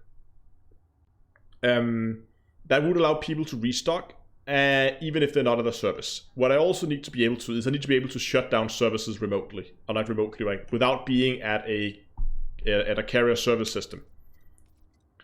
Because the fact that I can't go in and say, oh, this upkeep is too much, I need to shut this down. If you're out in the black, being able to turn services on and off as you see fit is, I think, really, really important. However, they will have to find a way then. If they allow that, I don't even know how they do that now. When is this deducted? Is this deducted on the Thursday tick, on the major tick on Thursday? Because if that's the case, that this is taken out on Thursdays, what would then prevent everybody from going in Wednesday evening, disabling all their services, so the cost, the weekly upkeep is 10 million, and then as soon as the tick happens, you turn it all back on again? I don't know how that's gonna work. So yeah, okay. Kai there says yes, that it is on tick. But if I could then just say, okay, I know approximately when the tick is gonna happen. If I could put this thing in a system, I guess that's why they have the suspended one, so that I don't still have to pay something if I'm suspending it, half of it basically.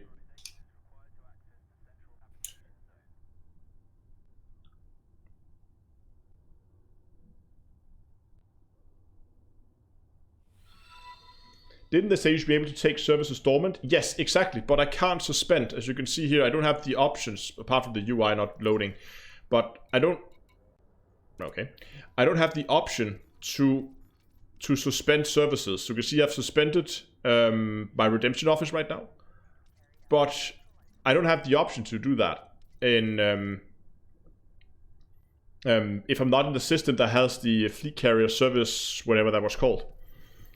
I think I need to be able to suspend it. I need to be able to tell people, go home, stop working, we're going to shut down this office, and I'm going to turn you on later on. It's fair that I can't sell or buy new services. That kind of makes sense, I guess, but suspending, I should be able to. Otherwise, I see no point in suspending things.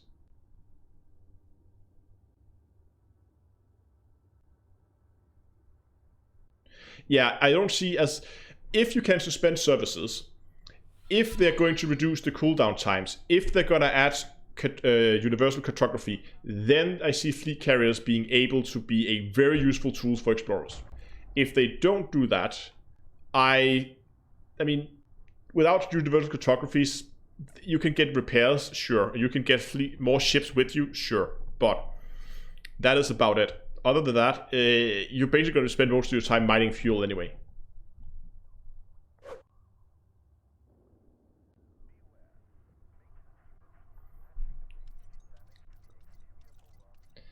I don't know if that's an oversight that you can't suspend when you're sitting there remotely. It could actually be fun to see. Do we still have that known issue? Have there anything been updated in here? No. Okay. It will be fun to keep an eye on this over the next coming days to see what's going to happen with known issues here.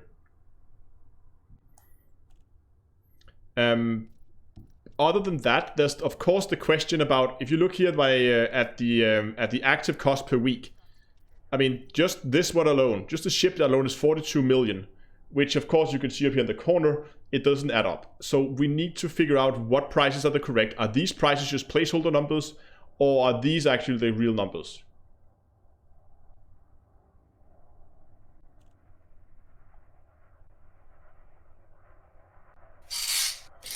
Question is, why do you need more ships when you're out nowhere? It's a good question. First of all, I think being able to, as an explorer, to go and repair and restock is going to mean you don't have to necessarily carry all those AFMUs that you normally do today. You could change your exploration builds a little bit. So basically how I imagined people could use these was to jump to a system and then spend a few hours to explore the local systems as the cooldowns happen. And then you do the next jump to the next 500 light years. Then you explore that area. And you restock fuel and all that stuff as you go. What's the max week upkeep? 39? No, you can get it up to, I think, 44 if you want to, which is way too high. So first of all, these weekly upkeeps in general needs to go down, and of course need to update the UI. I don't hope these numbers are accurate, because that would just be outrageous if it were.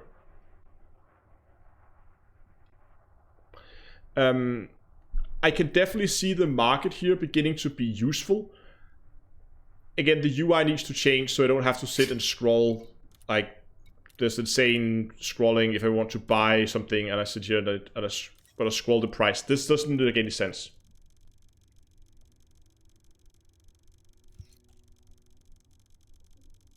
Somebody got the upkeep up to that. Okay.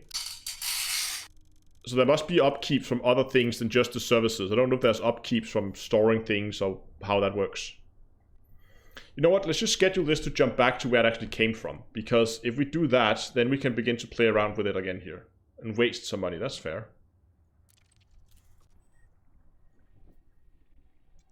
Do you need my help with anything? Otherwise, I'll sign off for a while. Yeah, I think I'm okay. Thanks for dropping by.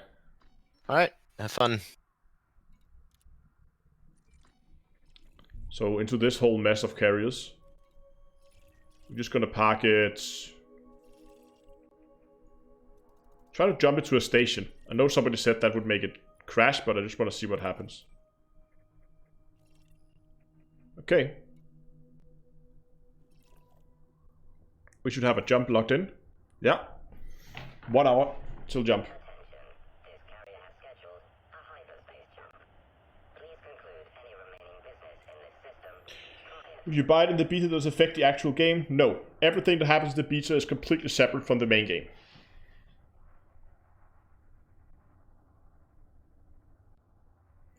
I do think this weekly upkeep is a little excessive as it is right now. That needs to go down. But in general, I like... There's a few... We need to get a little bit extra when we are away from the service centers, basically.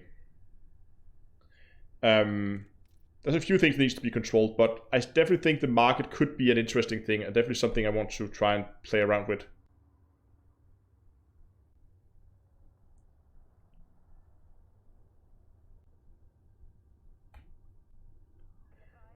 Yes, we can definitely do that. Someone asked if we can calculate the 500 light year jump. That is definitely a thing I can do just for fun, because we can see here that it expects another 30 ton to be taken out after this. So if we just go and find something 500 light years away, like how far is this? It's a little bit too far.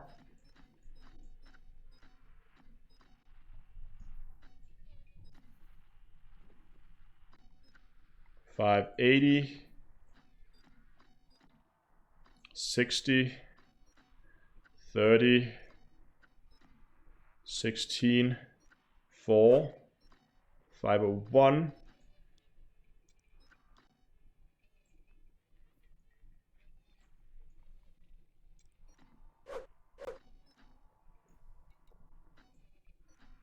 Can we get something close to 500?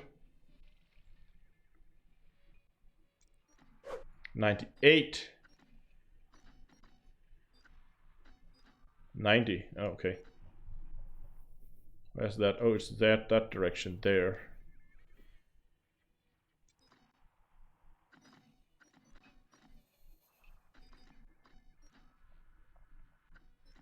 Nah, okay, let's go with a 98 up here. I think is gonna be as close as we're gonna get.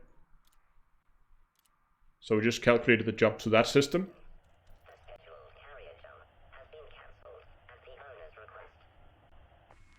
Oh, great. It didn't lock it in.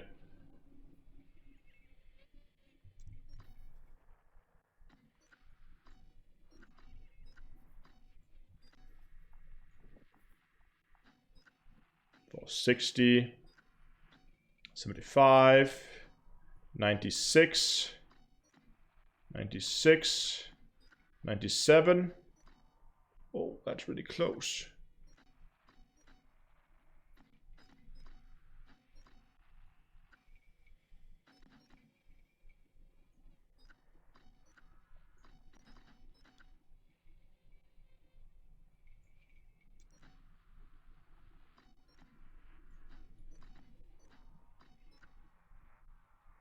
Yeah, let's just take this one.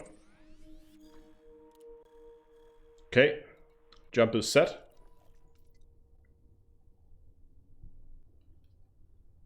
Oh, look at this. It didn't take 500. It only took just over 300 fuel for this jump.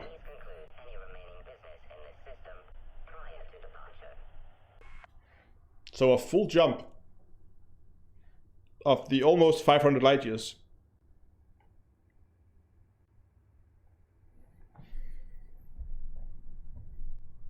How much is that? 332.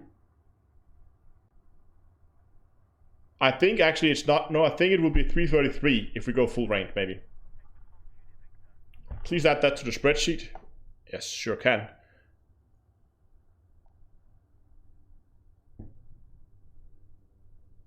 Yeah, changing the destination resets the timer. I would have expected that, to be honest. I'm just going to quickly open up the spreadsheet here on the other screen. Where are you, Dongle Aura? There you are. There's the spreadsheet.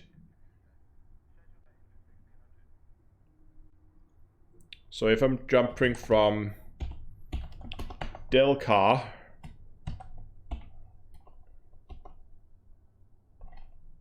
and I'm jumping to WR E G O E space NL dash H space B5 space 1-9. Total distance was 498. Fuel before is 1,000, and fuel after would be 668. There you go. So now we're only using 0.6666667 fuel per light year. So 2/3 of a ton per light year.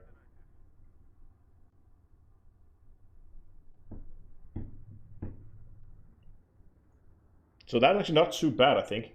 So there's definitely some, like, you get it cheaper if you jump further, it seems.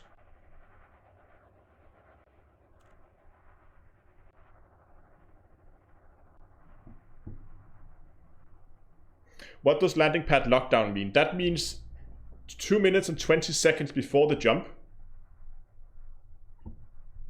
Oh yeah, mark my mass. Where do I see that though? Oh yeah, capacity. Should probably mark the capacity as well. Hold on.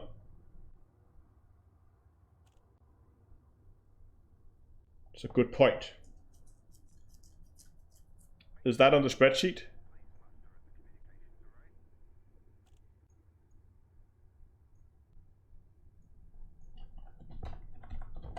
I'm just gonna put that in my notes.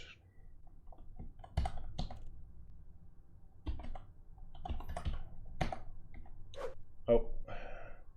Capacity 6298. There we go. I don't know if that's important, but I'm gonna mark it down there. So now we have that data recorded as well. That's a good point, Kai.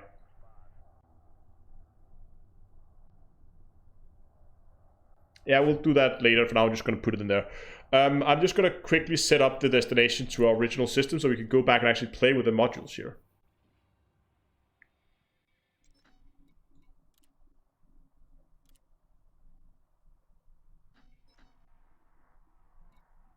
So it doesn't like cancelling and setting the destination in the same.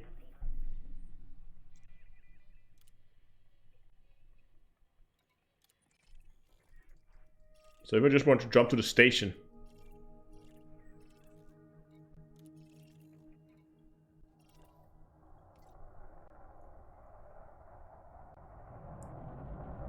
Ah, I still have a jump cooldown time.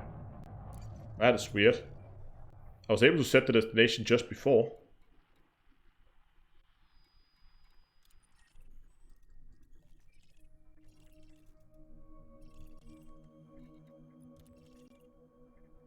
No, now I can't set a destination.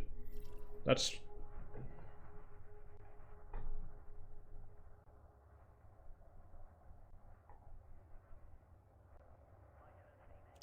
No, great. So the lockdown happens. It's just okay. Here we go. Open Galaxy Map.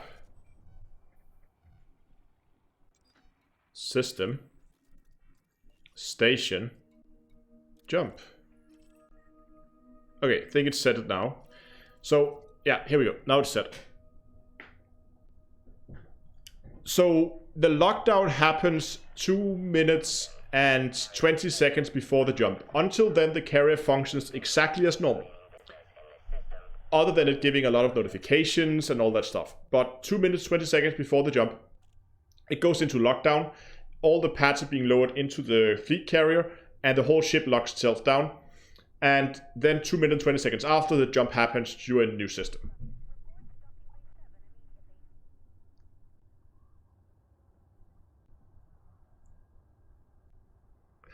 You think that somewhere between 30 to 40 mil per week would be an ideal cap? I think if you're really capping it out, I think 30 maybe. Yeah, I think maybe an average fleet carrier where you maybe not have all the services available, but only have some. I think having around 20-ish, maybe 15 to 20 million would be fair. Is it 3 minutes? Oh, sorry. My bad. 3 minutes and 20 seconds, of course. 200 seconds before. Hello, Henrik.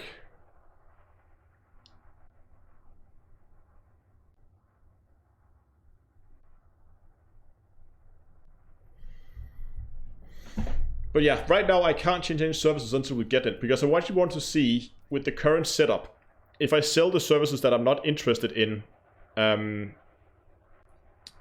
the final version, how much that would actually be in weekly upkeep.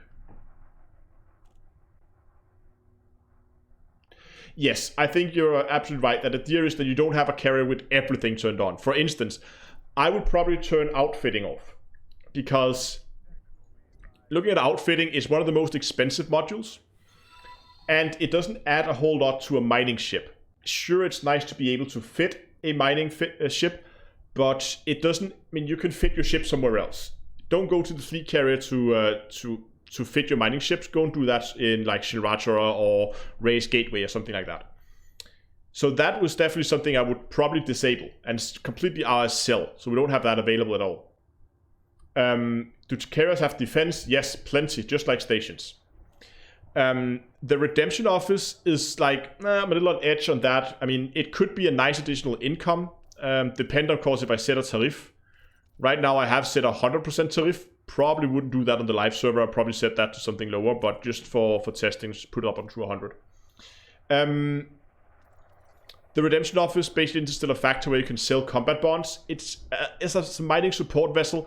It's not going to be the most used feature, so I might actually just save the money that it costs to keep that running and shut it down.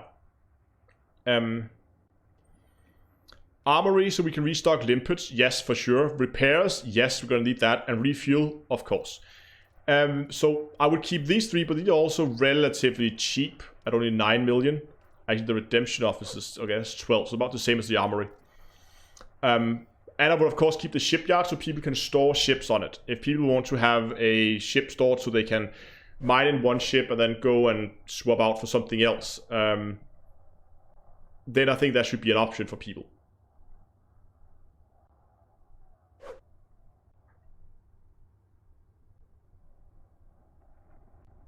Can you filter the galaxy map by fleet carrier admission system? Yes, you can. You can see here, if you go here, you go to services. I got fleet carrier administration right now. Problem is, I've only discovered this one system. You need to go and discover them yourself first. But this will slowly be populated as you begin to move around the bubble.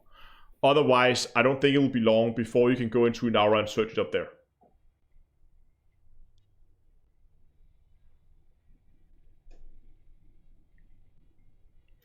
By the way, selling a service increase its price. People report the black market cost from default, but after selling it, really?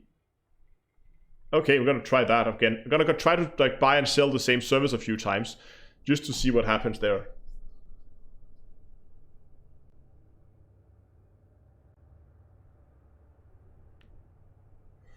Kai says, for me, if they want add a data core for cryptography, yeah, and cap full fleet carrier upkeep at 30, so the mine would be around 17 million a week, I would call it the home run. I agree. And there's a few like quality of life things with the interface that really bugs me, but we really like to see that change. But functionality wise, those are the two main things. Upkeep is a little bit on the high side, and yeah, upkeep's been on the high side, at least cartography data, and then maybe tune the jump times a little bit. Fuel consumption seems okay. I mean, 333 for a max jump times, how much is that? Times 40 lights, I think 40,000 per ton. Let's do a little bit of napkin math here. So if you say 333 tons for 500 light years times 41,000 per jump, that's 13,653,000 credits per jump. And then you have, what is it, 22,000 light years, so that would be 44 jumps to Colonia. So times that with 44, and it will cost you 600 million to jump to Colonia.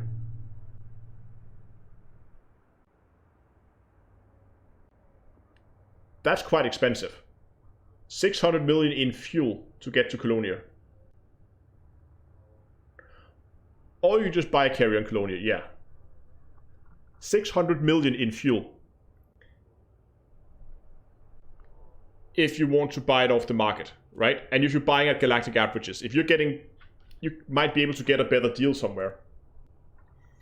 How many tons of fuel is that then? So that's 333 times the 44. That is 14,652 tons of fuel. Oh yeah, there's a wear and tear repair cost. We don't know how much that's going to be. So let's make it, I don't know, 650. But if you want to mine it along the way, it's still 14,000.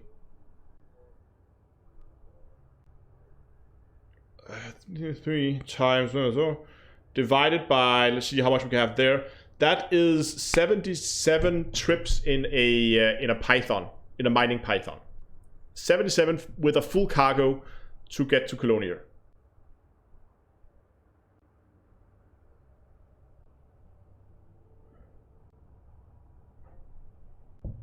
Question. I went into the beta and I only have half the money on the live. On my live profile house. Has anyone else? Yes, your profile, the beta profile was taken as a snapshot at the 26th, I think it was, last month.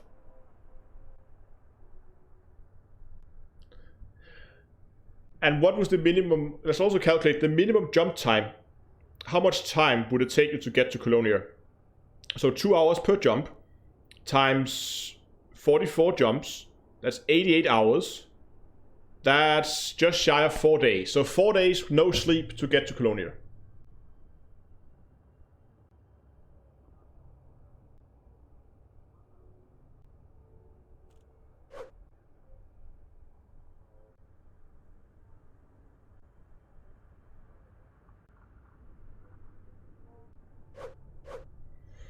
Yeah, I know. I know it's like 4 days of non-sleep jumping. Yeah, that's right. You can sleep for 4 hours in between. So if you're really dedicated and you go up, you set the next jump, and then you go to sleep for 4 hours, almost 4 hours, and then you get up again and you do the next jump, then you can get there in under 4 days. But still.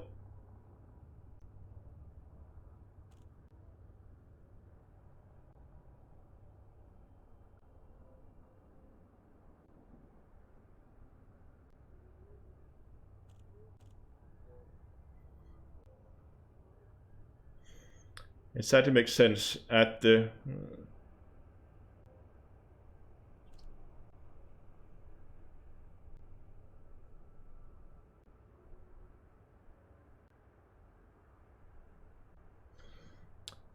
Yeah, I agree there.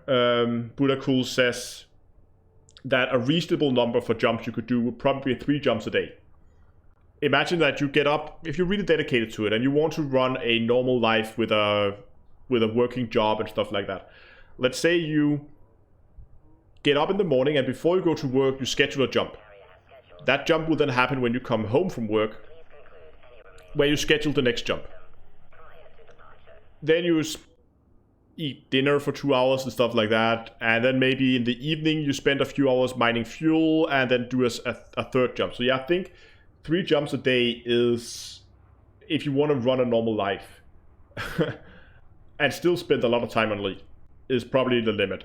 So 88 divided by 3.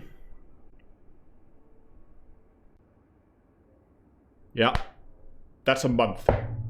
A month of that, where you get up every morning, you schedule a jump. Get home from work, schedule a jump. Mine a bit in the evening for fuel. Unless you bought, or you could of course have bought all the fuel in the bubble and just have it stored on the ship, so you don't actually have to ever leave the ship. So you just transfer it over and over and over again.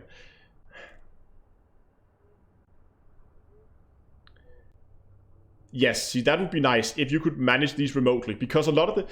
it's a good point to make a phone app, as Kai is also suggesting, because, you know what, I'm just going to give you something pretty to look at while we're sitting here discussing this anyway.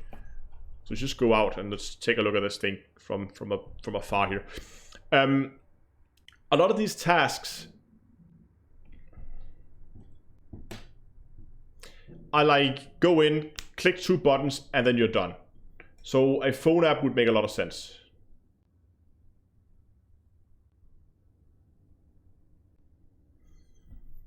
Because then you could just, if you could just access the carrier from a phone and say, oh, by the way, jump to this system. That would make a lot of sense. Would the 25k fuel be enough to get there? Yes, it would. You would need 14,000 tons of fuel. So yes, you could fill it up with fuel and you could get there for, and you would still have room for services and other things. So yeah, definitely.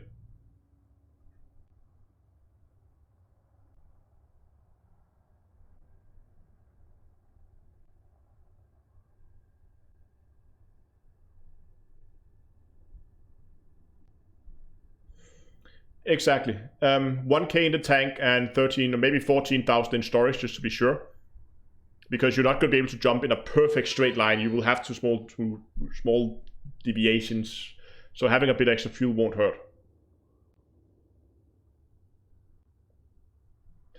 The phone app shouldn't be able to do a lot. It should just be able to like schedule jumps or maybe reset buy orders and stuff like that.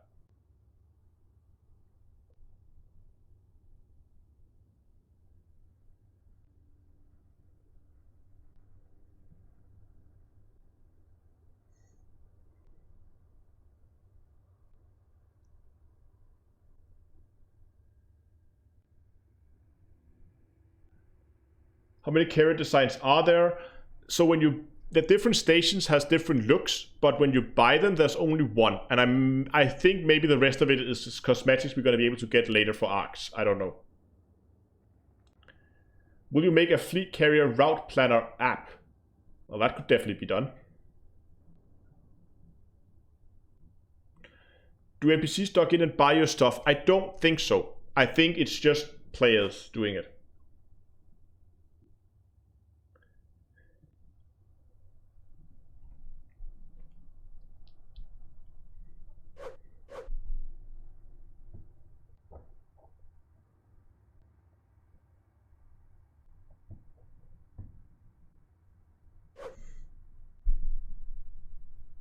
Yes, the fuel will be enough to get you there.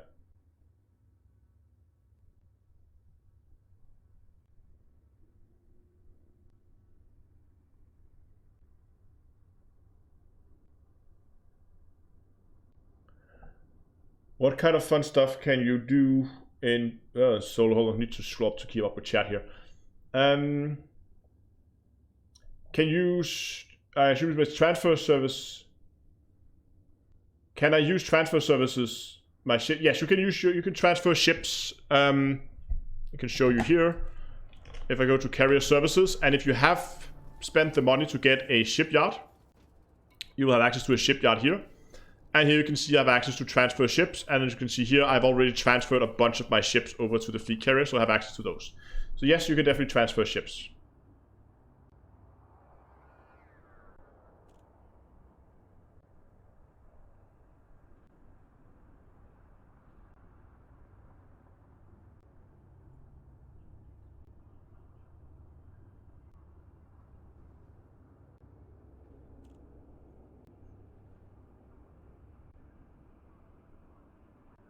You can use the PS4 Remote Play app. That might work if you have PlayStation 4, yeah.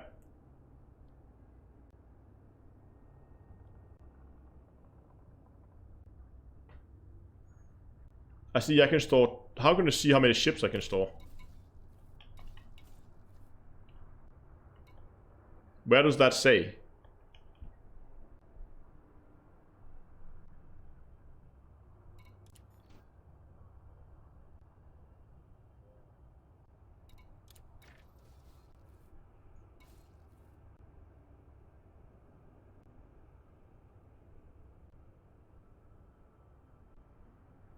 What do you think of in the future? Oh, scrolling chat.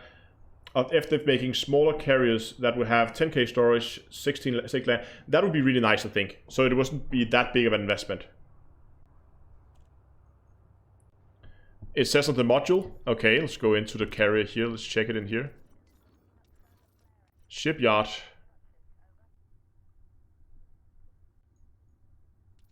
That's not very informative.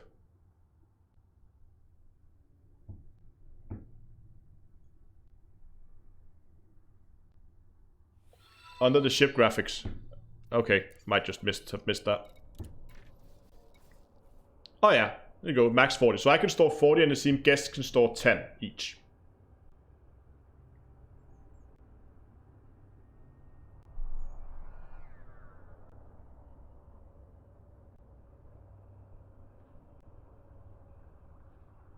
Can you confirm? Yes, I'm pretty sure the crews have no stats at all.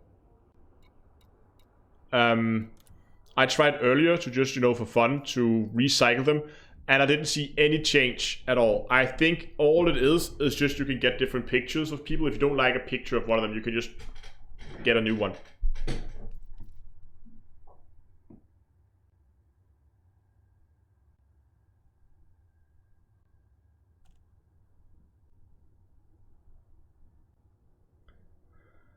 How do you stock your market? So I can't show you right now because I'm not in a system where I can restock, but normally I would go in here and then I would have all the different types of modules and all different packages available, and I could then restock those here if I wanted to. I can't right now, but I probably would be able to. I can show you when we get to do the jump in another 42 minutes.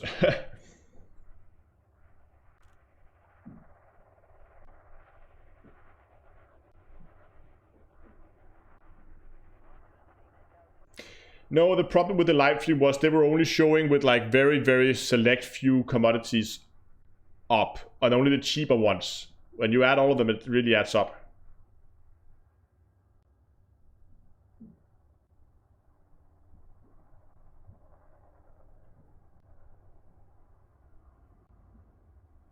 Is the bubble small enough to get anywhere from anywhere with just one jump? Yes, pretty much. I think maybe if you are at the extreme range, at the extreme side of the bubble, like if you're out at, say, I don't know, south of Seos, and you want to go to the complete opposite side, then you might have to do multiple jumps. But in, I would say, 95% of the cases, you are going to be able to make the jump in one go.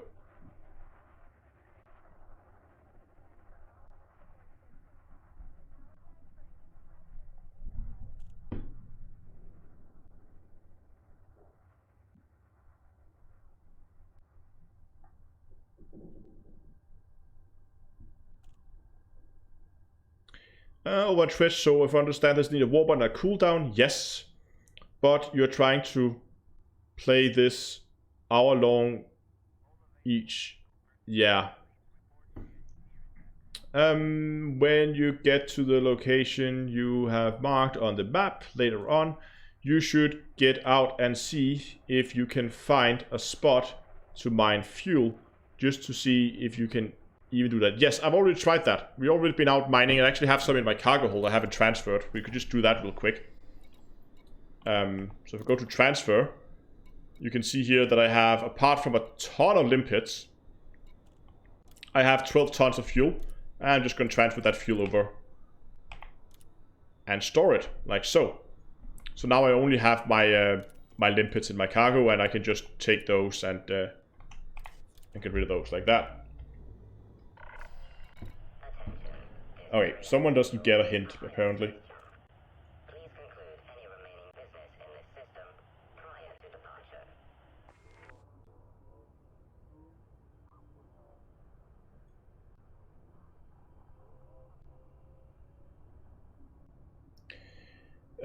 If you made it a 5-minute spool up time for jumps and an hour cooldown, I believe people would be... Yeah, I think so too. I think the spool up time is the annoying part. Like, I want to go somewhere and it's not that far, but it's going to take me an hour to wait. I get why it's there. We talked about it earlier, and there were people over on Twitch who said, well, it's there because if people are on the ship and they're doing something, they need to have a fair warning before the ship goes into lockdown.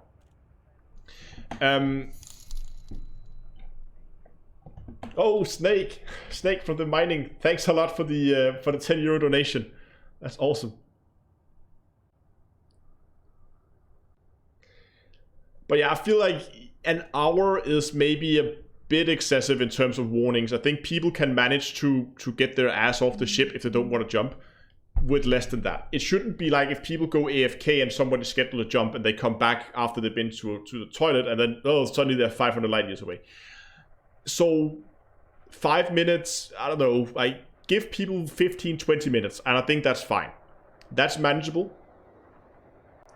I agree, as Vinny says, 15 minutes is more than enough. I think like 15-20 minutes, maybe 10 minutes, that kind of ballpark I think would be a lot more manageable.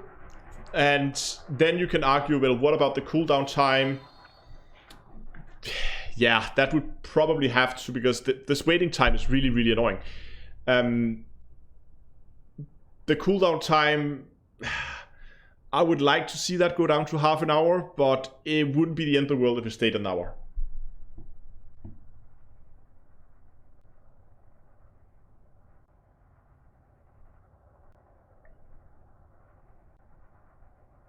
Could I see this being self-sustainable at all? The upkeep cost seems insanely high to what my squadron was prepared for.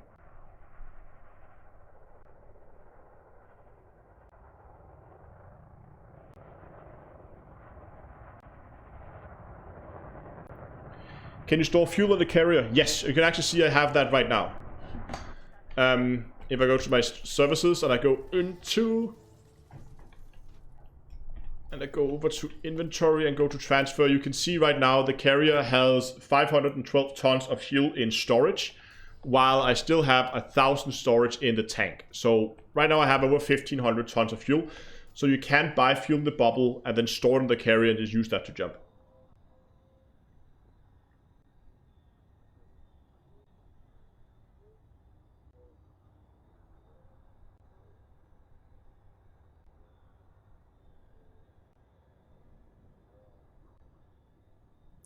How long do you think it'll be until squadrons set up a bubble bus service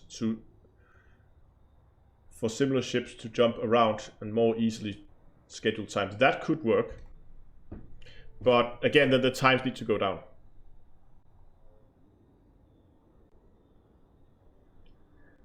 The main thing FF should learn is paid high-end like this.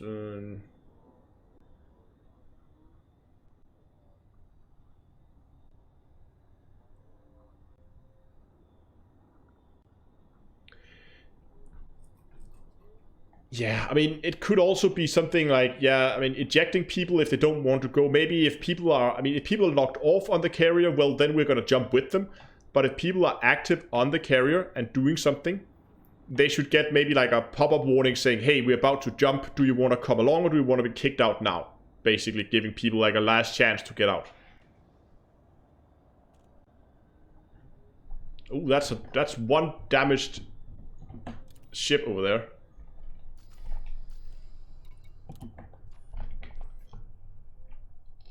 That has seen better days.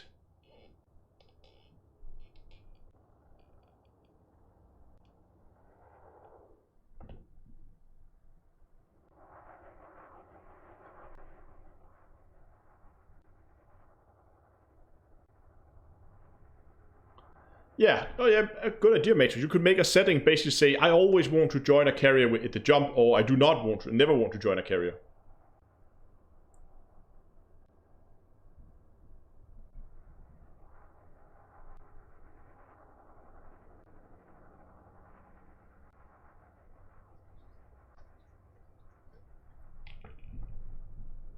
That thing has seen some distance, this ship, yeah.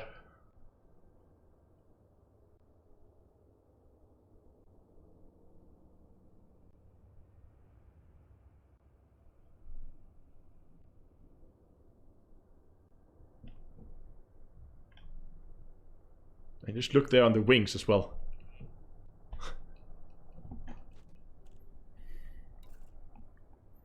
Oh, now we got the CQC thing again. I think they're trying to relive the CQC or try to start that up again so you can actually get...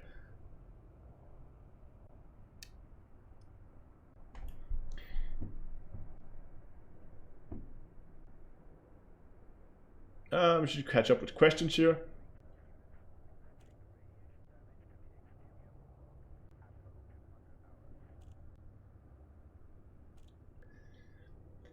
But what I think would also be really nice if they want to make these more squadron focused, at least make them feasible for a squadron, was to have people donate money to the wallet. I don't think other people, like non-owners, can donate money. Or am I wrong?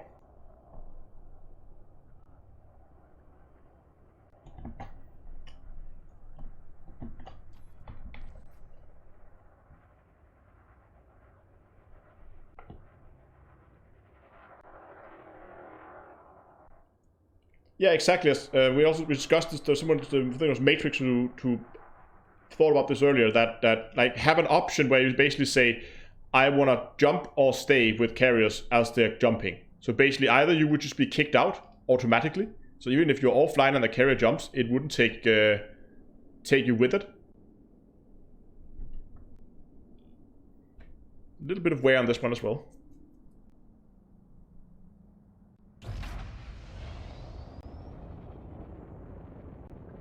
You can donate tritium. Could you use that to sell it back? No, the problem is, as far as I see, there's no way for me to take fuel out of the tank. I can put tritium into the tank, but I can't remove it from it again. That means once the tritium tank is full, I can't do anything with it.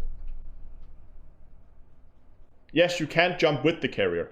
We're just suggesting that maybe it would be nice to have an option that you could select whether you wanted to or not.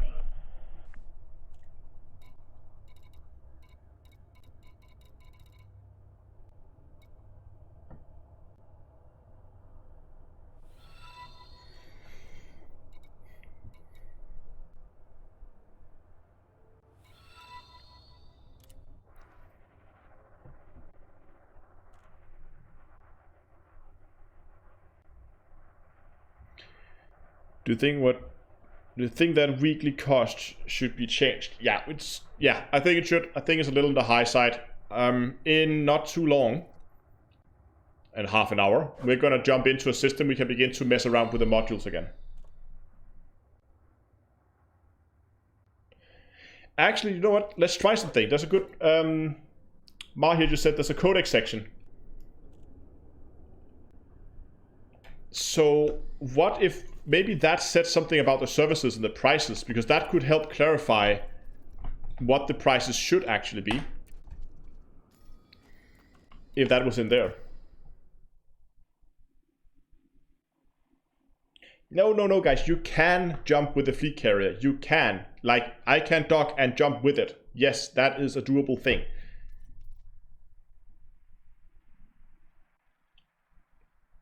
Can you name your fleet carrier? Yes, you can.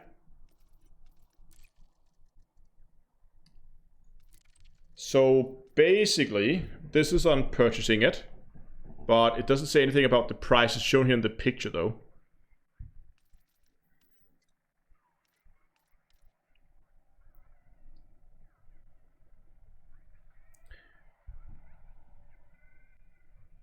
Fleet carrier class, name and designation, fleet carrier's balance and capacity, fleet carrier's integrity and fuel. The next scheduled destination and countdown to jump is also shown there, okay. The carrier's current location. Summary.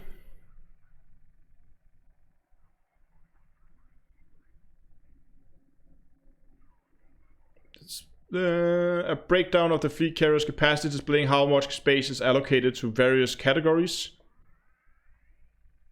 and how much free space remains. A list of all the installed and active services on the fleet carrier. Carrier security rating. Navigation. Current location, scheduled destination, blah, blah, blah, blah, blah. Budget.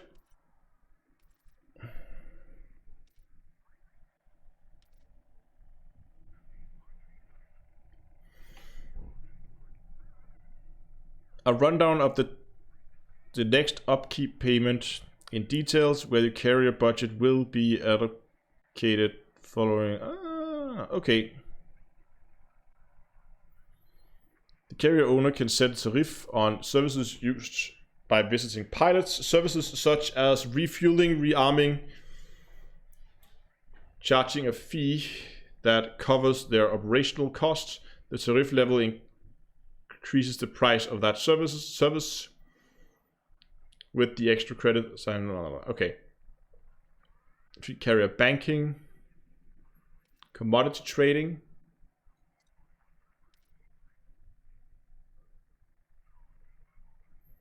total inventory value, the total value of all commodities currently stored on the fleet carrier, okay, the total number of commodities available for trade,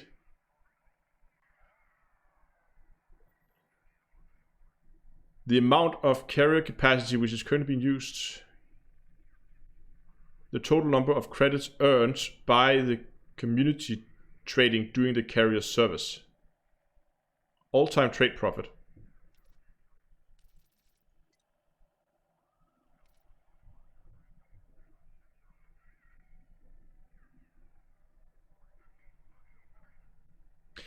So here's a bug as well. It says here on the service removal, removing a service will recoup 100% of the initial cost as the installation equipment is packed up and shipped off with its personnel. But that was not what happened when I sold it. So there's a bug there in when you resell it. But it's nice to see that it's supposed to be 100%. Adding a service installs all necessary workshop equipment for fleet carrier. This fills the requirement capacity. Oops.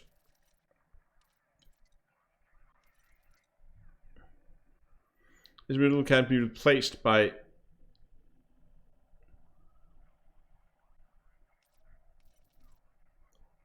head. Here we go. In addition, a head of service is hired to lead the service personnel. This individual can be replaced at any time at 0 additional cost. Active service incur a weekly running cost. But I think it's nice that at least the removal is going to be the same as the purchase price. It's not at the moment, so there's a bug report there. List of services. Yeah, okay.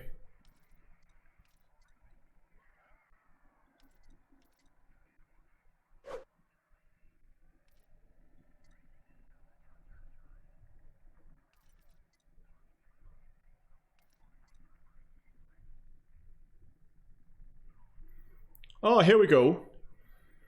A carrier owner may decide that they no longer require the fleet carrier. You can request a formal decommission using the fleet carrier management interface. Owners will be shown the total number of credits that will be reclaimed alongside the proposed decommission date and the number of assets currently stored. Once confirmed, the fleet carrier will be classified as pending decommission. The recoverable percentage of the carrier's initial cost is conditioned on the length of service. Ooh, okay. So if you had it for only a day, you get basically most of it back, right? 1 to 2 weeks, you get 80%. It's basically like how much wear have you put in this thing.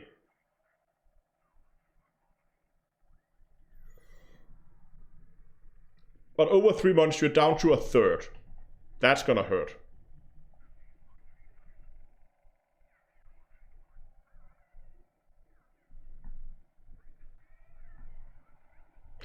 Okay, debit related. So fleet owners are expected to cover all operational costs, leaving the carrier crew stranded with no weight. Stop that. Leaving the carrier's crew stranded with no wages on an unmaintained vessel is considered ground for forcibly removing that carrier from service. The budget screen of the fleet carrier's management interface will inform owners if the carrier has entered operational debt. The total outstanding credit amount displayed here must be paid as soon as possible to avoid loss of carrier. But it doesn't say anything about the prices on the services, what they're supposed to be.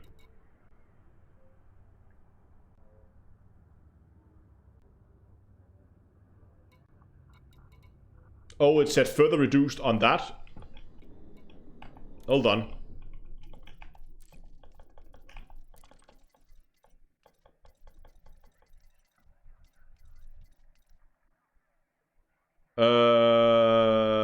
There we go.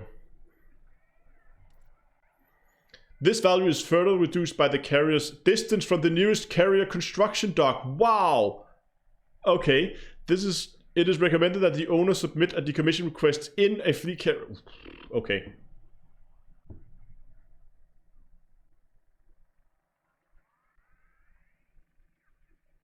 So if you're far away from deconstruction dock, you're going to you have to be fined for them to carry it over there.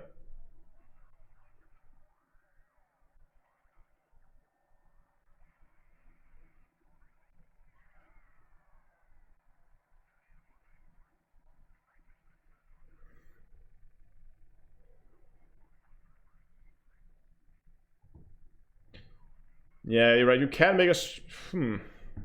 Okay. That's a bit harsh.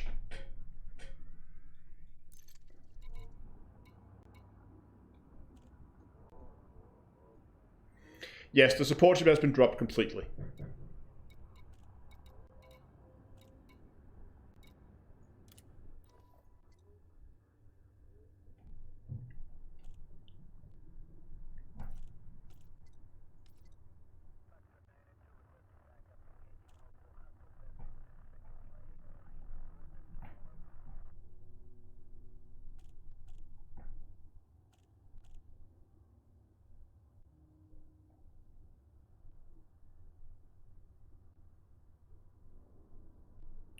Yes, you can upgrade the carriers at construction docks. You can add new services and stuff like that there. Can anybody name me one reason why you would want a carrier at all? Well, I think if you can get the market thing, I think that's the one that's the most interesting to me. The fact that you can begin to buy stuff. There was some issues with the prices and stuff like that, but that seems to be okay over the live server, because for some reason the galactic average prices on the test server is not the same on the live server. So keep that in mind. But in general, yes, we should be okay with the prices over on like buying and selling stuff. So if you're basically just following the fluctuations in the market by people buying and selling materials, and you can do it all for your carrier, then you should be okay making some money out of it from commodity trade. But it requires that you spend some time on it, and it's basically going to be a whole new thing you're going to be spending your time on. So that's going to be your main activity in the game, is just managing the carrier and making sure everything is running. And if that's okay, if that's something you like to do, I personally think it will be fun. And I'm definitely going to give it a go. Could this potentially end up costing me like multiple billions on the live server? Yes. But I'm sure still going to give it a go.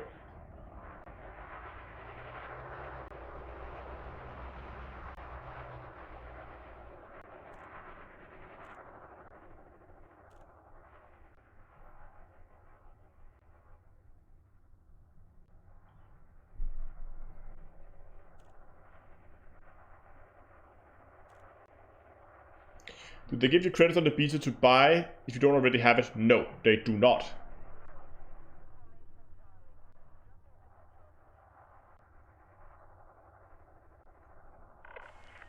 Attention, this carrier has scheduled a hyperspace jump. Please conclude any remaining business in this system prior to departure. Hold on, could I actually go in and change the name of the fleet carrier now? Where was that? Settings.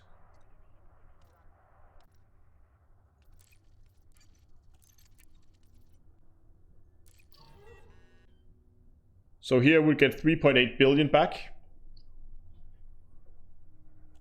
And I will also lose all the stored ships. So let's not do that. So the credit you spend in the beta does not affect what you do in the live server. So it's completely separate. Keep that in mind. Completely separate. There's nothing to do with each other.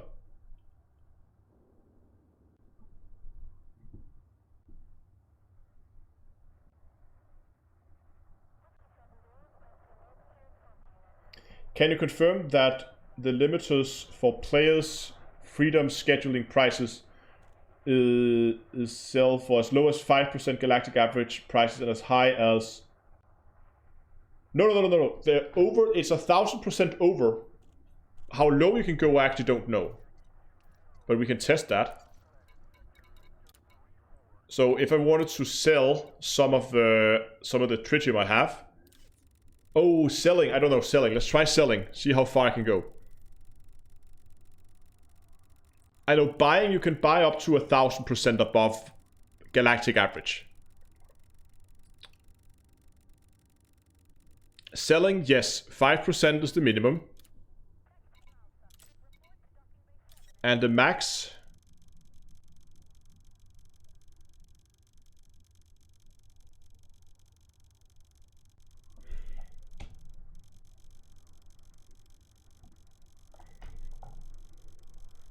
Just get the chat running again here.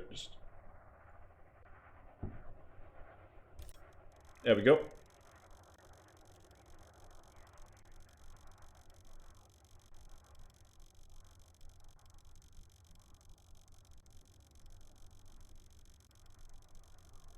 It's definitely going over. I think this one's going to 1,000 as well. Carrier jump sequence has been initiated. Lockdown begins in 15 minutes.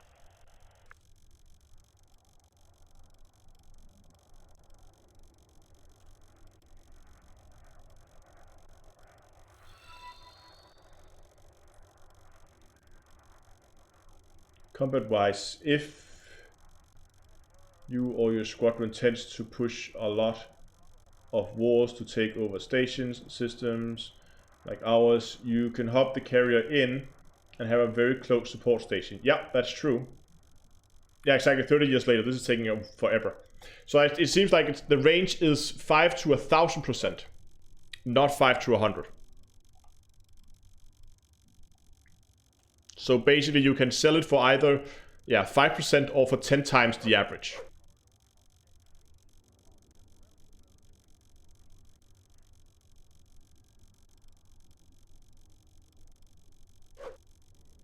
Let's see if it stops here at 1,000. It should. Yeah, it stops there. Okay.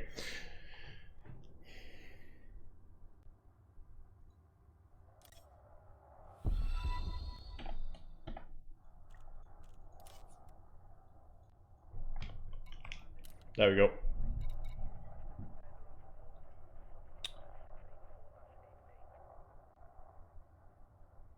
Is there a mission for mission commodities? I don't see any filters here.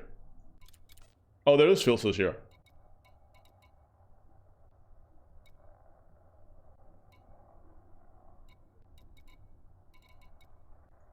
Oh, salvage and power play modules were disabled.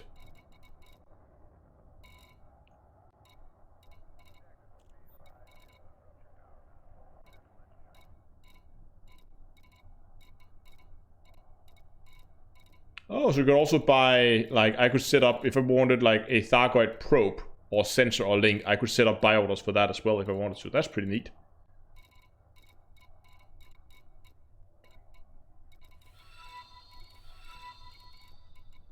Thanks for the subscription on YouTube and the follow on Twitch.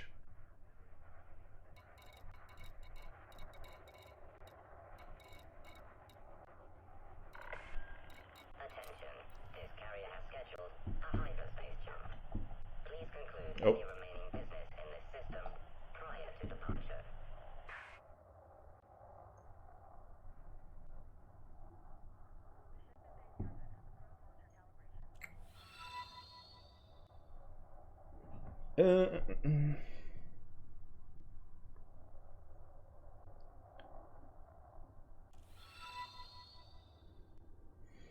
If you buy Thargoid parts, will your carrier start taking damage for them?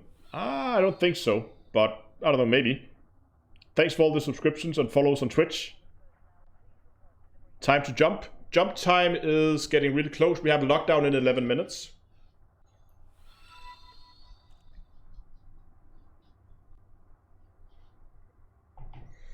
Do we know we can store the fuel in the carrier and transfer it to the carrier? Yes, but you have to bounce it over your cargo hold, so make sure you have a ship with a decent sized cargo hold. But yes, you can transfer it from storage into the hangar. I can show you that in a second again.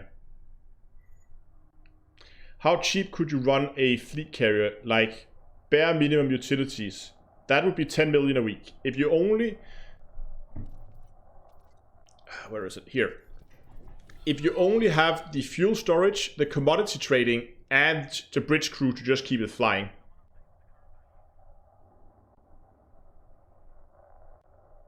Can I stay in this view while jumping? I can try. Then it will be 10 million a week. But if you weren't able to refuel, rearm, repair, that's going to cost you a little bit extra. And if you want something like a shipyard so you can actually store your ships, well, it's going to cost you extra. If you want to be able to outfit, costing extra.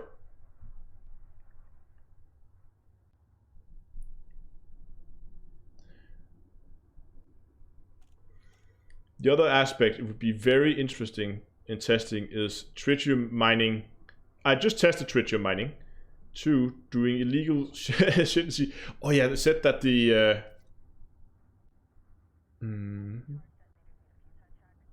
carrier security rating. Federation welcome.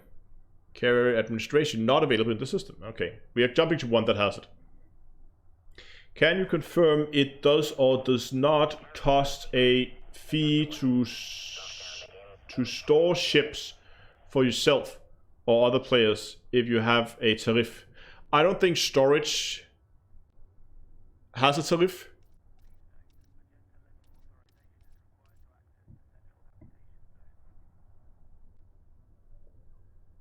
As far as I know, but I haven't paid too close attention to this, I must admit.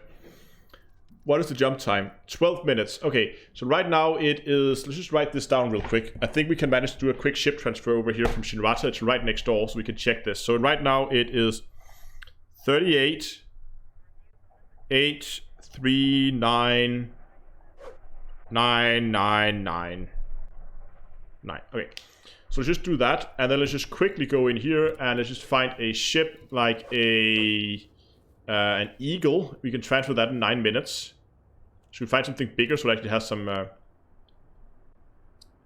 cutter. Let's take a cutter. That's a big ship.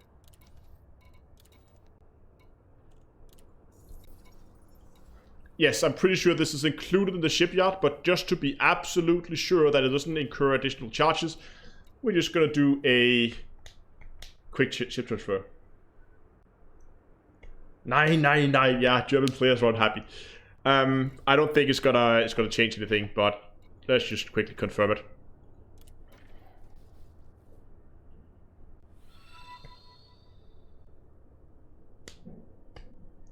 How many ships can be stored with the shipyard, and do I have to buy ones?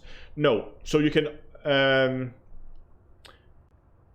There's 16 out of 16 landing pads. If you want to, one thing is the landing pads, the other thing is the ship storage. If you do not have the shipyard as a service in here, if you do not have this shipyard enabled, you cannot go and store ships. You can dock up to the 16 ships, but you cannot store them. Okay. With the with the shipyard, you can store up to 40 ships, 40 ships if you're the owner, and if you're a guest, you can store up to 10 ships, which I think is plenty.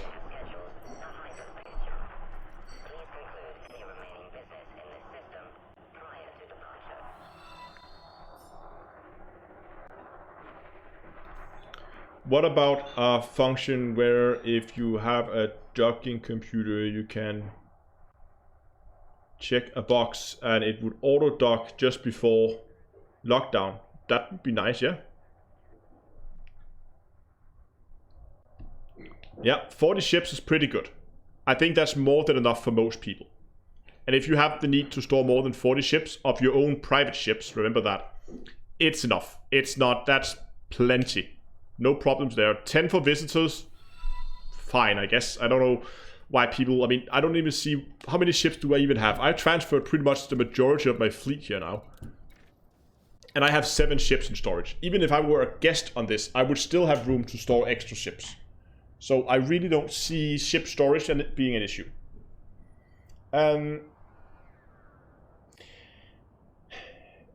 RX says, is it true that the triple LTD hotspot in Brand is gone? On the test server, yes, only the test server. But there's also been rumors floating around that it is a oversight by Frontier. They're gonna come back. I don't know, but we'll wait and see what happens with that.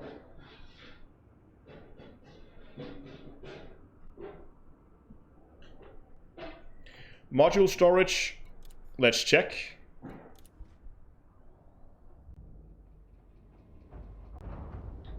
Oh yeah, of course, it's taking me inside the hangar now.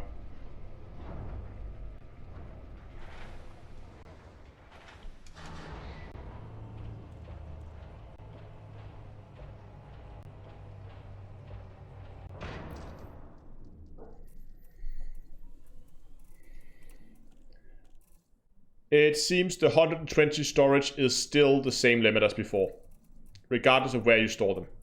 I don't think you get extra storage here.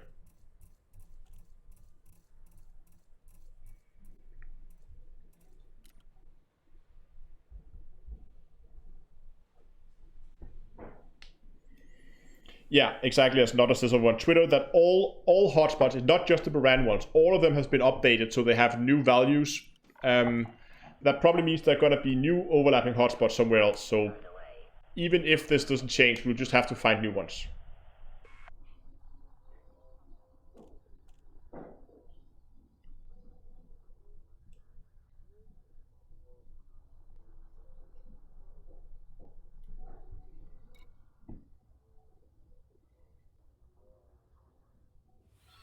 Yeah, okay, so Kai says here that the dev did confirm that the hotspots are all getting reset because of the addition of tritium. That means they will all get new types. That means Baran will disappear as a triple hotspot. But again, as you say, there will pretty much, I will guarantee you that we will find another hotspot, another mining spot. Just give it a week after launch and we'll find it. Yeah, don't worry about it, guys. Look, there are already multiple Painite hotspots available, and there are pretty much, I'm pretty sure you can find double low temperature diamond hotspots all over the place already. There will be plenty, and it's in a matter of time, and we'll find a triple hotspot as well. So, yeah, RIP Baran, but welcome new system. There will be a new one somewhere.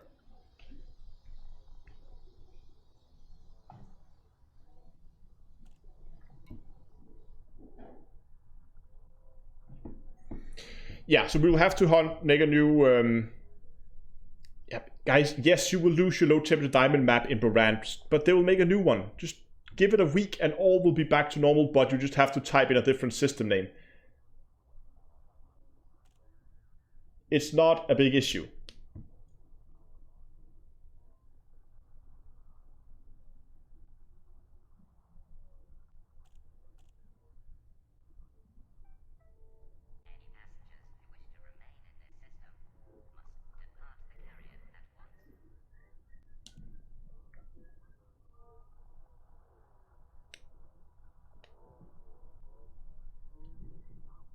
I thought it took ages to find the triple. It takes time, but trust me, it will be found.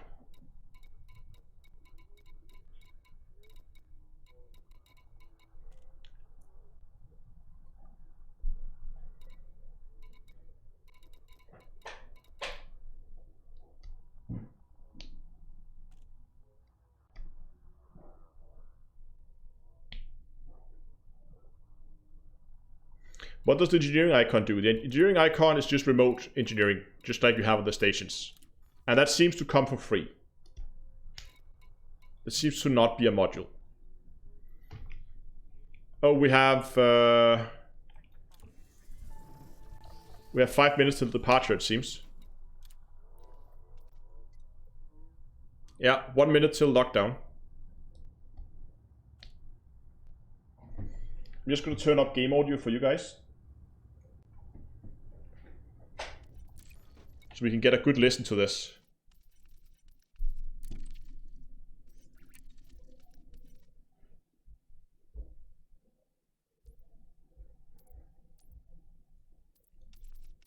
Make no mistake, this challenge is superior content.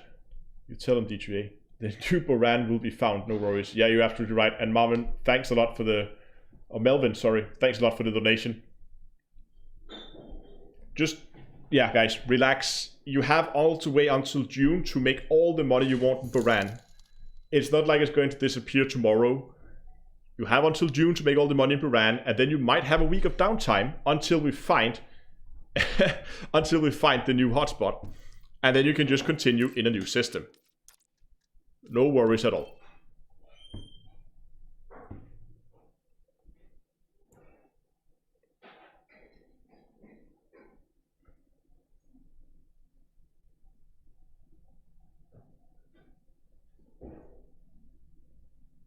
Yeah, I think that the fleet carriers have potential to be expanded upon.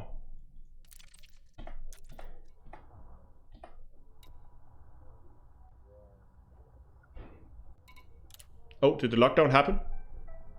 All services are now online. Network access will resume following face-to-face travel.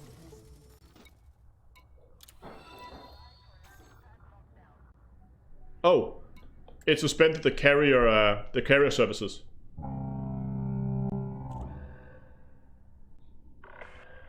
Attention. Carrier has entered pre-flight lockdown. All services have been suspended.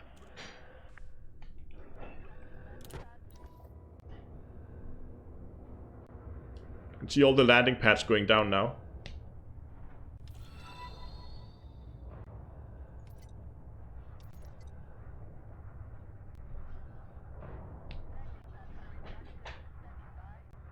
I'm gonna try to listen to it from the inside this time.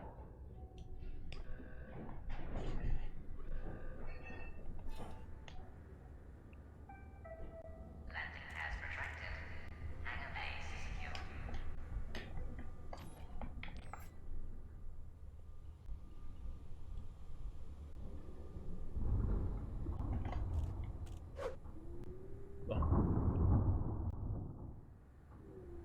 You guys hear that? Game audio is low. Just wait.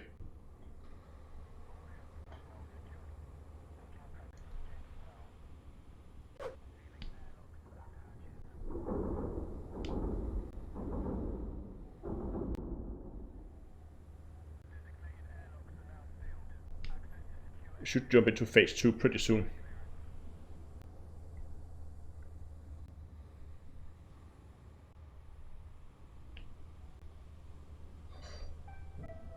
Maintenance task information is acknowledged. All decks are prepared for hyperspace. I think it's just the voice that I have set really low. Let me just quickly get this here. Options, audio, voice. Let's crank this up a bit. Attention all ships. Hyperspace travel is imminent. Please maintain a safe distance from the carrier. That should be better, right?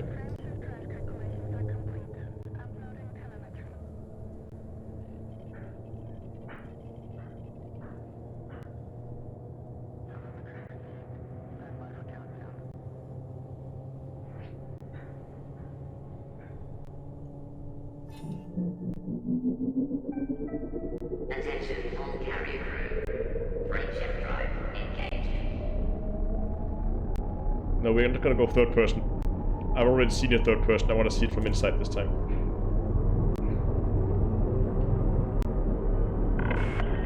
Attention. Final carrier checks are underway. Counting down to jump. 5, 4, 3, 2, 1.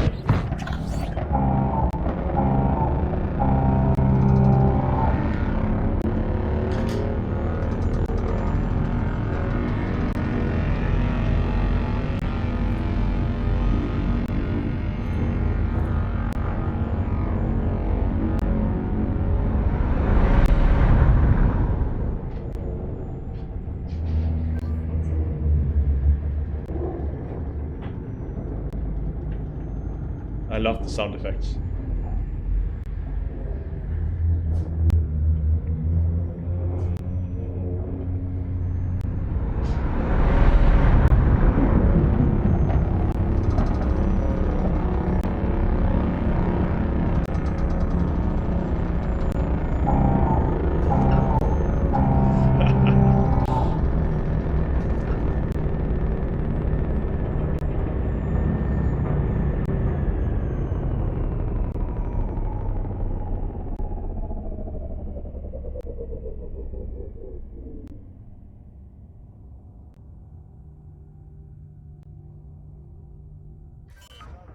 There we go.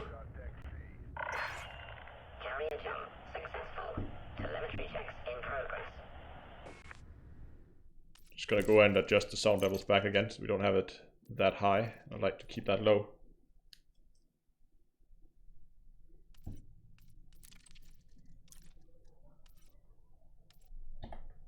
Okay.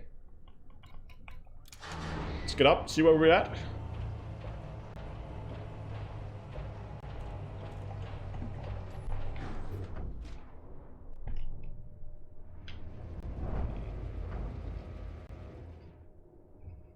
Come on.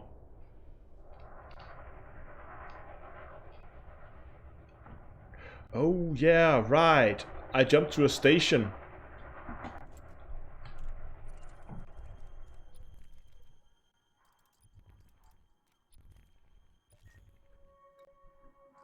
So I should be really close to that station now.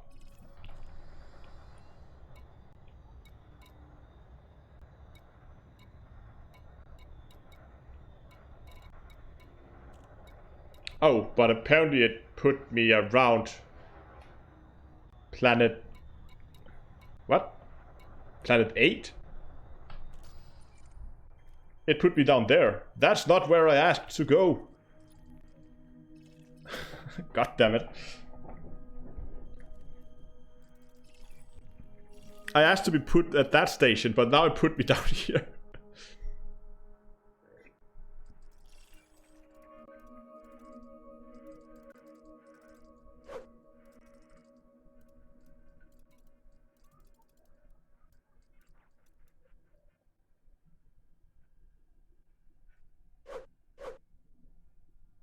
You can move in 2 hours, no problem. No, but at least now we have access.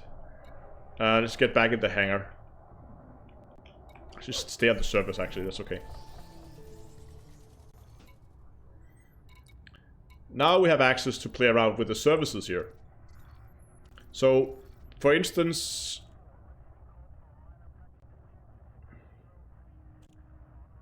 Okay, so... They were just going to put me at the closest that were available. No, you can't move your ship in Super Cruise. They don't go into Super Cruise.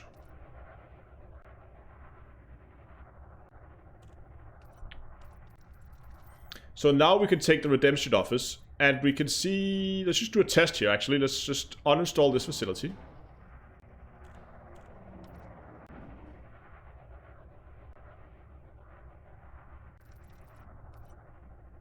And see how much we save.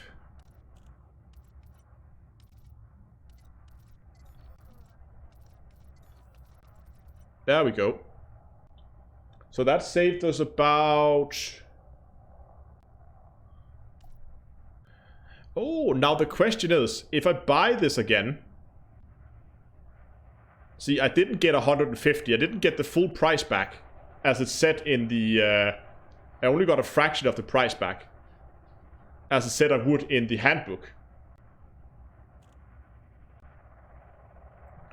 Yeah, I know, I did get some money back, but I didn't get all of it. I am aware, but again, I'm on the test server, it doesn't matter. I can just dump more money into it. I still have 7 billion to play around with.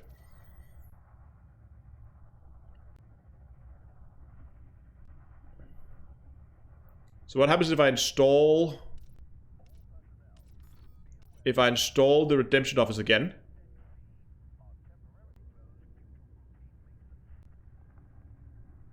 Give it some time. I really hope they would update this or this.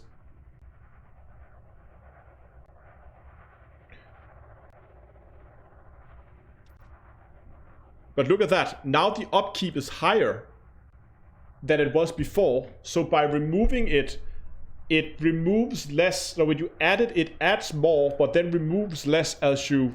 Oh, that's stupid. Uninstall facility. Just gonna try to remove it again.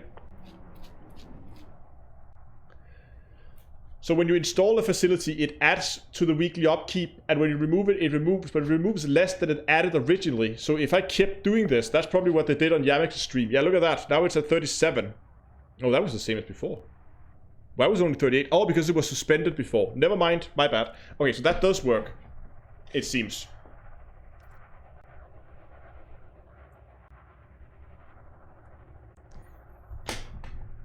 So how much, hold on, let's just quickly calculate this. How much did this then actually cost? Like, actually cost? In terms of weekly payments. Get a calculator here. So, before, it was 38,839,999. And then we subtract what we have now. 5,559. 285. So that was 1.28 million in weekly upkeep for a redemption office. So it's not quite like 10% or something, but interesting. People want to see how this module restocking works. So basically, if I want to restock a specific module, that could be I wanted to stock something like propulsion. So that would be thrusters and frameshift drives. You can see here on this one, I get 2C, 2D, and 2E here in the first tier ones. And I only get them from class 2 to 7. If I go for the second tier, I get D to B rated up to 8. Now from 2 to 7 here on from the FSD, of course, and 2 to 8 here. And finally, the last one, I get A-rated stuff. This is just A-rated. But these are too expensive to actually store, so I can't do that right now. And the same here with the mining material. You get different types of mining lasers based on what tier you get, right? So I would have to restock this. What about ships? Should we just try something here? If I go with something...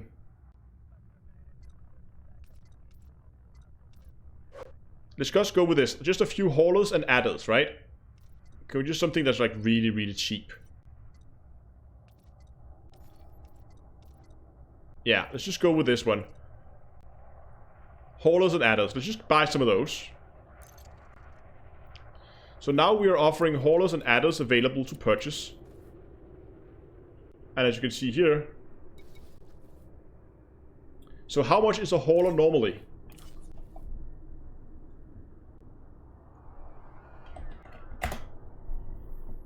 A hauler is around 51,000. Okay, I thought these were subject to tariffs as well. Tariffs applies to this service. Is that only transferring where tariffs are applied?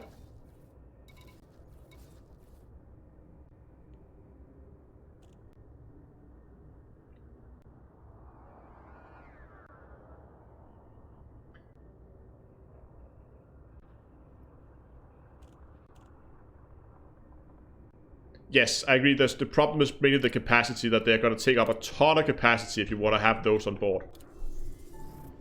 It's going to cut into a cargo. Oh, hold on. Can someone else go in and confirm? Hold on, let's see if there's anyone on Discord. Oh, we have Kai here. Hi, Kai. Didn't see you sitting there waiting. Can you hear me, Kai? I don't know. He's in the chat, so he must be able to... He'll probably pick it up in a second. Oh, I forgot that I set myself to push to talk. Yes, I hear you just Wonderful. fine. Are you by any chance close to the carrier? I am not. I'll be honest with you. I'm actually at Beagle Point in game and watching your coverage of the stuff. I was going to play with the beta in a couple hours. Yeah. So the reason why you weren't seeing the tariffs on the shipyard is because it is exempted because you're the owner. So you need another person to go and look and see what it shows as. Yeah, but I would have guessed that it would apply to the ship prices, so you get basically twice the price. It does. For a hauler, right? Yeah, it does. They said this specifically. They said that the tariffs are a global charge to everything on the fleet carrier except for the two markets. Those are exempt because those are explicit pricing. Yeah, commodity markets. Okay, that makes sense, I guess.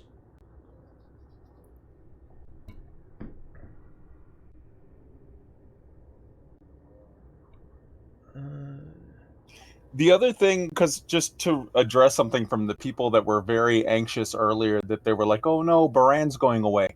Just keep in mind, that's not even going to change until June. Yeah, So yeah, for those exactly. people that are right now trying to build up their money, Baran is still going to be there until June. And again, I know that it's gonna be. I would give it a week before we have. Okay, I would give it a day, maximum 2 days before the first double hotspot is discovered, and maybe a week or two before a triple hotspot is discovered. Oh yeah, the IMU is on that. I don't think it's gonna. It might not. Maybe it's not low temperature diamond. Maybe it's gonna be with Pay Night, and then suddenly the Pay Night is the new rush, right, or something like that. I mean, we already had the Pay Night, overlapping Pay Night hotspots, which for a long time were really good, but it just turned out that low temperature diamonds was just slightly faster. Yeah. And that's why everybody's mining in the triple low temps. If you find a triple Pay Night hotspot, that's going to be just as fine. Oh yeah. And the other thing that is super, super exciting to me is that those missiles, those surface deposit, subsurface deposit missiles have basically been useless in this game. They have not had any real value to gameplay. And now there is a new thing that makes them, you know, worthwhile for the first time. Oh, hold on. Just here. Donglaw, you don't think there'll be any double hot or triple hotspots anymore? I know there's a lot of people searching for it, and they only found one. So we could be unlucky and there won't be any, but I have my hopes. If not, a double Pay Night hotspot is maybe not just as good, but it's damn close. You could also see them with all of the sort of salt that's been around this. You could see them just tweaking a number and saying plus 5%. And now what if all of a sudden we've got 8 triple hotspots in the galaxy that we know? Yeah. I mean, it might also be that we're now going to see basically carriers like there was this rumor of a one that was located like 700 light years outside the bubble. 700 light years, you could do, I say, on this evening, like Friday evening at 8 o'clock in game time. It's ship's gonna jump out there, and then it's gonna sit there for a week, and then the following Friday it's gonna jump back. So we have a week to just sit, and if the owner of the carrier just buys as much as they possibly can, you could have a whole squadron just sitting out there, filling their pockets. Given that the owner of the carrier have the funds to back that, because he will need to buy all the materials. Or also, for the first time in this game, they have made the ability to do cooperative things that are sort of reimbursed back. So let's say we do a system where I have a fleet carrier that I offer as a hauler for people. And what we do is we fly out to a place and I buy 800 tons over the week or 900 tons from you and then like 10 other players.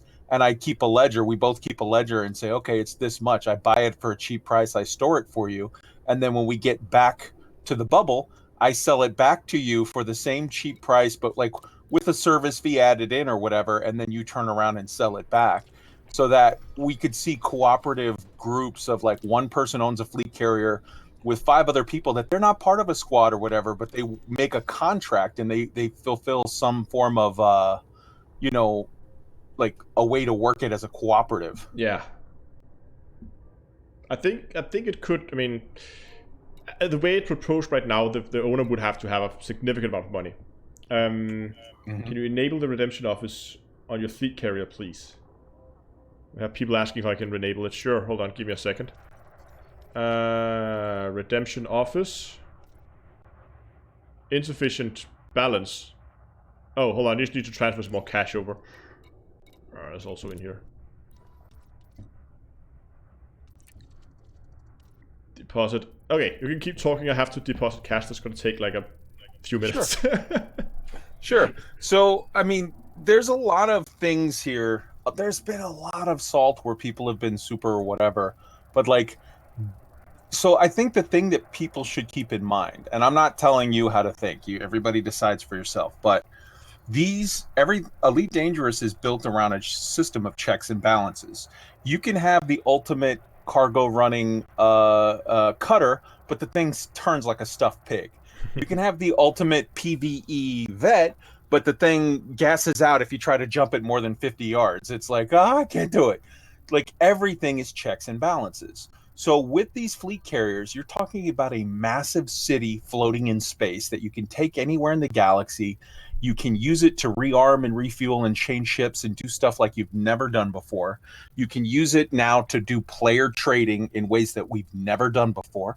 And you can use it to do storage in ways that we've never done before. That's a lot of massive freedoms, a lot of massive pluses. Hold on. With I don't know what I did, but my hands are not on the keyboard, but it's still counting up. maybe you hit the plus. Maybe you hit the plus, and it's just taking more input quicker than. I think maybe it is. Auto trading cash, but yeah, I mean, I can still see these being very useful. Wait, hit the plus and hold it down for like 10 seconds, and then take your hand off. Maybe it'll keep going until you tap the minus. No, but what if I alt tap? Oh, hold on, I think I know what it is. Yeah, I got it. Okay, so you hit your push to talk? No, not at all. So I'm running, because I'm running 2 PCs right now, right? I'm running a program called Synergy that allows me to use one mouse and keyboard for both PCs at the same time. So if I hold down the plus or minus and then drag the mouse over to the other machine, then it basically, like, my mouse and keyboard has disappeared from the main computer. It can't see it anymore. So it's not gonna get the I release the button signal. So you can just sit there and auto, as soon as I drag it back in and push something. Well, you realize Yamex is going to make a clip on that and say, fleet carriers rob you, confirmed. Most likely. But so the point I was making there was, with all of those extra freedoms, which are a lot, they have to have a big cost to balance it out. And so that's, I think, what we're seeing. People are focusing on the big costs, and they're just not at all looking at the big pluses. Now, I agree. I think if it's showing that it's like, oh, if it's 180 million or 140 million weekly cost, that's a little high. And I think that they will hear the feedback and they will tweak that. But if that cost is somewhere in the 20 million range, for 20 to 30 for a fully decked out one, and then for most people, you're going to want like half the services. So if you can get yours for 15 million a week, I feel like that cost is justified with all of the freedoms that they bring. And again, I think it's pretty clear by now that fleet carriers are not meant to be for everybody. I mean, this is pretty much meant to be, just as there are people who dedicate their playtime to mining, or to hunting Thargoids, or to PvP, or whatever. There will now be people who dedicate the majority of the playtime to fleet carriers. I mean, some like to do BTS, some like to do all other kinds of activities, and some will now be spending their time managing a fleet carrier, and that is definitely not for everybody. And there will be a lot of people saying, oh, this is just going to turn into EVE Online, spreadsheets online, or micromanagement thingy.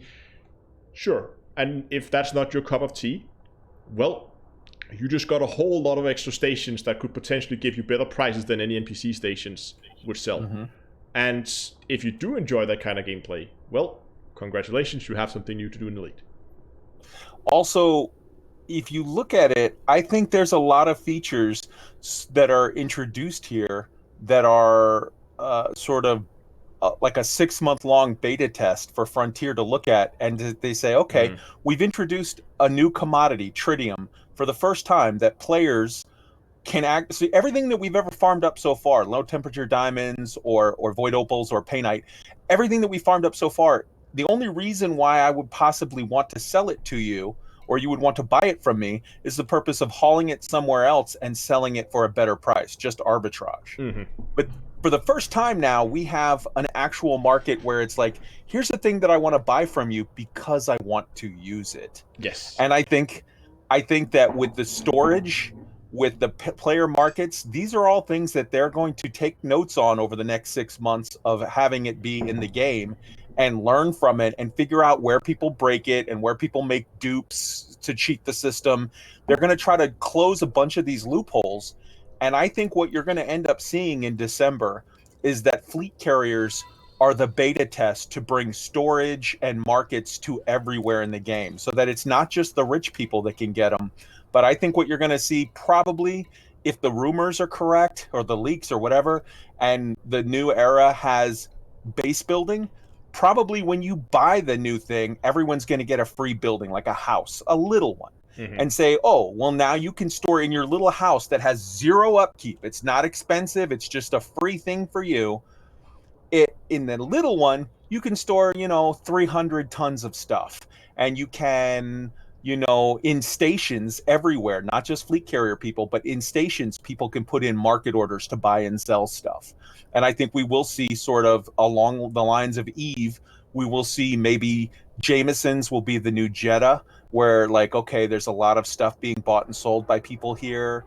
Like, there's a lot of things that this brings that I think they're watching, and these are things that the regular masses, not just the 1%, will get to play with soon.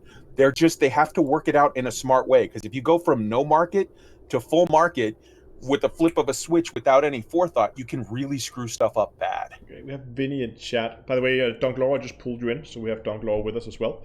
Where Vinny in chat says people don't want Eve, and there's definitely a point to that if people want to play Eve, they would go and play Eve. If they want to play a market simulator, that would probably be a better choice of a game. So I can definitely appreciate it, but I think a lot of the negativity comes from people expecting that the fleet carriers were gonna be a huge investment, like a huge one-off investment, and then they would have access to something. They could basically be their own private home base. They could move around as they saw fit. And now it's turned out it's so much different than that. I mean, yes, you can use it for that, but it's going to be very, very costly to do so.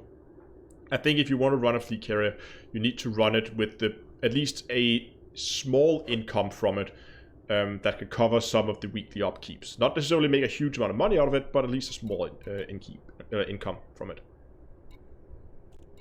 And with regard to the question or the statement that people don't want Eve, I agree with you. Some people don't want Eve. Some people would love, like, it's not 100% one way or the other. Some people would love to see some of the mechanics of the markets and the like self-governing systems of Eve brought into a game that has cool dynamic flight like Elite. So the fact of the matter is if you put it out there, like, the people that don't want to interact with it, that don't want to do that, this takes away nothing of the rest of the game for you. You still have that.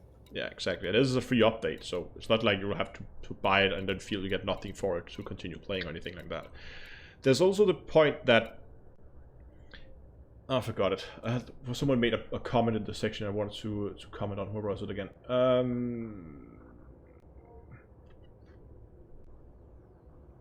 Oh yeah, it was somebody said that I think it's a bummer that they completely abandoned the exploration players. And it was Chef in the chat who said that. And I agree, as it is right now.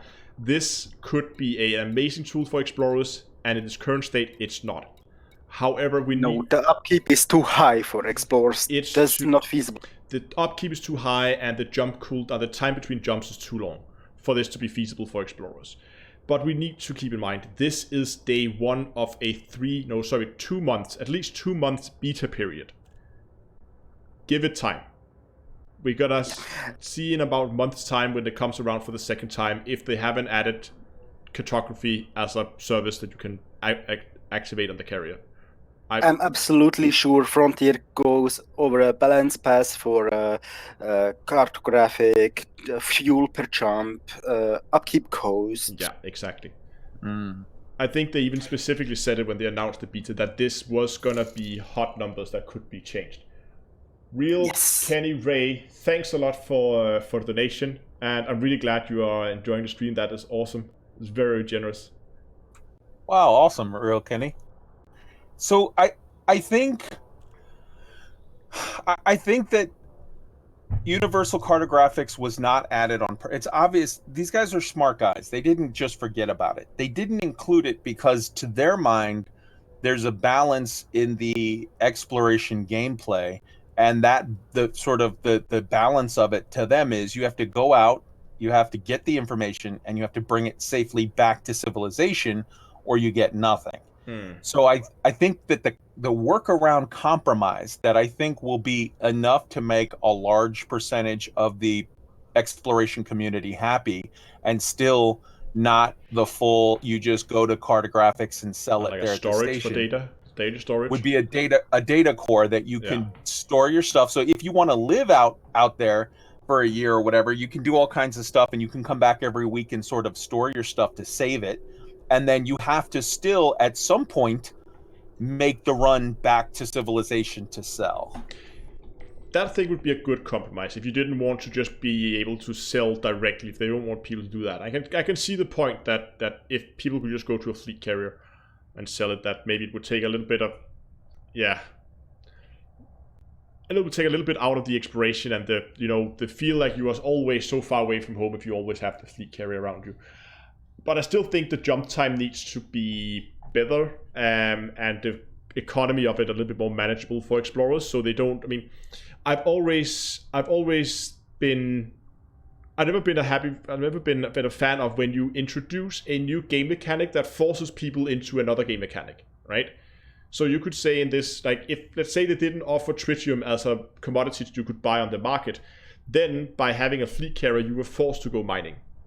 And as much as I enjoy mining, that would not be a good game mechanic, because forcing people into a game style they do not like is not feasible for me. And we kind of have this problem here, where if you want to take a fleet carrier, let's imagine they reduce the jump time, they reduce the running cost of it, and they add a data storage for cartography data, so it would be a lot more feasible for explorers. You would still force explorers to go out and mine for fuel. And I don't necessarily think that's a good idea. I would love to see we can get it from mining, but I would love to see a third way for explorers to be able to gather this tritium fuel. Exactly how, I don't know, but... Oh, is that me being lowered? No, that's an NPC, okay. What if they were to...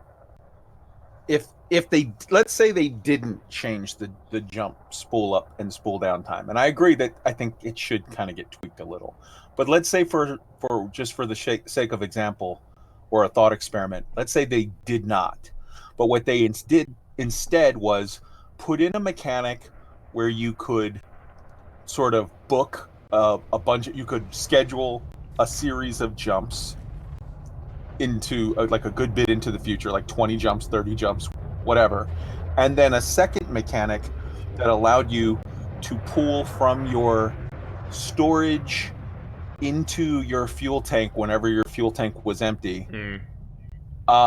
Then you could literally schedule a week's worth of jumps to get to a location ahead of time, and then just kind of go off and live your life and know that the carrier will be there on X day at Y time. Yeah, that doesn't work, Kai, so far. Astronomy made a jump, 300 tons fuel for the max range, so you can take 3 jumps with one.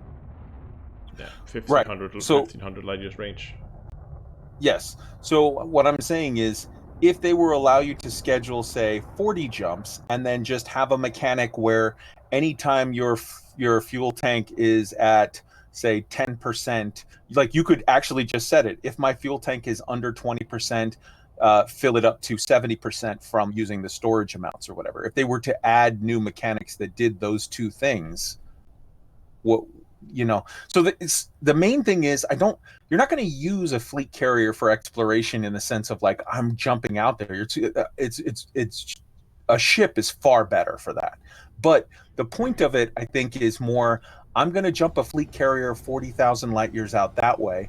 I'm going to park it there, and then I'm going to spend the next month flying within, 1,000 light years in every direction and map out a bunch of stuff.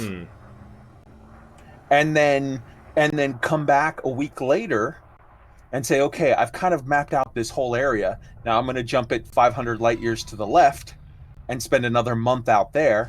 And then after you do that whole loop, I'm going to move it 500 light years to the left and repeat for like a year or two or more. And if you have the option to store your data, that means you could do it at... Without risking, you would... I mean, then you would only lose that small region you crashed in. It's not like if you were out there for years and you come back and then you crash on a planet and you lose everything. Yeah, I mean, you could... Hey, thank you, Commander Digital. That's Commander awesome. Digital.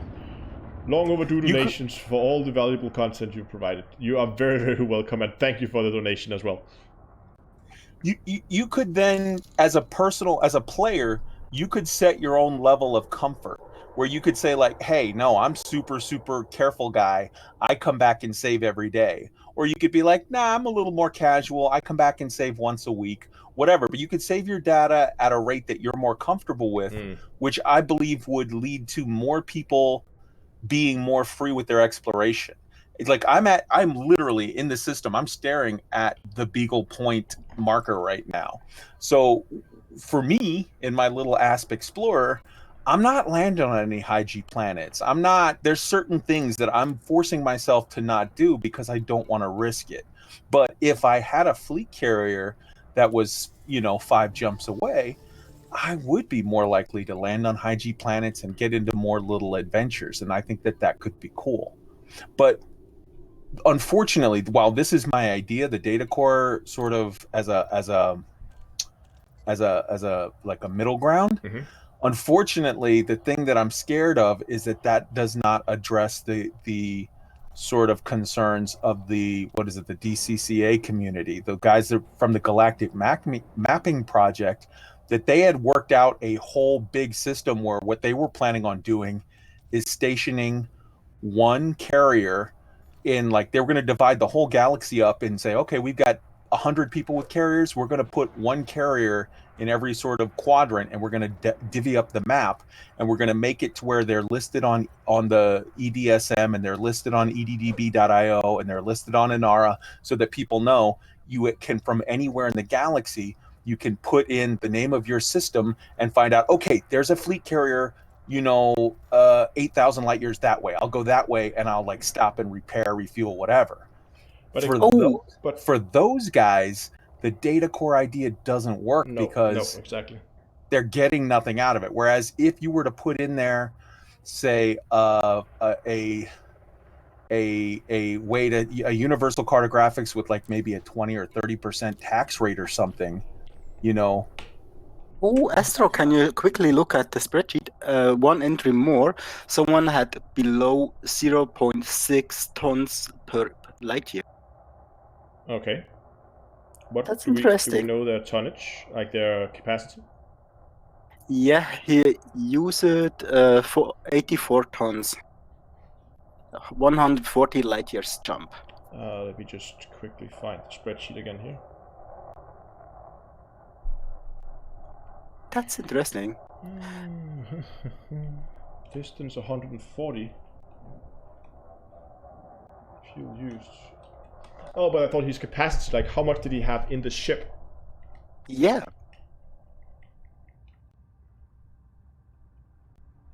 Because hold on, I've just removed a lot of modules from my carrier here.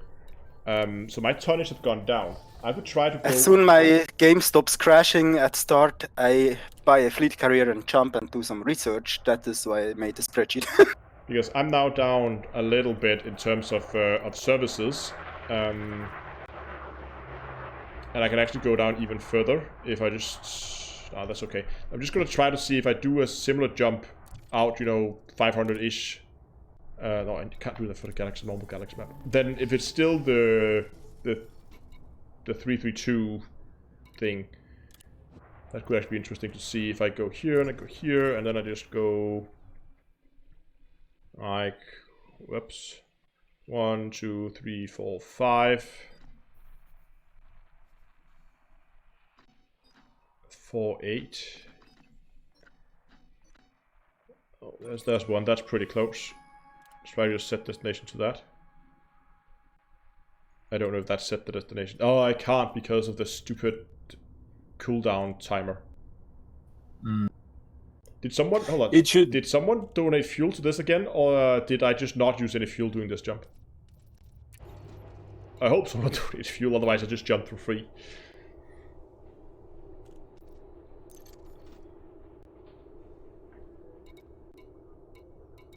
Okay. Oh yeah, I could probably get rid of some of the ships I have for sale to save a little bit more weight as well. Let me get chat back. Make sure you mark the difference in weight when you're factoring in the jumps, because I'm really interested to see if the mass difference will affect the jump fuel consumption. Beachwalker, thanks a lot for the donation. That is awesome. Austin, I saw post a question in chat saying about like you can use it to hold your unlock stuff. Just to be clear, Austin, they said you cannot use a fleet carrier to buy, sell, or store power play items or rare commodities. So you can't use it to have like Hutton mugs or Lavian brandy, and almost all of that unlock stuff is going to be stuff of that nature, like the Lavian brandy for DD Vetterman. Hold on, I have a few people have requested that they want to see the carrier defenses in action, so they want to see you die. They want to see stuff blow up. Okay, yeah. It's enough talking. Let's go and blow. Die, Astro, die! Let's go and blow something up. Being me. Hold on. Do I even have? Do we even have weapons on this ship? You might want to switch to a cheaper ship I just before you do that. I just swapped over to a courier, but I don't have any weapons on it, so that's gonna be difficult. Ramming speed, bro. I have a diamond python. I have my blunderbuss. I'll use the blunderbuss. I would laugh my ass off if you blew up the carrier with your blunderbuss. I know it's not possible. I mean, it has a lot of DPS. It's had a lot of burst damage, so maybe we'll give it a go.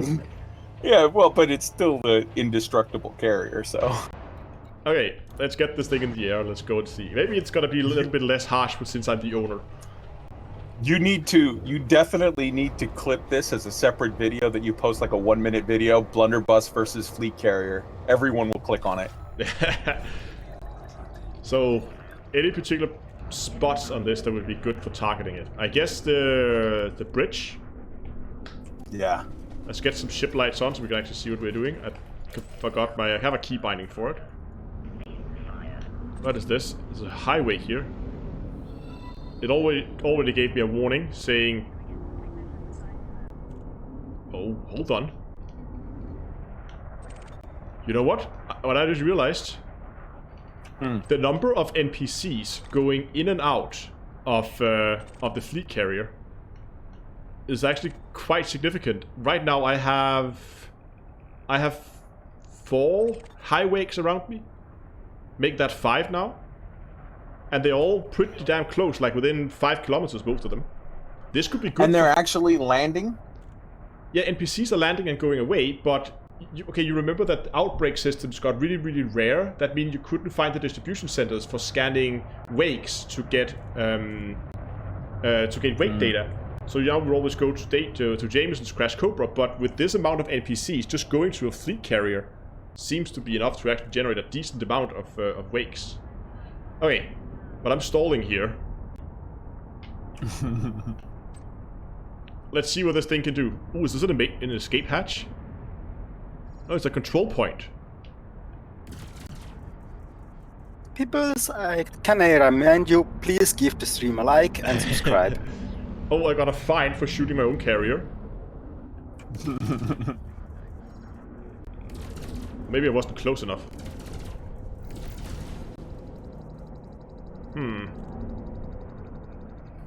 Maybe it's having a hard time targeting you where you're at. Oh, there we go. Now it's mad. Woo! Can I find the dead spot? Can I hide? No, it can still see me. Oh, there's one there as well. No, there's one here as well. What about the nose? Never mind. Request docking.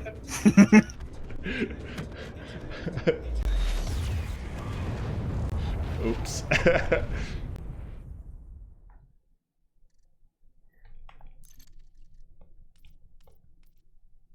What would be hilarious now is if you see the deck officer just takes control of the ship and they mutiny and they take off and leave. Oh, it's gonna send me to a detention facility. Of course it does. And let me guess, it's gonna be somewhere in Colonia.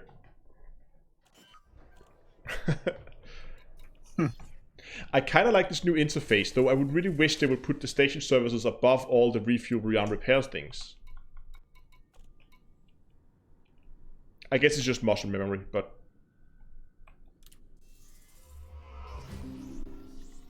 And also in the, if you notice, I think people that were at regular stations also saw that new interface. Yes, I'm at a regular, no, I'm actually at a mega ship, but...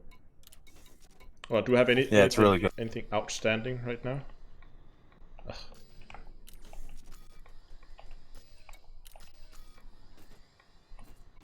No. So how far am I from my fleet carrier?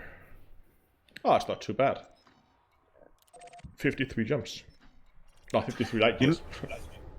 You know what I think could be an interesting exercise for you, Astro, would be to go to the player handbook on the main carrier administration, take a picture of every page from, you know, day 1 of beta 1, and then take a picture of the same thing from June launch live, and look for the differences between the two to see throughout the beta what exactly changed. Okay, Dr. Law, talk about clickbaiting the title. Wow. Astro gets destroyed. I read it as Astro destroys his own fleet carrier. Okay. Fair enough.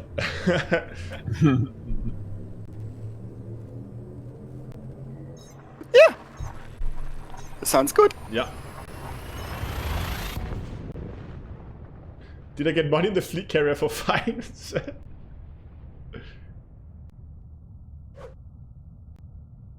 Oh. Went all quiet. Is that new? Are you guys still here? I'm here. Have you been doing a lot of jumps today? Because Witch Space sounded a lot more quiet than it used to.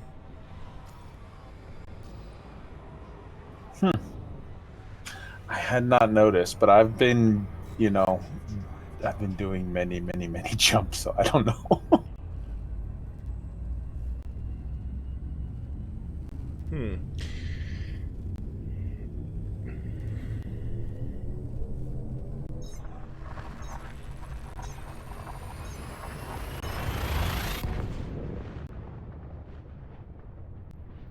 How about the support vessels? What would deliver goods to carriers and refueling? And no, support vessels are gone. They're not going to be part of it, as it seems right now. Why did that Twitch clip put me in like a bunch of, all of the clips here are some young girl? It's weird. What stream are you watching? I literally clicked on the Twitch clip that Dunkalora made. Yeah, what's in your history, Kai? No, it says popular clips from JD On. I don't follow any JD On. I have no idea who this person is. Weird. I'm gonna do, Gavin asked if I'm gonna do a first impression. I was actually just sitting considering it, because at first I thought I would do a this is how you mine tritium kind of guide as one of the first things, but I don't see that being too interesting at the moment, because you could buy it off the station and it's really not that different from anything else, and if they're gonna change it anyway, then I don't know if that's that interesting. So then I was considering, as Gavin posted, doing like a first impression, like what do I think of it so far, what needs to change. That's definitely an option. And I was also considering doing a this is how you set up a fleet carrier, like what do all the knobs and buttons and dials do, right? It's really quiet in Witch Space. It's so weird. I think you should do a video of fleet carriers by the numbers. So like, okay, this is what we see for fuel consumption thus far. This is what we see for the prices, you know, the explicit prices for each of the services. So this is the total blah blah blah, and then, you know, stress in that video like this is the initial whatever we fully expect. Frontier has told us that all of these numbers and whatever are subject to change. That's one of the reasons I opened the spreadsheet, Kai. Oh, hold on. I think my Agreed. game crashed. Well done. I just lost all control here. I have no control. And I'm not moving anywhere. I think this is a game crash. Yeah, no escape menu either. There we go. Nope. It picked it up. Oh, that HOTAS looks sad. That's still not the Whirlpool. No, still waiting for the Whirlpool stick. And it's... I don't know when it's gonna... Expected to be a multi-part video. I don't know. I mean, going over the numbers, problem is if you do a numbers video, like this is how it is at the moment, right? It would become obsolete very, very quickly. I mean, they could produce a micro patch tomorrow and the video could end up becoming obsolete before it's even live.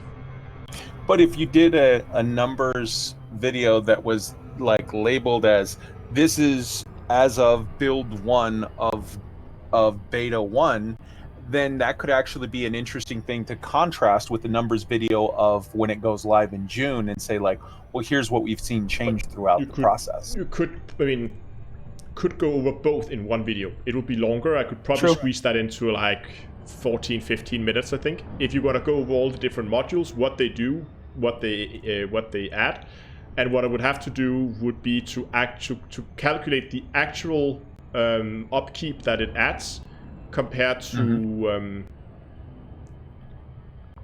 yeah, you can't see it without adding them individually, but I could go back and watch the stream as I added the different services and see how they go up, so I don't have to sit and do it again. That could work. And then like talk about how what is the listed upkeep and what is the actual upkeep, and also talk about the fuel that we know so far. Again, I don't want to sit down and do a whole like reverse engineer the formula behind the fuel consumption, but because if they change it, it would be annoying to have done that. But at least we can mention the findings that we have already in the spreadsheet, that it seems that the capacity may have something. I'm going to confirm that actually in a second here. How much time is before we can do the next jump with this thing? 11 minutes. So in 11 minutes I'm going to try to schedule a new jump with less capacity used. So basically see how much fuel is consumed then. Yeah. The other interesting thing I think would be, because I'm literally, you know, me at Elite Week and Ty and Trax at Loose Screws Podcast, we've got a fairly positive but measured response to fleet carriers. You have had a very positive but measured response to fleet carriers. Burr has had the same. And then to my knowledge, the vast majority of everyone else has just been salt. So it could be an interesting exercise for each of the three of us to put out a thing where we say like, hey, we are very positive on many things. We have some criticisms on certain things. Here is a balanced view of, and I mean, I think even if the rest of us didn't do it, just for you to do it with, you have a very extensive followership. And I think that I would love to see a down-to-earth astronomy video with saying like, hey, there's a lot of cool stuff here. Here's what we've seen. Here's what I liked. Here's what I didn't. Here are some compromises that I think could make it be awesome.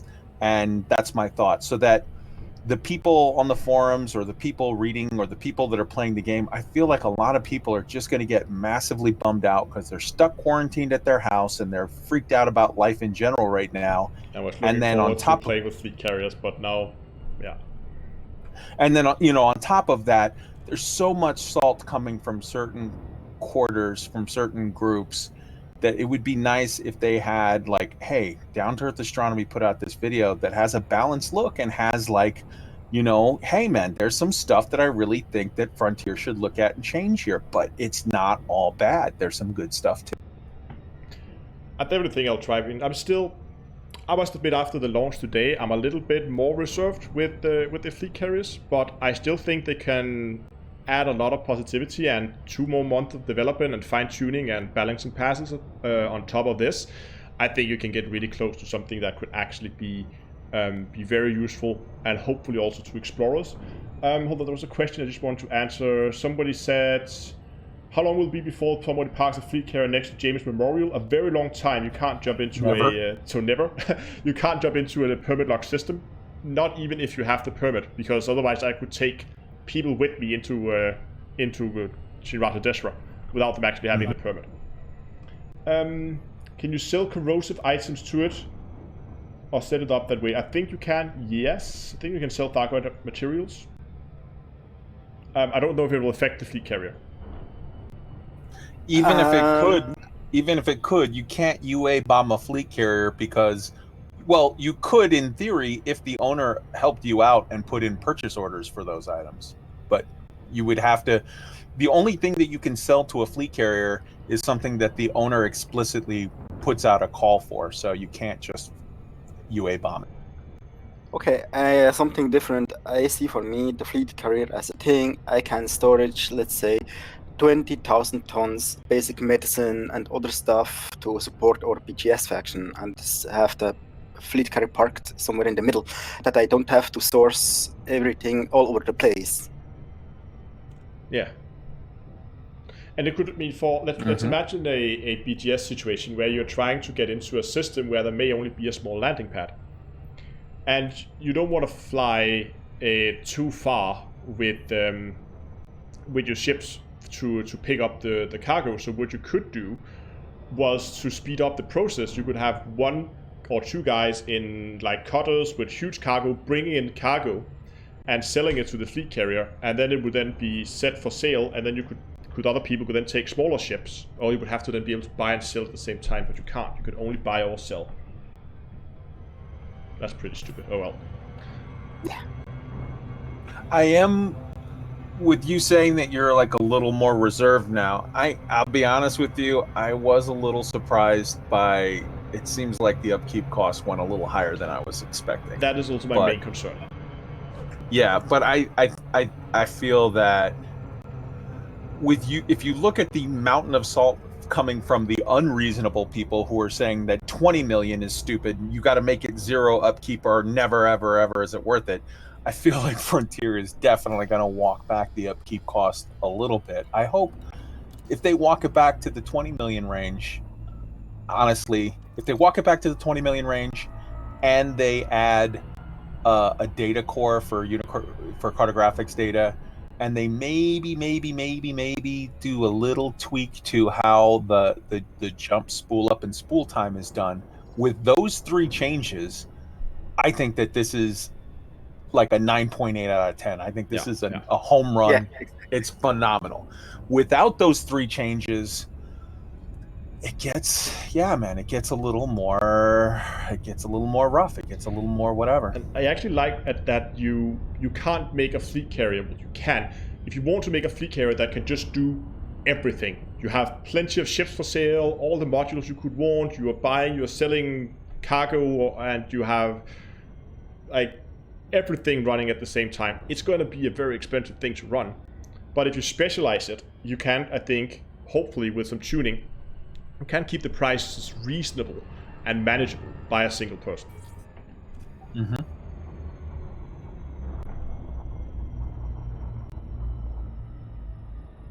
And I think that people have not really examined yet just how powerful these can be for the purpose of you purchase one, and now like if what you want to do is nothing but hardcore like trading, like that's a serious thing that some end game people are going to want to play.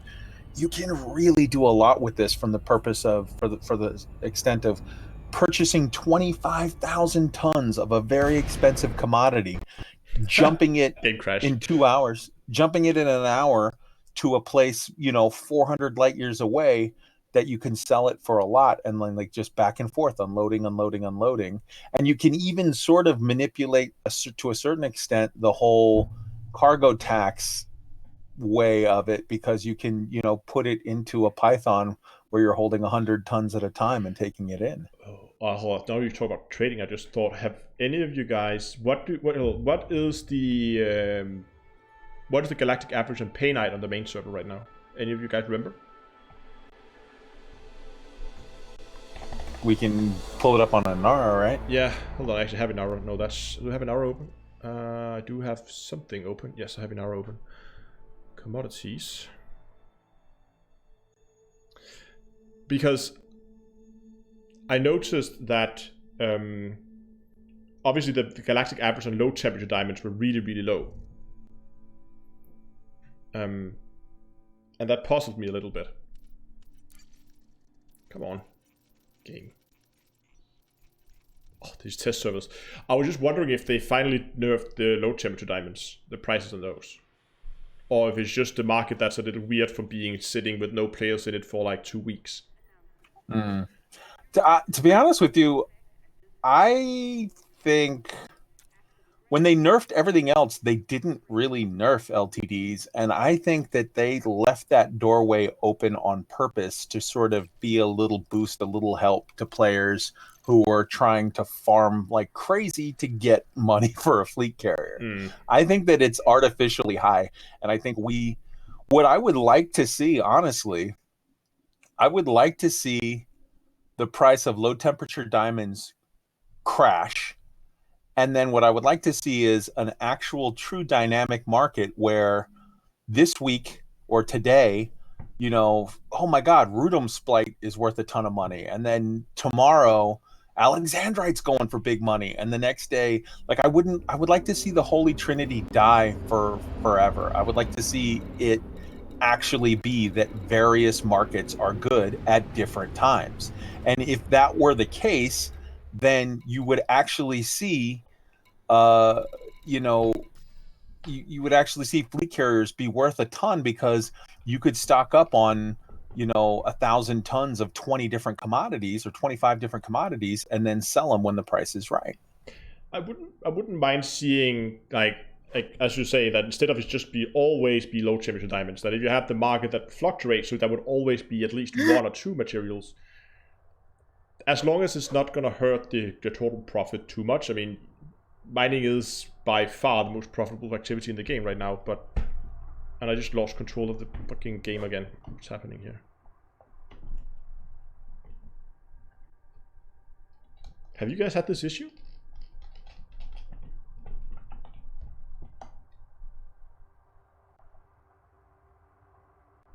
It's really weird. Like every time I lose control, I can't hear you guys either.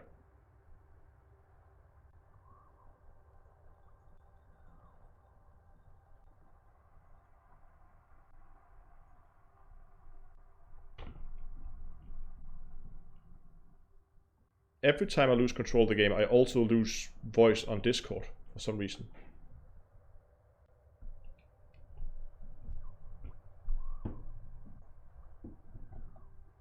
I mean, mouse is clearly working. Just gonna try to reconnect. Can you guys hear me? Yeah, I hear you just fine. Yeah. Could you hear me before? Yeah. Okay, I just couldn't hear you. Yeah, I can hear you. I wasn't talking. I was just... Okay. But, like, without the cartographics, it's rough. Yeah. And right now, the upkeep cost is just too high. So, like,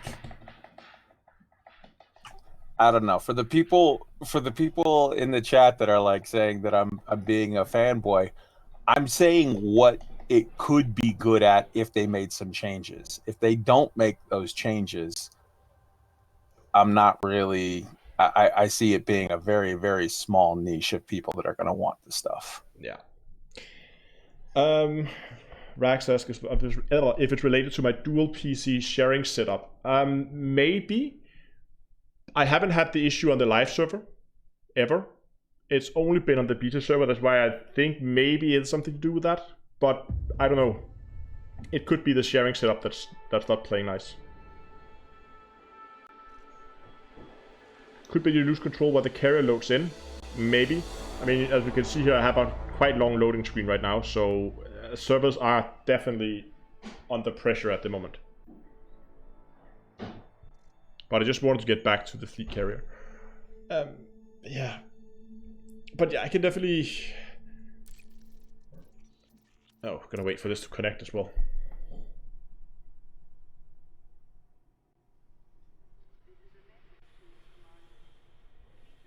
At least one person is excited.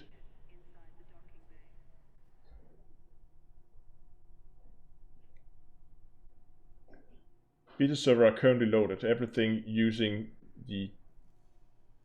Yeah, it might just be that the beta server is beginning with us slowly getting into the EU Prime time zone here. It's slowly getting more and more swarmed. Did I get a connection? I get a connection now. I'm gonna try to log into solo, see if that helps. Maybe I'm gonna get a slightly better connection there. I don't know. Well, I'm in. I have flight control. That's a good start. Do I have a carrier? Oh, so it's every time I open up the system map, it crashes. Oh, it's probably because when it opens the system map, it needs to pull in the data for all the different carriers. Oh, there we go. Just be a little bit more persistent with the opening system map. Oh, great. I was dropping out and it dropped me out 33,000 light seconds away.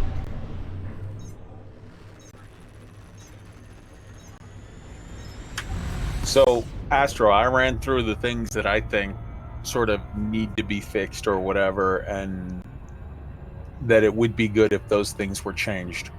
What are your like initial thoughts on like, man, they need to tweak this and this and whatever?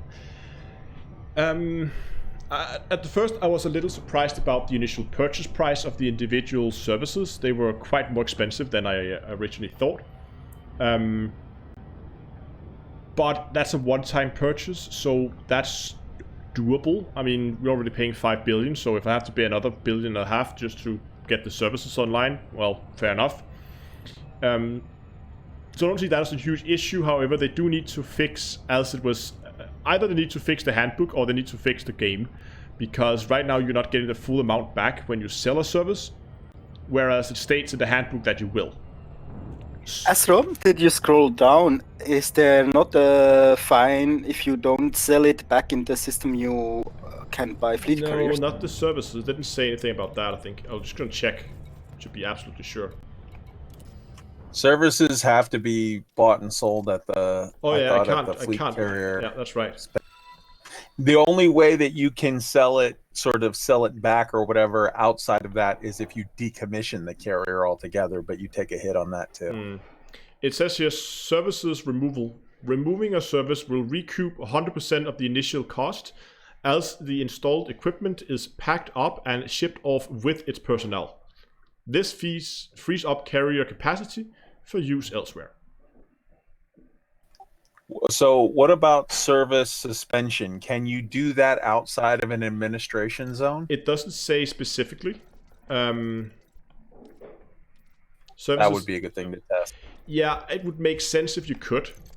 I would really like to see that. I mean, I think we need a little bit more control over the services at like outside the administration systems. Like suspending would be a obvious choice, that you could suspend a service outside.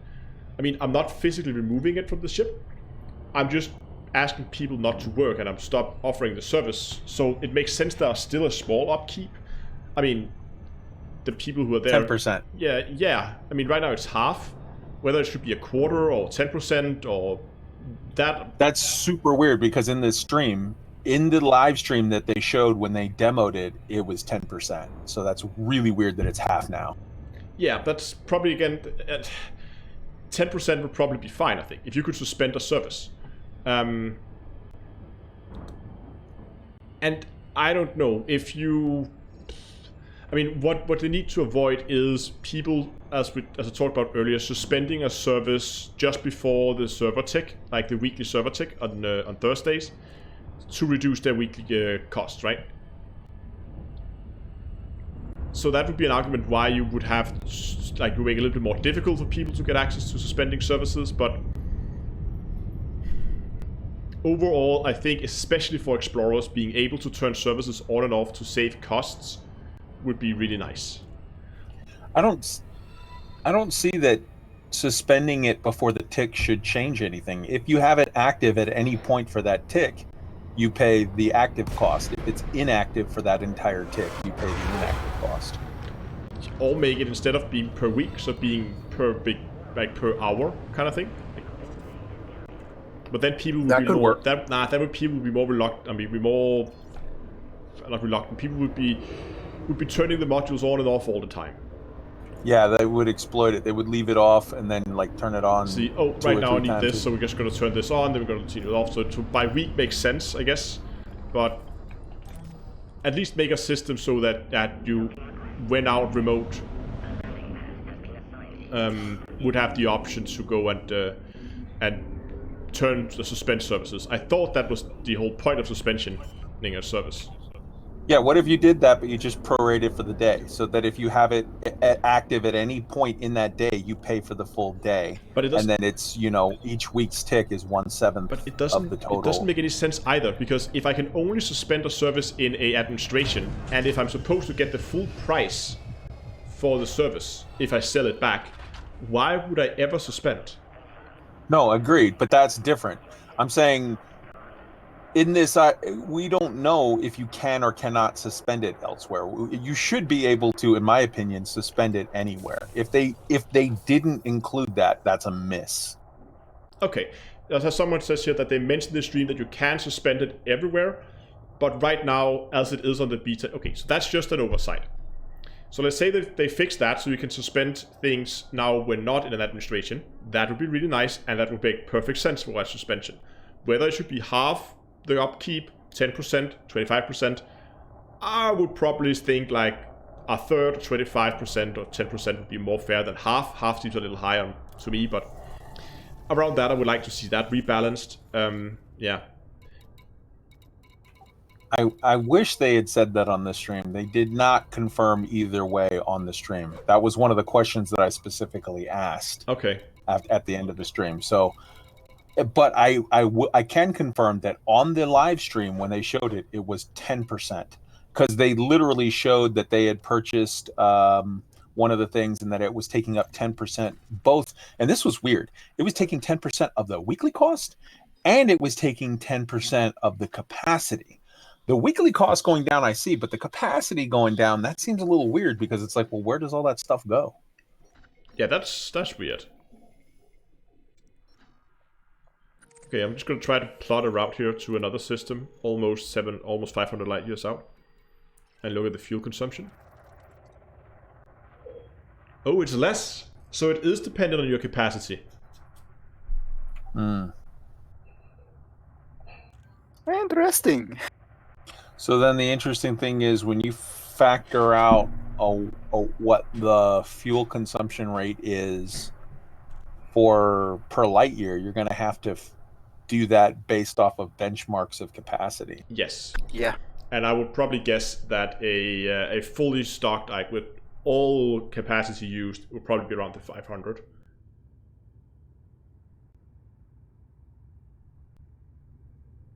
So you're saying that if I understand what you're saying that 500 light years for 1 light year per ton at a absolutely full 25,000 out of 25,000 capacity fleet carrier, and then that's why it is that you're getting it for kind of cheaper, because you're going in less than a full carrier.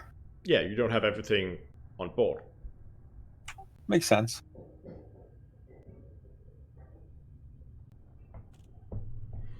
But okay, so just now I've tried to have only the services on that I think I would end up having on the live server, which is refuel, rearm, repair, and a shipyard. And that is just shy of 30 million upkeep. That is manageable. It's slightly higher than I would like, but it's manageable.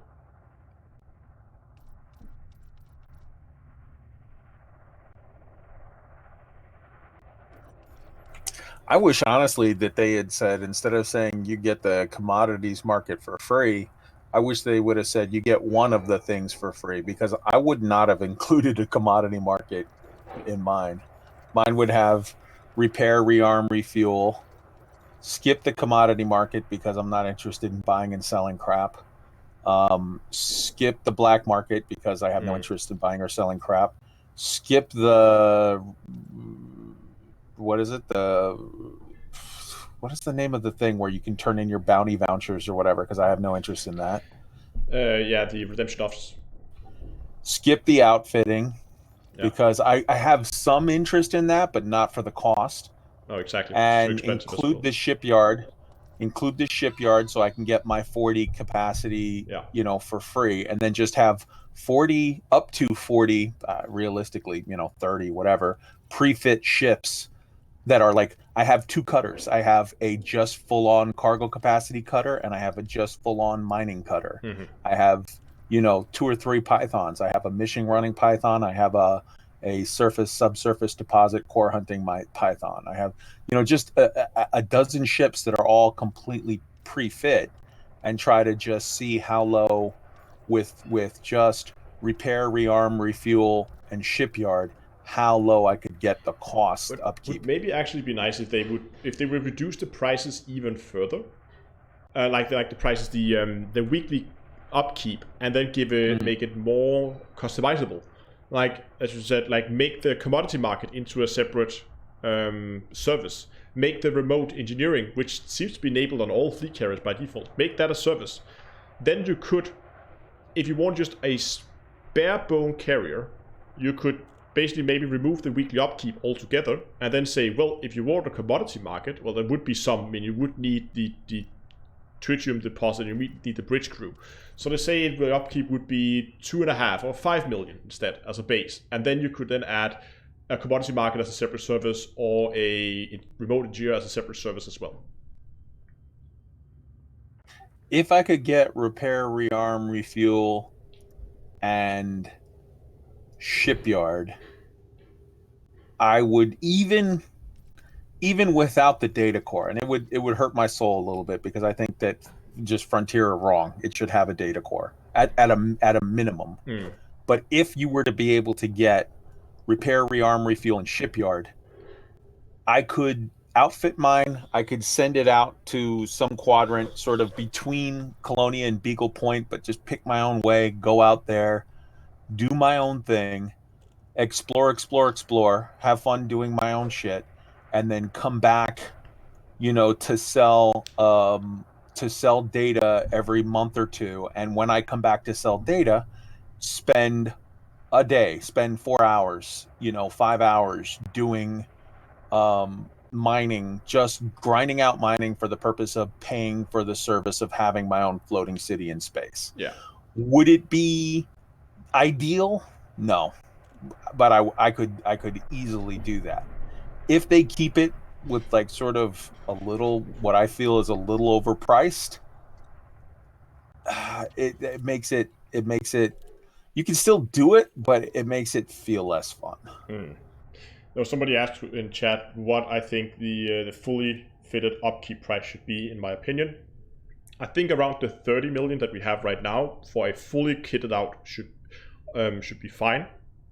And for a partly outfitted, like what I'm fitted right now, where I've disabled some major options like outfitting, then I would probably like to see that being in the 20 to like around 20 million plus minus a bit, right? If you remove a few options, like I have removed the security warehouse outfitting and the redemption office, if I remove those, then I would like to see that being more closer to like 20 million, I think.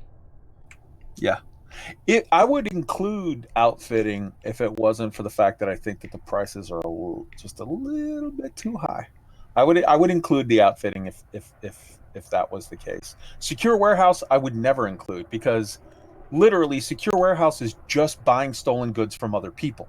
You can still secure your own stolen goods. You got 25 tons of storage. That's 25,000 rather tons of storage. That's not an issue. But how many times do I want to be a professional pawn shop that just buys shady shit from people? Like, no, not really. I don't care. Derek, he asks, can you remove everything? You can remove everything but the three on the top, which is the commodity trading, can't be removed. The tritium deposit, that's your fuel tank, and the bridge crew. And those together, as you can see, they do not have a operational expense, but the fleet carrier have a base operational expense of 10 million per week. So you will have 10 million per week as a bare minimum, just to keep the ship flying, and that includes the 3 top services. All the additional services give you an extra fee, but the numbers here don't match, so keep that in mind.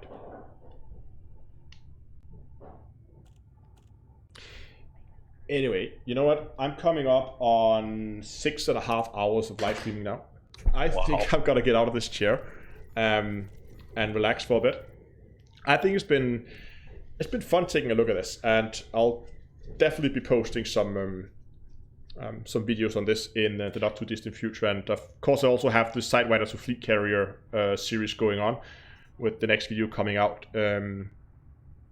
Hopefully not too far in the future. So the big question that I have for you, Astro, is this: which bunny rabbit are you going to name your fleet carrier after? No, I've already decided that this is going to be the North Star. I decided that as soon as they announced it. Right. But anyway, guys, I'm going to mute here. I'm going to wind down the stream. Thanks a lot for dropping by and taking a chat. In case you guys in chat don't know who we've been talking to, it's been Don Coloro, who's been part of this community for ages now and been moderating the chat for me for the last, I don't know when you actually started, a long time ago now. And I've had Dr. Kai Sen from the Loot Screw podcast and Elite Week. Is that what you're calling the new channel on YouTube? Yes, sir. So Yep. basically like a radio podcast and weekly news about Elite as well. So if you don't know Loot Screw, go and check it out. I'm gonna Most importantly, join our Discord. Yes. Buy some merch. I've gotta go get to Thank you. all that in a second. Hold on, I'm gonna mute Discord. Thanks a lot for joining, guys. So that is, where's the end scene? There it is. That's gonna be it for today, guys. I'm probably not gonna have a live stream on my usual spot because I've already been streaming 6 hours today, and I think I want to begin structuring some videos around this, figure out how to do that. But that's gonna come. Thanks a lot for joining. If you want to support the channel, there are multiple ways you can do it. You can either go down in the description or in some of the channel links that have already been posted in chat, where you can go and you can buy yourself some merchandise like this without the invisible link, but chroma keying and green ink on t-shirts. You can buy yourself a mug in the merch store. There's also a link for Patreon, where you can support on a monthly basis. Link for StreamLab, if you want to do one-time donations. And then, of course, there's a link for Discord. If you want to come over and you want to continue the chat, I'm pretty sure there are plenty of people on Discord who will be willing to chat about this, and you can share your opinions. And I'll also be hanging out over here once I got a little bit of a break, and we can go and we can have a chat about this. But yeah, of course, also on Discord, we have the faction, Terra X Astrocorp. You can go and you can help. So plenty of stuff going on over there. And I think that's going to be it for this time. Next week, there will not be a live stream. I forgot to mention this in Hello Dave. I'll probably do like an emergency Hello Dave for Monday, but next week I will not have a live stream. So next scheduled live stream will probably be in 2 weeks from now. So the beta I expect to be over at that point, but there will be videos coming out on the channel showcasing both a more compressed version of my thoughts and how you can manage a fleet carrier. I think I'll try to maybe do 2 or mix that into 1 video. I don't know. But overall, thanks a lot for all you guys who've been watching. If you like the stream, go down, give it a like, both on YouTube and on Twitch. Subscribe if you're over on YouTube, follow over on Twitch. And thanks a lot to all you guys who've been donating today. It is very much appreciated. There's been some very nice donations today, and it is, again, really much appreciated. And again, once again, thanks a lot to Don Glora for managing the chat for me today again. So yeah, fly safe, Commanders, and I'll see you guys in space.